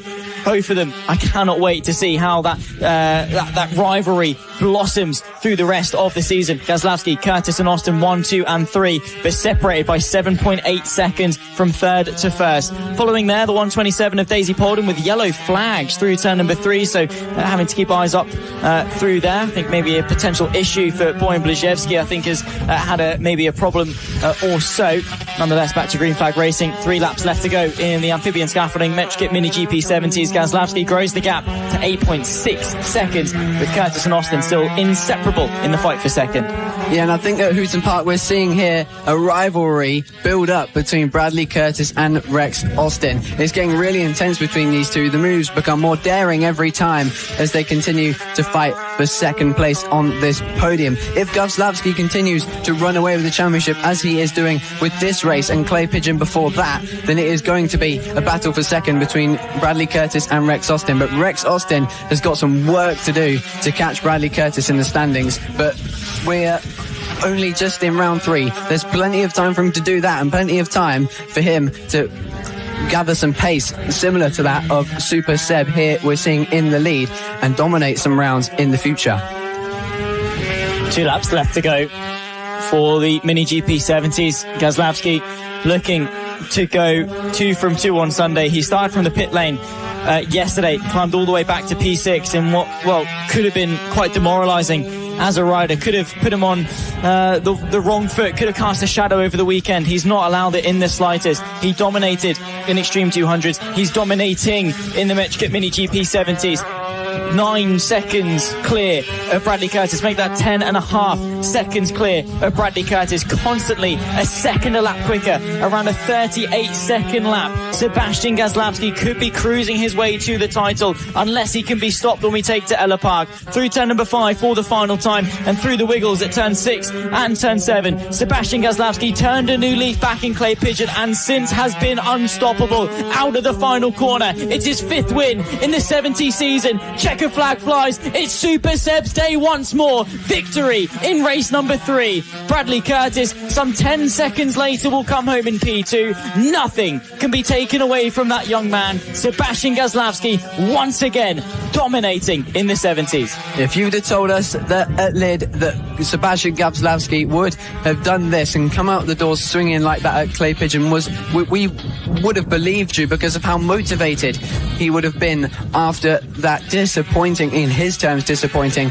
run of second places at Lid. Just missing out every single time to Bradley Curtis, even one of them going to the line, if I remember correctly, between the two of them. So now he's turned a new leaf, as you said, Zach, and pushed forward to put himself in a whole new class almost. Again, the only person in the 38s by a whole margin of nearly a second to Bradley Curtis with the next best lap of a 39.5. So 9/10 quicker on a track like this is just incredible. So GP70s then comes to an end for the weekend at Hooton Park. Just indeed, let's run you through the results before the provisional championship. Sebastian Gabslawski takes victory from his rival Bradley Curtis. Rex Austin completes the podium, just 0.2 of a second separating second and third at the line. Max Johnson just missing out, but once again consistent in P4. Daisy Polden in the top 5 ahead of Maxwell Keats and Harry James, the last of our finishers. Boyan Blazhevsky we lost on lap 8 with Kellen Ratcliffe not taking to the restart after a tumble in the initial attempt at the 70s. In terms of the championship, Bradley Curtis's consistency with 4 wins, 9 podiums and 9 top 10s. He has not taken a step off the podium all season long. His consistency sees him just 1 point clear of Sebastian Gabslawski, whose 6th place yesterday could well be pivotal in the championship narrative. Kellen Ratcliffe still P3 in the championship from Rex Austin, and Max Johnson at your top 5. In terms of the Metrokit Mini GP70s, we'll see them back out for the special Junior GP event at Silverstone, and then beyond that to the second half of 2026. And now the Pit Bike 140s come out on circuit for another Barnstormer race. We've seen the big 3, Harrison Quincy, Jamie King and Chris Wells, do battle in race 1 and race 2. Chris Wells on his return from the Isle of Man at Clay Pigeon didn't quite make it to the round because he was away, and it doesn't matter because he's still on a championship charge, Zach. 2 in a row for him already this weekend. And Jamie King, 2 mistakes in 2 races at the same corner. Erase that and he has a real chance at winning. That is going to be playing on his mind big time though, where he could overthink it and do the mistake, focusing too hard to not do it. Chris Wells starts this one from pole position alongside Jamie King. Just 15 points separate them at the top of the standings, despite Chris Wells' absence at Clay Pigeon, and Jamie King's 7 podiums from the 8 races thus far. He's been consistent, but not consistent enough to fend off Chris Wells' challenge. Harrison Quincy, just behind Chris Wells, has fixed a couple of issues in terms of his camshaft that he was suffering yesterday. Straight back on pace to take the fight to the top 2 today.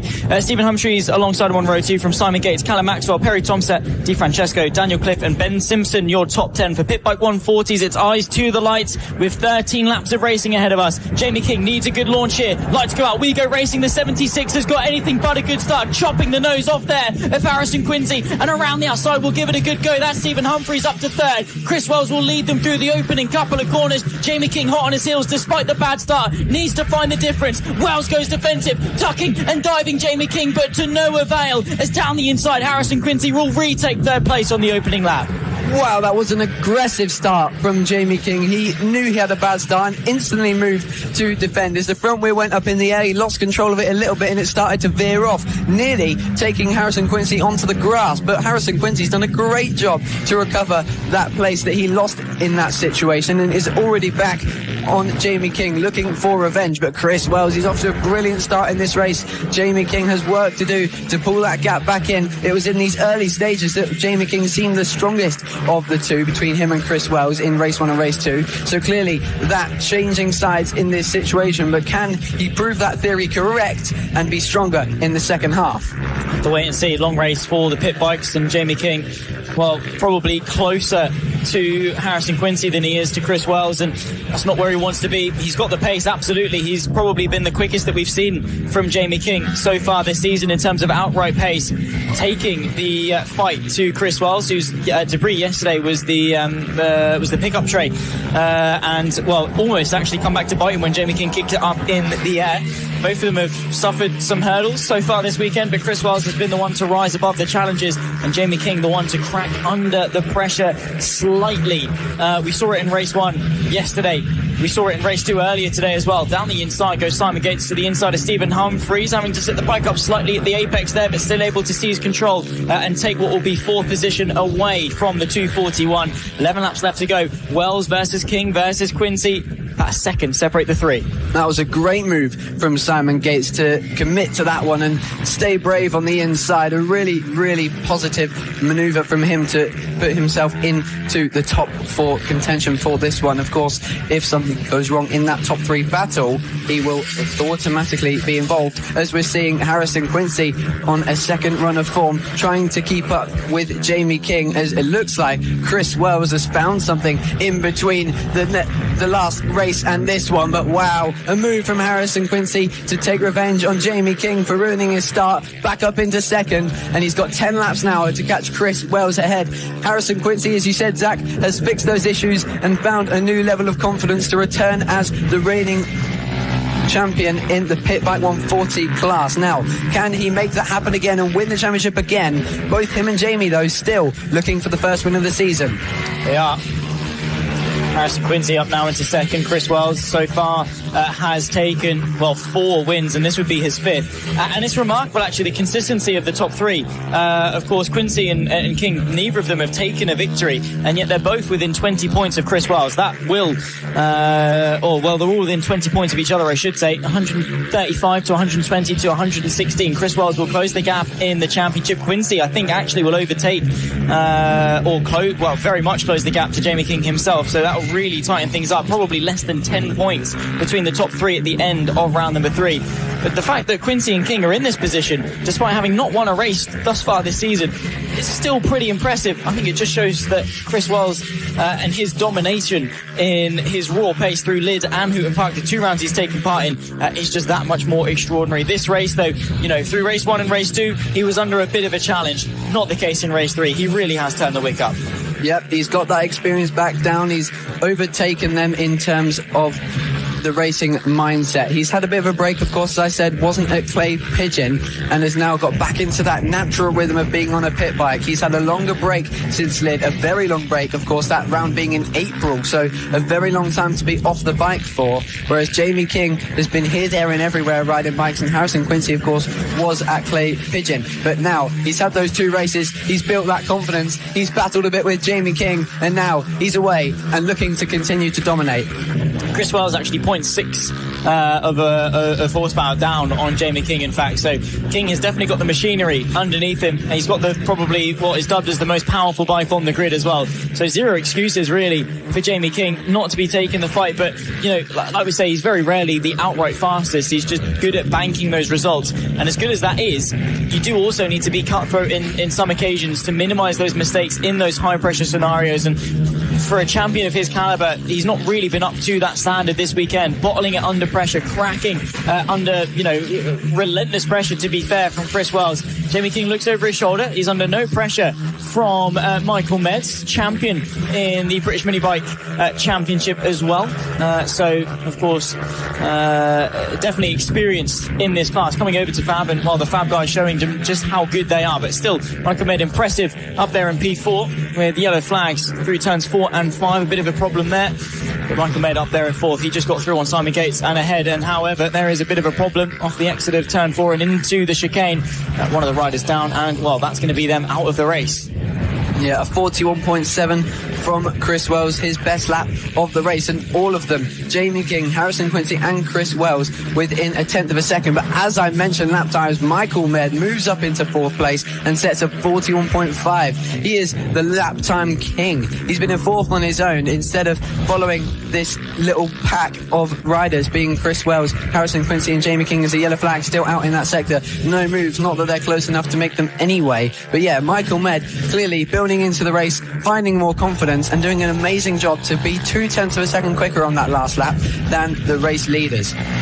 Yeah, I mean, he's looking very quick, and like I say, champion of B&B is Michael Med, but still not quite enough for a podium in Fab. It's Wells from Quincy from King. There you can see them as they fly through turn number 1. Chris Wells' gap at the front and his advantage at the front is coming down. So maybe the stamina not quite there for Chris Wells. You said he was off the bike for quite some time. He's not doing any other racing in 2026 either.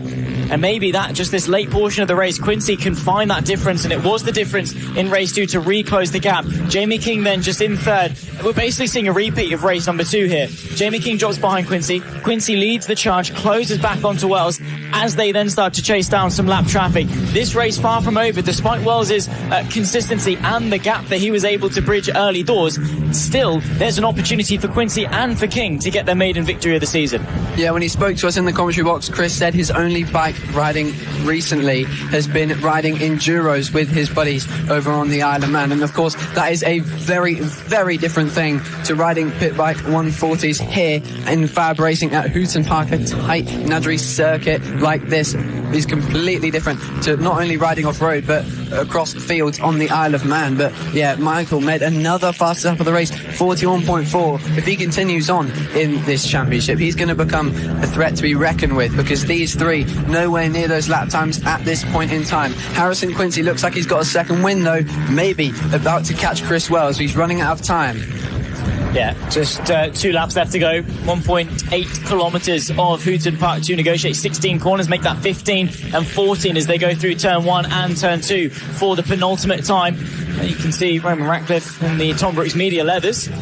Tom Brooks, one of the veteran commentators of FAB-Racing back in the day. Nice to see him still represented out there on the grid. 10 years to the year, in fact. Motorsport Radio started their partnership with FAB-Racing, and since a legendary partnership that's seen us through to the modern day. A lap and a half left to go, though, with Chris Wells, Harrison Quincy and Jamie King only separated by 9/10 of a second, the three of them, and separated by less than 20 points in the fight for the championship as well. It comes down to the wire once more in the pit bikes. Yeah, 1 lap to go, and I don't think there's a move available for Harrison Quincy. Chris Wells looks like he's responded, but I'll tell you what, there may be an opportunity here for Jamie King, who looks like he's had a second chance at this one as he looks for an inside move. This is going to be a dive bomb from Jamie King. Thinks better of it at this point in time, thinking of the championship, thinking about going into this round. He was much further ahead of these guys, and again Michael Med with another fast lap of 41.3. Heroic laps from him, but still not enough to get on the podium like this. Harrison Quincy, he got close, but it's not going to be enough as long as this last corner goes well for Chris Wells, and it does. It was a fantastic weekend of return for Chris Wells, who does the triple here at Hooton Park. Harrison Quincy, a return to form for him. Will be disappointed not to get a victory, but nonetheless in the fight and capable of victory. Yeah, absolutely. What a race that was for Chris Wells. And in terms of the championship as well, the implications have brought it down. Just 15 points separate the top 3. Chris Wells has podiumed in every single race he's competed in, all 6 of them through Lid and Hooton Park. He's won on 5 of those occasions. He sits within just 6 points of Jamie King. 151 to 145 to the 136 of Harrison Quincy. This championship is absolutely on, and what a legendary season it could well be. Between them, countless pit bike championships, from Jamie King to Chris Wells to the reigning PB140 champion of Harrison Quincy. What a season we are being treated to here in 2026. Well, here we go then, the standings after that Pit Bike 140 race, the final one of the weekend. Once again, the big 3, you can't separate them, but I'll tell you one thing you can't stop in that big 3 is Chris Wells being the front man of that 3. He wins a 10th of a second ahead of Harrison Quincy, who returns to race winning potential form ahead of Jamie King in 3rd. Michael Med doing a special round here at Hooton Park and laying down some fantastic lap times, so hopefully he sticks around because he can make that a big 4 in the future, with only a few weeks until the next round at Ella Park. But behind him we have Simon Gates, Stephen Humphreys, Callum Maxwell, Matthew Rayland, Perry Tomset and Daniel Cliff at the bottom of the top 10. So again, a tale of the big 3, but I'm really interested to see here. Michael Med, as I said, could make that a big 4, and a new face in the Pit Bike 140 battles would be fantastic. Maybe so. Well, ladies and gentlemen, that's going to wrap it up for Pit Bike 140. Like we say, a legendary title campaign in force. Just 15 points separates Jamie King, Chris Wells and Harrison Quincy, champions in their own right. And they'll be back out for round number 4 as we kickstart the second half of FAB-Racing in 2026. The Nova Racing Mini GP50 class coming up now with only a couple races left here at Hooton Park. And I said again, I'll say it again, drama has ensued on Sunday. It has been incredible to see. Cinematic scenes across all the classes, GP50 being one of them. And in fact, our main men of the battle, El Toro and the Hornet, both fresh off some pretty brutal crashes already today, and might just be a little bit susceptible to another couple riders joining their fight.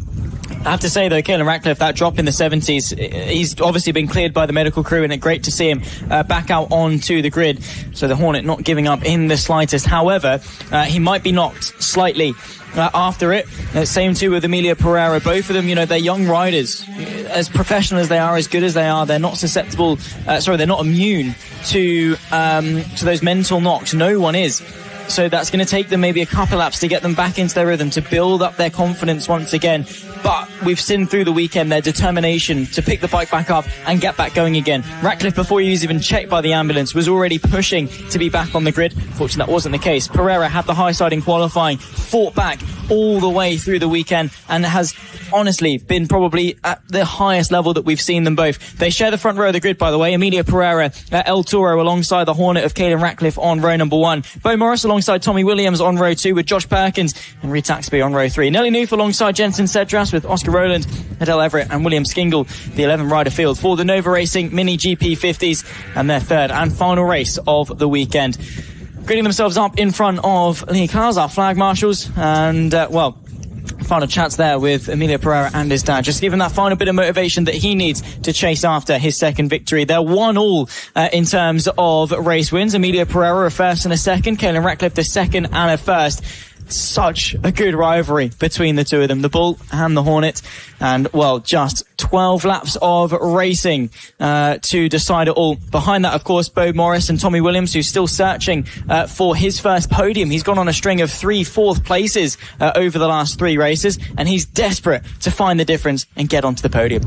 Yeah, this might be his best chance as we get racing here for the GP50 class. It's been the highlight as they get going for the final race of the weekend. An incredible launch from Emilio Pereira as he goes into turn 1, the corner where he crashed in the GP50R class. And Caelan Ratcliffe, you wouldn't even think he crashed and hurt himself. He's fine because he sends the move up the inside as he did earlier today. Another amazing move at turn 2 as he goes defensive into the hairpin, runs a bit wide on the exit, but is able to put it back in time to stop Pereira from getting through. We're in for more action, Zach, as Tommy Williams gets back up into third place.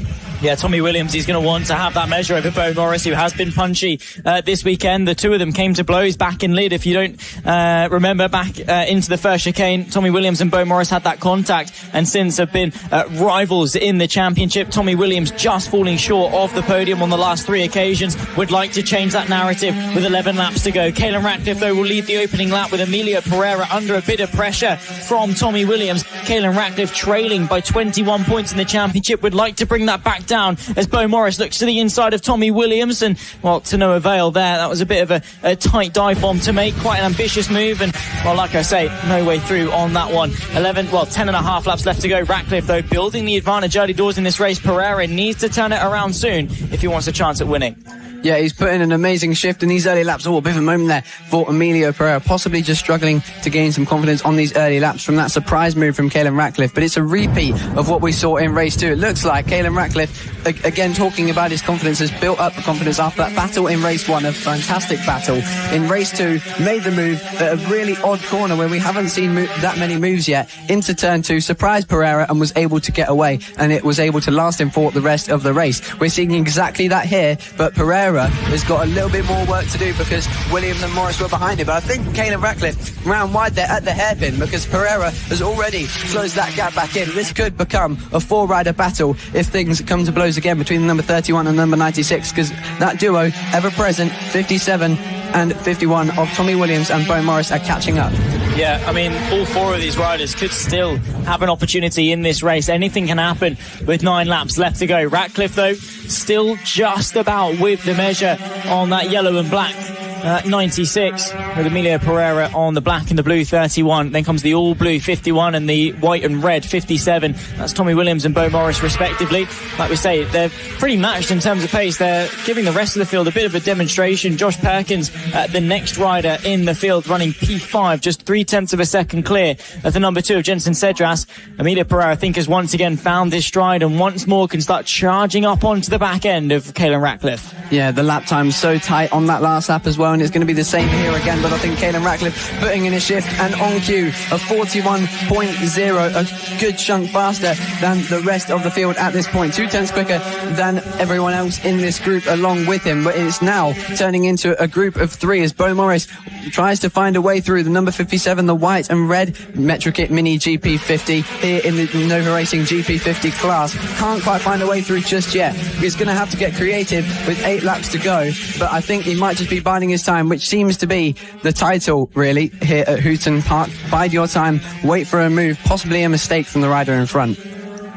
Yeah, maybe so. It has been quite single file and not processional because we have seen some great racing. It's just the case that you do have to make the difference as a rider. You've got to force the error or get creative. Caelan Ratcliffe, one of them, who sent the move to the inside of turn 2. Bo Morris has been creative as well. He sent an audacious dive to the inside of Emilio Pereira earlier on in the day in the 50R class, down the inside of Tommy Williams as well. It was late, it was bold, it was daring, but he's pulled it off down the inside. Tommy Williams gets the switchback. Will have to go the long way round. Has he got the agility? Yes, he has. Side by side between the pair of them and just edging out Bo Morris there. A brilliant fight back from Tommy Williams. They negotiate the lap traffic. Bo Morris not leaving a single bit of margin through the chicane. Darts straight to the outside of turn number 8 as well, and is eager to once again contend for the podium. 6 laps left to go as they break the beam. Emilio Pereira dropping off the back of Caelan Ratcliffe, but Tommy Williams' podium dreams could still be alive here at Hooton Park. That was perfection. A textbook outside move from Tommy Williams. Pushed Bo Morris up onto the inside, sat him up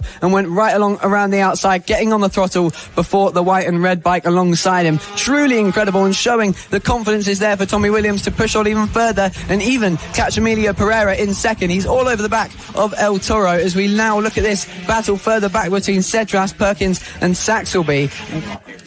I'm almost speechless at that move. Tommy Williams planned that so perfectly into turn 4 and 5 and got the great exit for it. Now, lap traffic has made a difference slightly in that battle between Morris and Williams, and it could make a difference here, perhaps pushing Ratcliffe further back towards Pereira. Potentially so. 5 laps left to go. We saw there Josh Perkins, that's the black, blue and yellow number 30, being chased down by the number 2 of Jensen Cedras just over his shoulder. That's the battle we're following right now for P5. In front of that, though, by quite some margin, 5.6 seconds are our leaders. Caelan Ratcliffe leads Emilio Pereira 1.8 seconds. It has been such a tight battle between the two of them. In fact, 1.8 seconds, probably the widest that we've seen the two of them apart. Caelan Ratcliffe taking that tumble. They both took that tumble earlier on today, and they both picked themselves back up, but Ratcliffe doing it and bringing the metal with it with 4 laps left to go. He's got the advantage and he's got the pace. 40.7 for the 96. Yep, another great lap on the board, and that is Sebastian Gawlowski's lap record beaten once again. It was originally a 40.924. Caelan Ratcliffe is on the absolutely incredible pace that we saw in race 2 with a 40.738 for him in the previous lap, clearly showing that crash in GP70 made no difference to his confidence or pace. The number 96, the Hornet, leads them across the line with 3 laps to go. Pereira under pressure as Tommy Williams keeps that gap stable around 0.8 of a second, but hopes to close it as the race goes on. That in fact opened to 2.8 on that last lap. I didn't quite see that, so perhaps Pereira having a great lap there, or a mistake from Williams, but he still remains ahead of Bo Morris, who might just be losing touch with this podium battle. Maybe slightly. He's 1.2 seconds off the rear end of Tommy Williams last time they broke the beam, and to be honest, seeing a bit of a checkered pattern in terms of Ratcliffe and Pereira on the standings, because they've been trading first and seconds all the way back to P1 of Clay Pigeon. Of course, 2 laps left to go in this race. Caelan Ratcliffe with, well, now what is provisionally a new lap record in 2026. Of course, we've only been at Hooton Park for 2 years, So, of course, lap records are meant to be broken, but Caelan Ratcliffe has been just putting in the work, and I think a perfect embodiment, really, of his effort this weekend, facing the adversity, bouncing back, and clawing back the points in what is proving to be such a good rivalry in the 50s.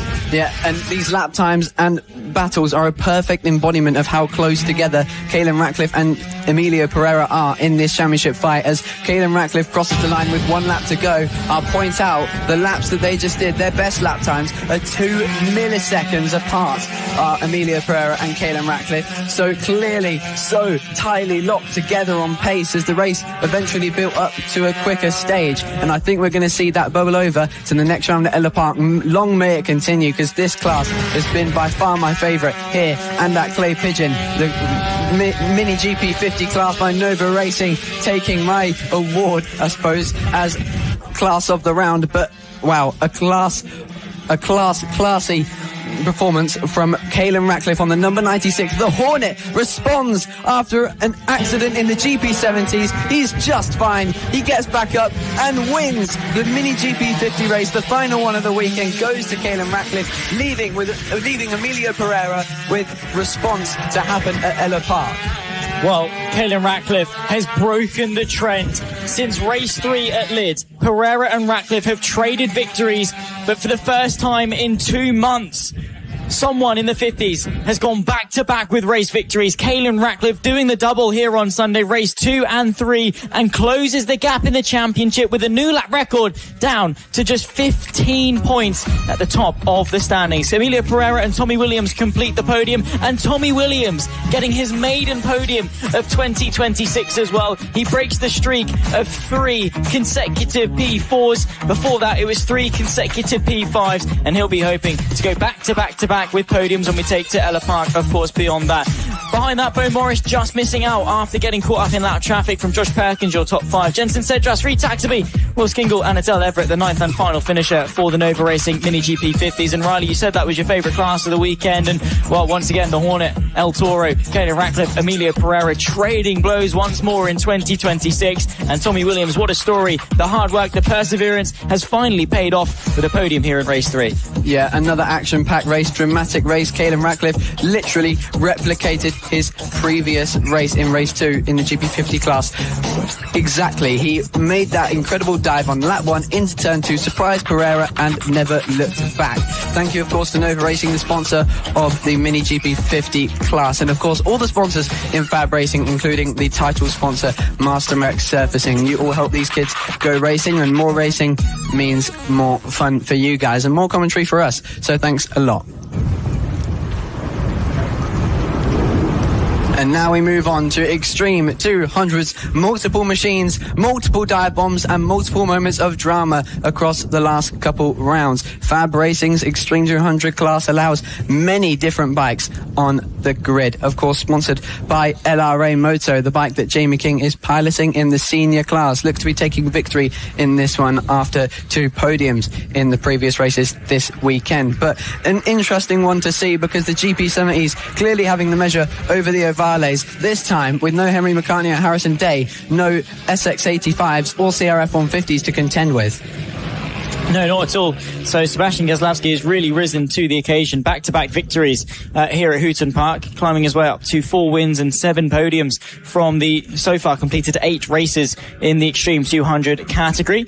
He got caught out in race number 1 back at Lid, but since has not been off of the podium. And, well, this weekend, Gazlowski, I mean, you can't say enough good things about him. You can't overstate just how good he has been this weekend. Bradley Curtis, 2 consistent P2s for him.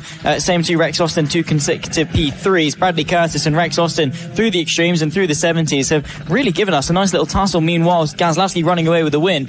Curtis and Austin's battle for second has been electric. Yeah, it has been incredible to see all the way through the 70s and the Extreme 200s. And I think a difference making in this class, comparing the action from here to Clay Pigeon, is also the absence of Finlay Polehill, the championship leader, coming into this round. So that's unfortunate not to see him there, because him and Gazlowski were so even on pace at Clay Pigeon. But nonetheless, more dominance for Gazlowski to claim in this race. And he starts on pole position ahead of Bradley Curtis. And then on the second row, we have Tommy Keats, Rex Austin behind them, Max Johnson, Mason Fedrick, Thomas Med, Jensen Ansell, Maxwell Keats, Daisy Polden, Scott Dermott, Harry James, Jamie King, Chris Wells, Bojan Blazewski and Sam Wiseman. As we now get rolling for the Extreme 200 race, it's going to be some extreme action once again here to end the weekend for this class. LRA Moto sponsors as they come off the line and into turn one. Rex Austin getting aggressive on the inside, can't quite make the move that he made in GP70s. Bradley Curtis maintains second, but as we expected, Gazlowski already pulling the pin and realistically gone, but a great start actually for Mason Fedrick, obviously winner twice this weekend in the GP50R class on the Ovale, flying the flag for the 4 strokes there in 5th, sat behind Tommy Keats. He's got a chance for a podium in this one. He does indeed, plenty of racing opportunity, but Sebastian Gazlowski, like you say, pulling the pin and lobbing the grenade to get away from the rest of the pack. Bradley Curtis, though, crucially a good start for the 71. Not that his starts have been bad by any means, but it was better than Rex Austin. Then of course you've got Tommy Keats, who really rode onto the back end of Austin and Curtis through the weekend, and well, in race 2 we saw that come to blows between the three of them, having a very good battle indeed. Let's see if that can continue. Still 13 laps left to go. Mason Fedrick in 5th, from Max Johnson in 6th, then comes Thomas Med, Daisy Polden, Michael Med, then comes Jamie King, Harry James, Chris Wells from Bojan Blazewski, Simpson and Wiseman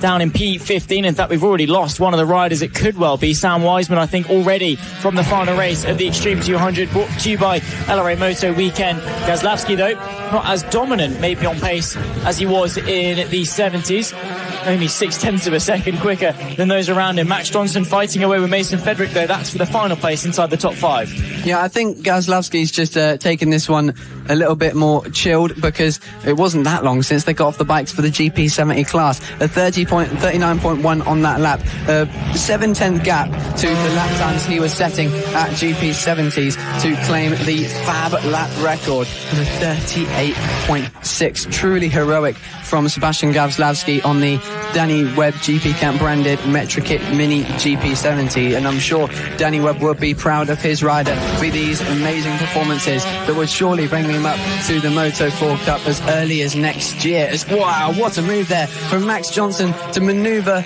Mason Fedrick out of the way and take their place as the GP70s clearly being the dominant force in the Extreme 200 class here. With 11 laps to go, Gazlowski clearly, as you said, not as dominant. Curtis only 1.8 behind at this stage.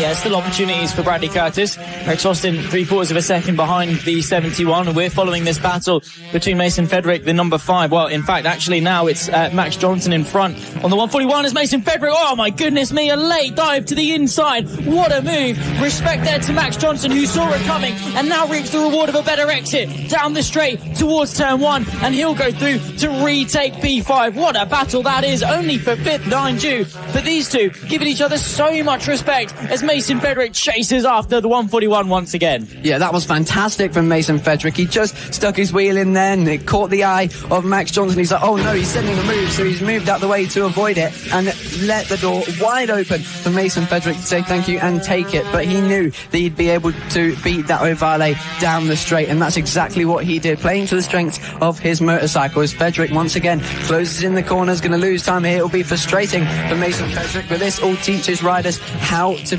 make the difference in your own self and learn where your bike is stronger, your enemy's bikes are weaker as well, and you can take advantage of that. That's exactly what we're seeing here, and those kind of negativities create positivities in the future and teach the riders how to manage with what they've got and not make too much excuses about the bike, just focus on themselves. We're seeing that here in that battle for 5th. 9 laps left to go.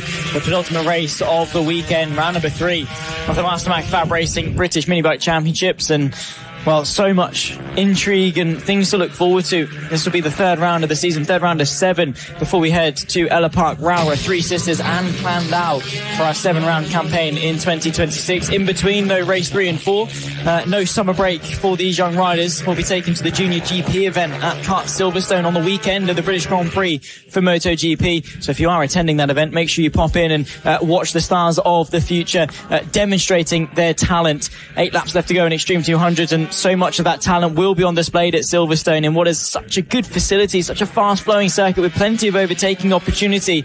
In all honesty, quite the opposite of what we've got here at Hooton Park, where you do have to be quite technical with where you get the overtakes done. When we go to Silverstone, it'll be slipstream frenzy, overtakes almost everywhere. Yeah, I cannot wait for it. And this battle we're seeing for second here, closing up between Rex Austin, Bradley Curtis and Tommy Keats at Silverstone. You can times that by 3 with the amazing fast corners they've got going on there. There'll be moves at every corner and it's going to be fantastic. Make sure you're there watching live here at the FAB-Racing YouTube and Motorsport Radio. But we continue to watch this battle, a battle that I said in the GP70 race is turning into a rivalry. It used to be Gazlavsky versus Curtis, but now with the domination of Super Seb and how far ahead he is of everyone else, this is becoming Rex Austin versus Bradley Curtis.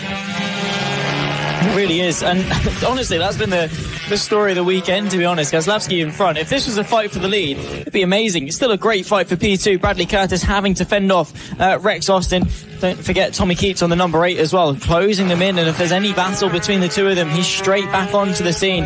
These three gave us a good spectacle in race 2. They're doing the same thing in race number 3. 5 laps at the line. Gazlavsky 6.6 seconds clear of these guys as Bradley Curtis will be looking to defend for second position.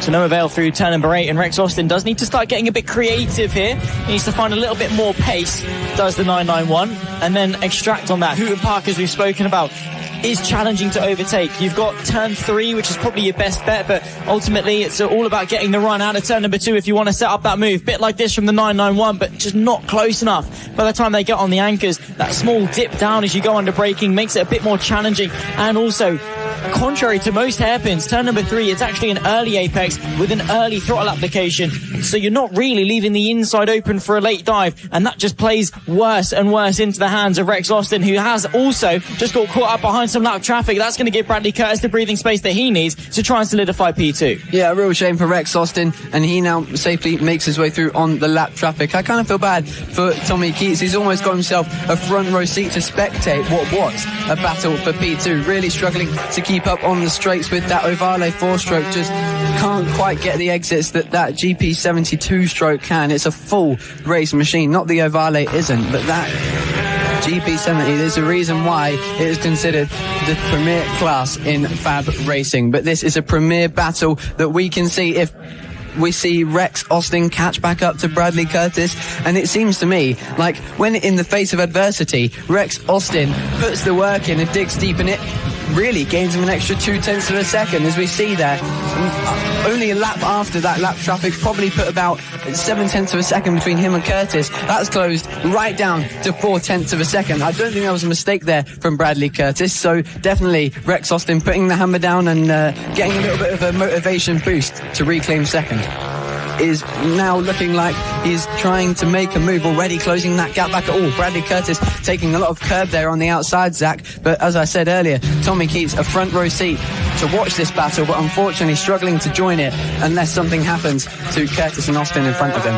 Gazlavsky, if he can keep it clean for the next lap and a half, we'll go 5 from 6 in terms of the races he's competed in. Yesterday in the 70s, it was a pit lane start that should have been from pole position, and he fought his way through to take P6. Crucial points in the championship, but Extreme 200s, it has been utter domination. The Super Sebastian show, as he'll look to extend the gap in the championship. With Pole Hill's absence, it's been Gazlavsky's time to step up. One more lap left to go here at Hooton Park for the LRA Moto Extreme 200 category. Sebastian Gazlavsky could well go 5 from 6 over the course of a very hot, very tough and very endurance-based weekend. He could be the one to rise above it all and to excel in challenging circumstances. Yeah, it's just been an incredible weekend. Once again, like Claire Pigeon, that battle for third, so tight. Tommy Keats desperate for something to happen, but we continue to watch the race leader who sits behind Jamie King, but he's definitely not behind him. He's lapping him, and to be honest, I wouldn't even be surprised if it was for the second second time, given Gazlowski's pace. He could lap the whole grid at this rate. The number 64 comes around the final corner, his final race of the weekend,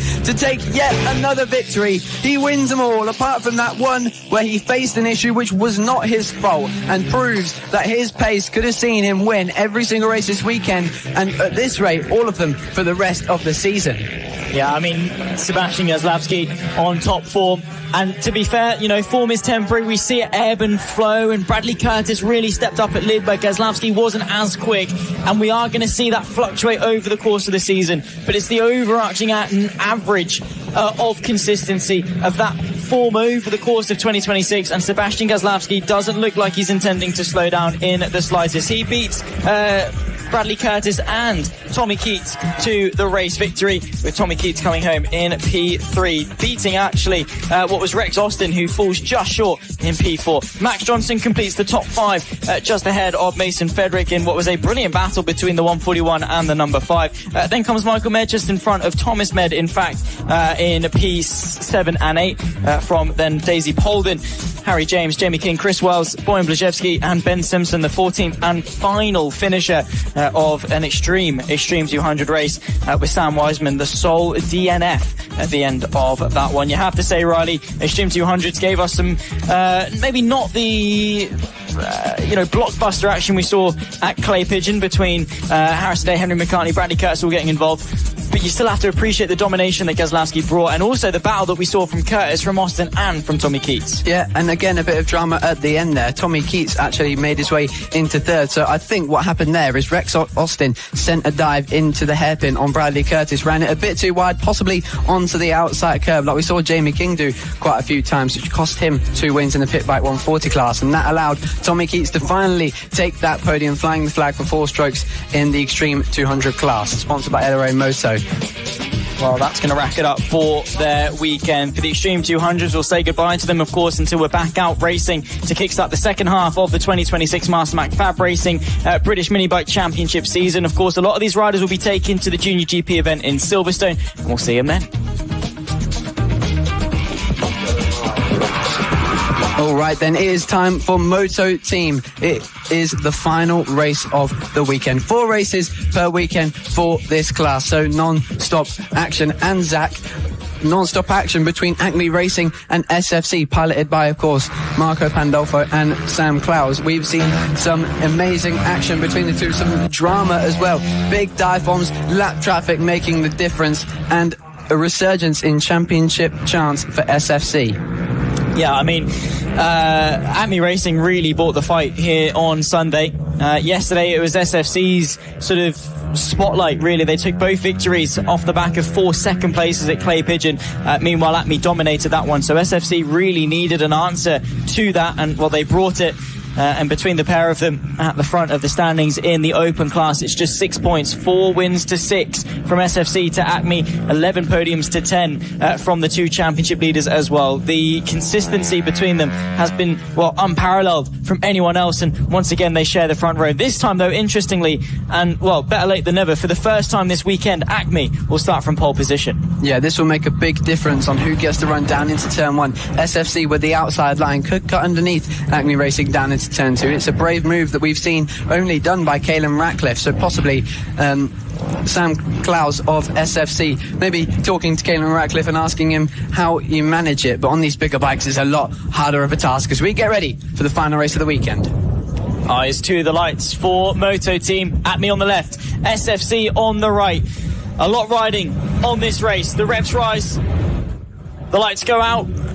It's a long hold, and we go racing for the final time for round number 3 of the MasterMac FAB-Racing British Minibike Championship. The 29 of Matt Lindley tries to split the 2 championship leaders and does so straight through into second place ahead of the 133 of SFC. Team Acme Racing will lead them on that ascent towards turn number 3. A slight dip down and ascent to the inside of the 133. Goodness me, what a dive that was, and potentially could be championship implications for that one, because it allows them the freedom now to chase after the number 8 of Team Acme, who settles into this race unchallenged. Yeah, an incredible start from Matt Lindley to send it up the inside of SFC into second. However short-lived it was, he's now put himself into permanent podium contention as long as he can keep it clean ahead of Ivano Di Francesco for the rest of this race, leading that standard class then. But the open class, of course, and overall, Team Acme Racing out front and off to the start that they wanted. SFC, though, piloted, of course, Sam Clowes, making sure that he is not done yet. 12 laps, a long race on these 125s. Budget racing at its best. We're about to see some action between the top two in the championship.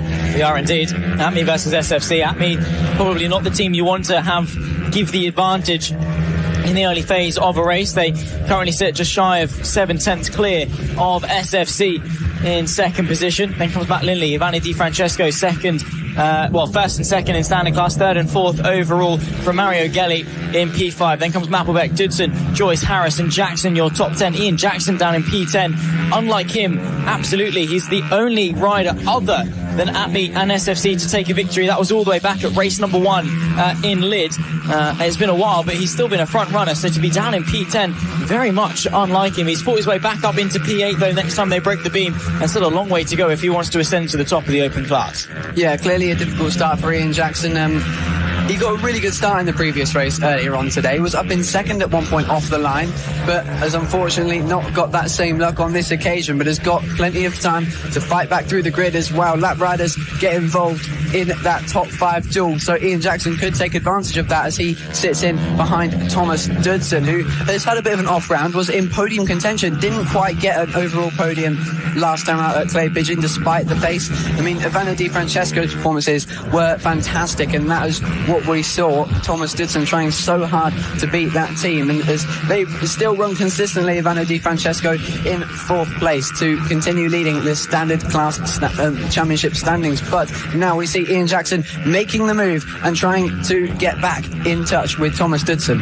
Indeed, so 10 laps left to go in Moto Team. 2 races going on, the open unrestricted class and then the standard restricted class. The most budget-friendly form of motorsport in the UK. So if you are watching this, inquire on the FAB-Racing website as to the regulations. Get yourself an eligible bike. You can even share the cost with some of your mates. There's 4 races a weekend, 2 qualifying sessions, easily divisible by 2 if you can find a friend to partner up with. We've got 2 battles though, speaking of doubles, between Team Acme and SFC, separated by about half a second across the line in the fight for the overall and the open lead. And then Matt Lindley from Ivano Di Francesco being chased after by the championship leader is the 29. So just 0.3 of a second between the 2 respective lead battles. The all-white 141 goes to the inside of turn number 3. Can't complete the move, but we've got, 2 couplets and both of them for respective race wins.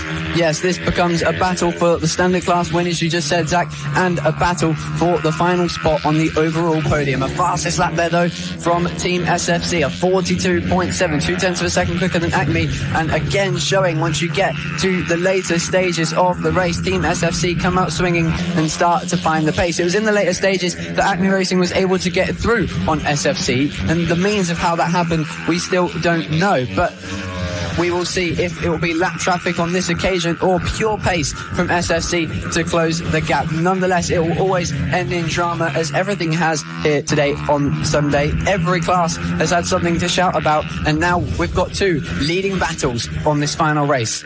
Down the inside, Ivano Di Francesco almost got a wheel ahead there of Matt Lindley, but, the 29 quick to slam the door in the face of the 141, who's going to have to think twice again about going for a move.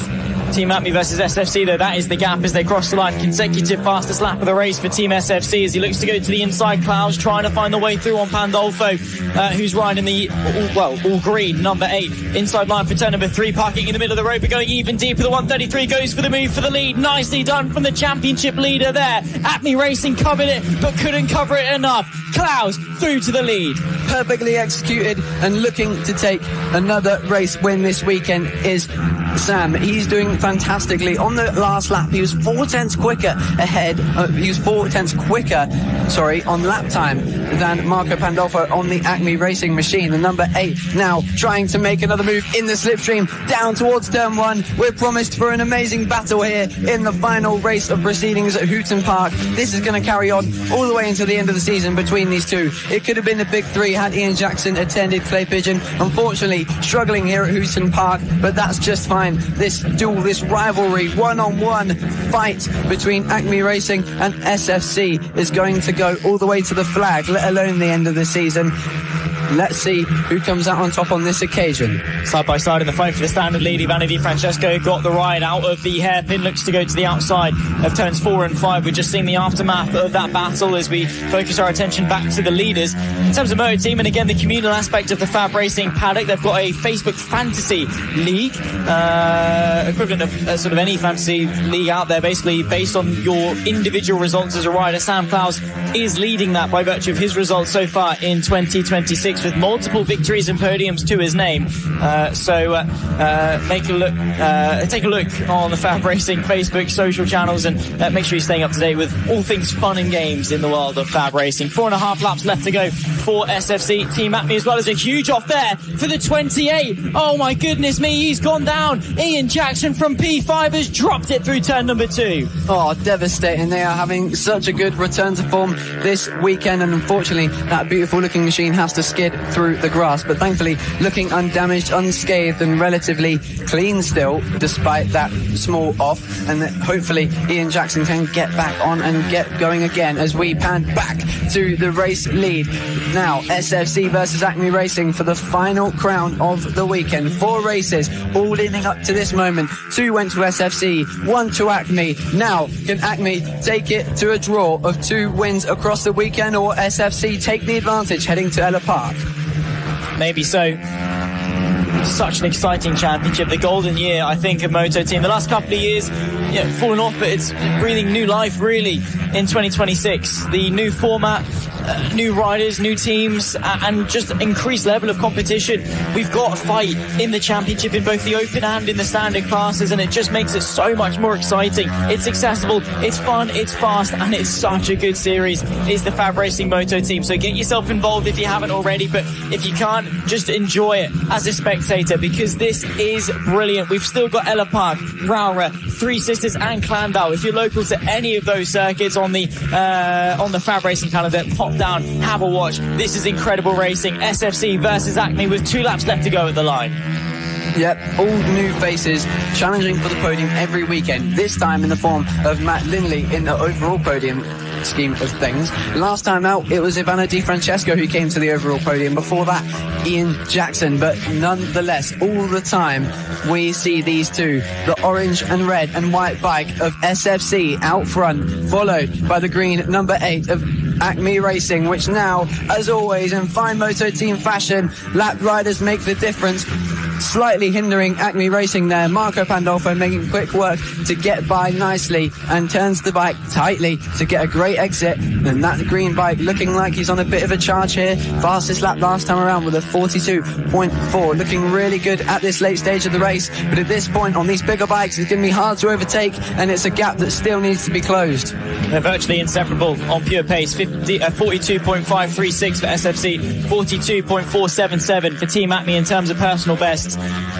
What a start to this season that we've had over the course of the first 3 rounds, and the second half is going to be just as amazing. Half a lap left to go. SFC did not get the initial launch that they needed. They were under pressure, in fact, from Matt Lindley for quite some time. They're getting caught up behind some lap riders, though, and that might well be the final lifeline that Team Acme need in order to win this race. It's got to be a late last lap dive to the inside of the final corner. I don't think they've quite got the gap, but they're going to give it a go anyway. Team Acme down the inside to take the lead of the race on the final lap. They've used the lap traffic to their advantage. The checker flag flies, and Marco Pandolfo will do it at the line. It's 2-2 in terms of the race victories this weekend, and what a Hail Mary that was from the all-green machine of Team Acme down the inside of the final corner. The lap traffic opened the door that they need, and it's heartbreak for Team SFC. We've been waiting all weekend for a last corner battle, and it came in the very last race. Zach, you were saying how Moto Team has turned a new leaf and given us an amazing show, and that was the show of the weekend. Lap Traffic making another statement in that race, but SFC, unfortunately, he left the door open, did Sam, and Marco Pandolfo had no reason to not try it. It was the last race of the weekend, and he's now, with that amazing dive bomb to take the inside line, made it 2 for 2 for both SFC and Acme on this weekend. Fantastic. Tactical lap traffic deployment there. The gap opened up and he just went for it. I mean, it was incredible. SFC tried to set up the switchback through the final corner, and, well, a smug smile indeed from Marco Pandolfo for Team Acme Racing. SFC and Sam Clough still a brilliant job. They went 2 wins and 2 second places, tied with Team Acme, and they'll be, well, 1 point separating them as they were coming into this round. Matt Lindley from Ivana Di Francesco P1 and P2 in the standard class also. Phil Mapperbeck P5 overall from Thomas Dudson, Mario Gelli and Adam Harris in P8. Then comes George Knights and Phil Joyce, your top 10 with Lucas Reed, Madison Marcelou, the gold member bike, the arrive and ride format that we've got on the number 3 from Ian Jackson, who took a tumble after running as high as P5. 3 DNSs in that race. There was Dean Quincy, Peter Appleton and Daniel Baker, the 287, the 7 and the 27, who we did not see take to the start of the 21st and final race of the day for round number 3 of the MasterMac FAB-Racing British Minibike Championship. Riley, I mean, it's been a busy day, it's been a hot weekend, but we have seen some just spectacular racing. Yep, as the temperature heats up and we get into the thick of it for summer and more racing comes along in the form of British motorsport. Drama came our way today, dominance came our way on Saturday, and long may it continue for the rest of the season. Only a few weeks now until Ella Park, and I think we've got fireworks going off as championship battles begin to form. We've ticked off the first 3 of 7 rounds in 2026.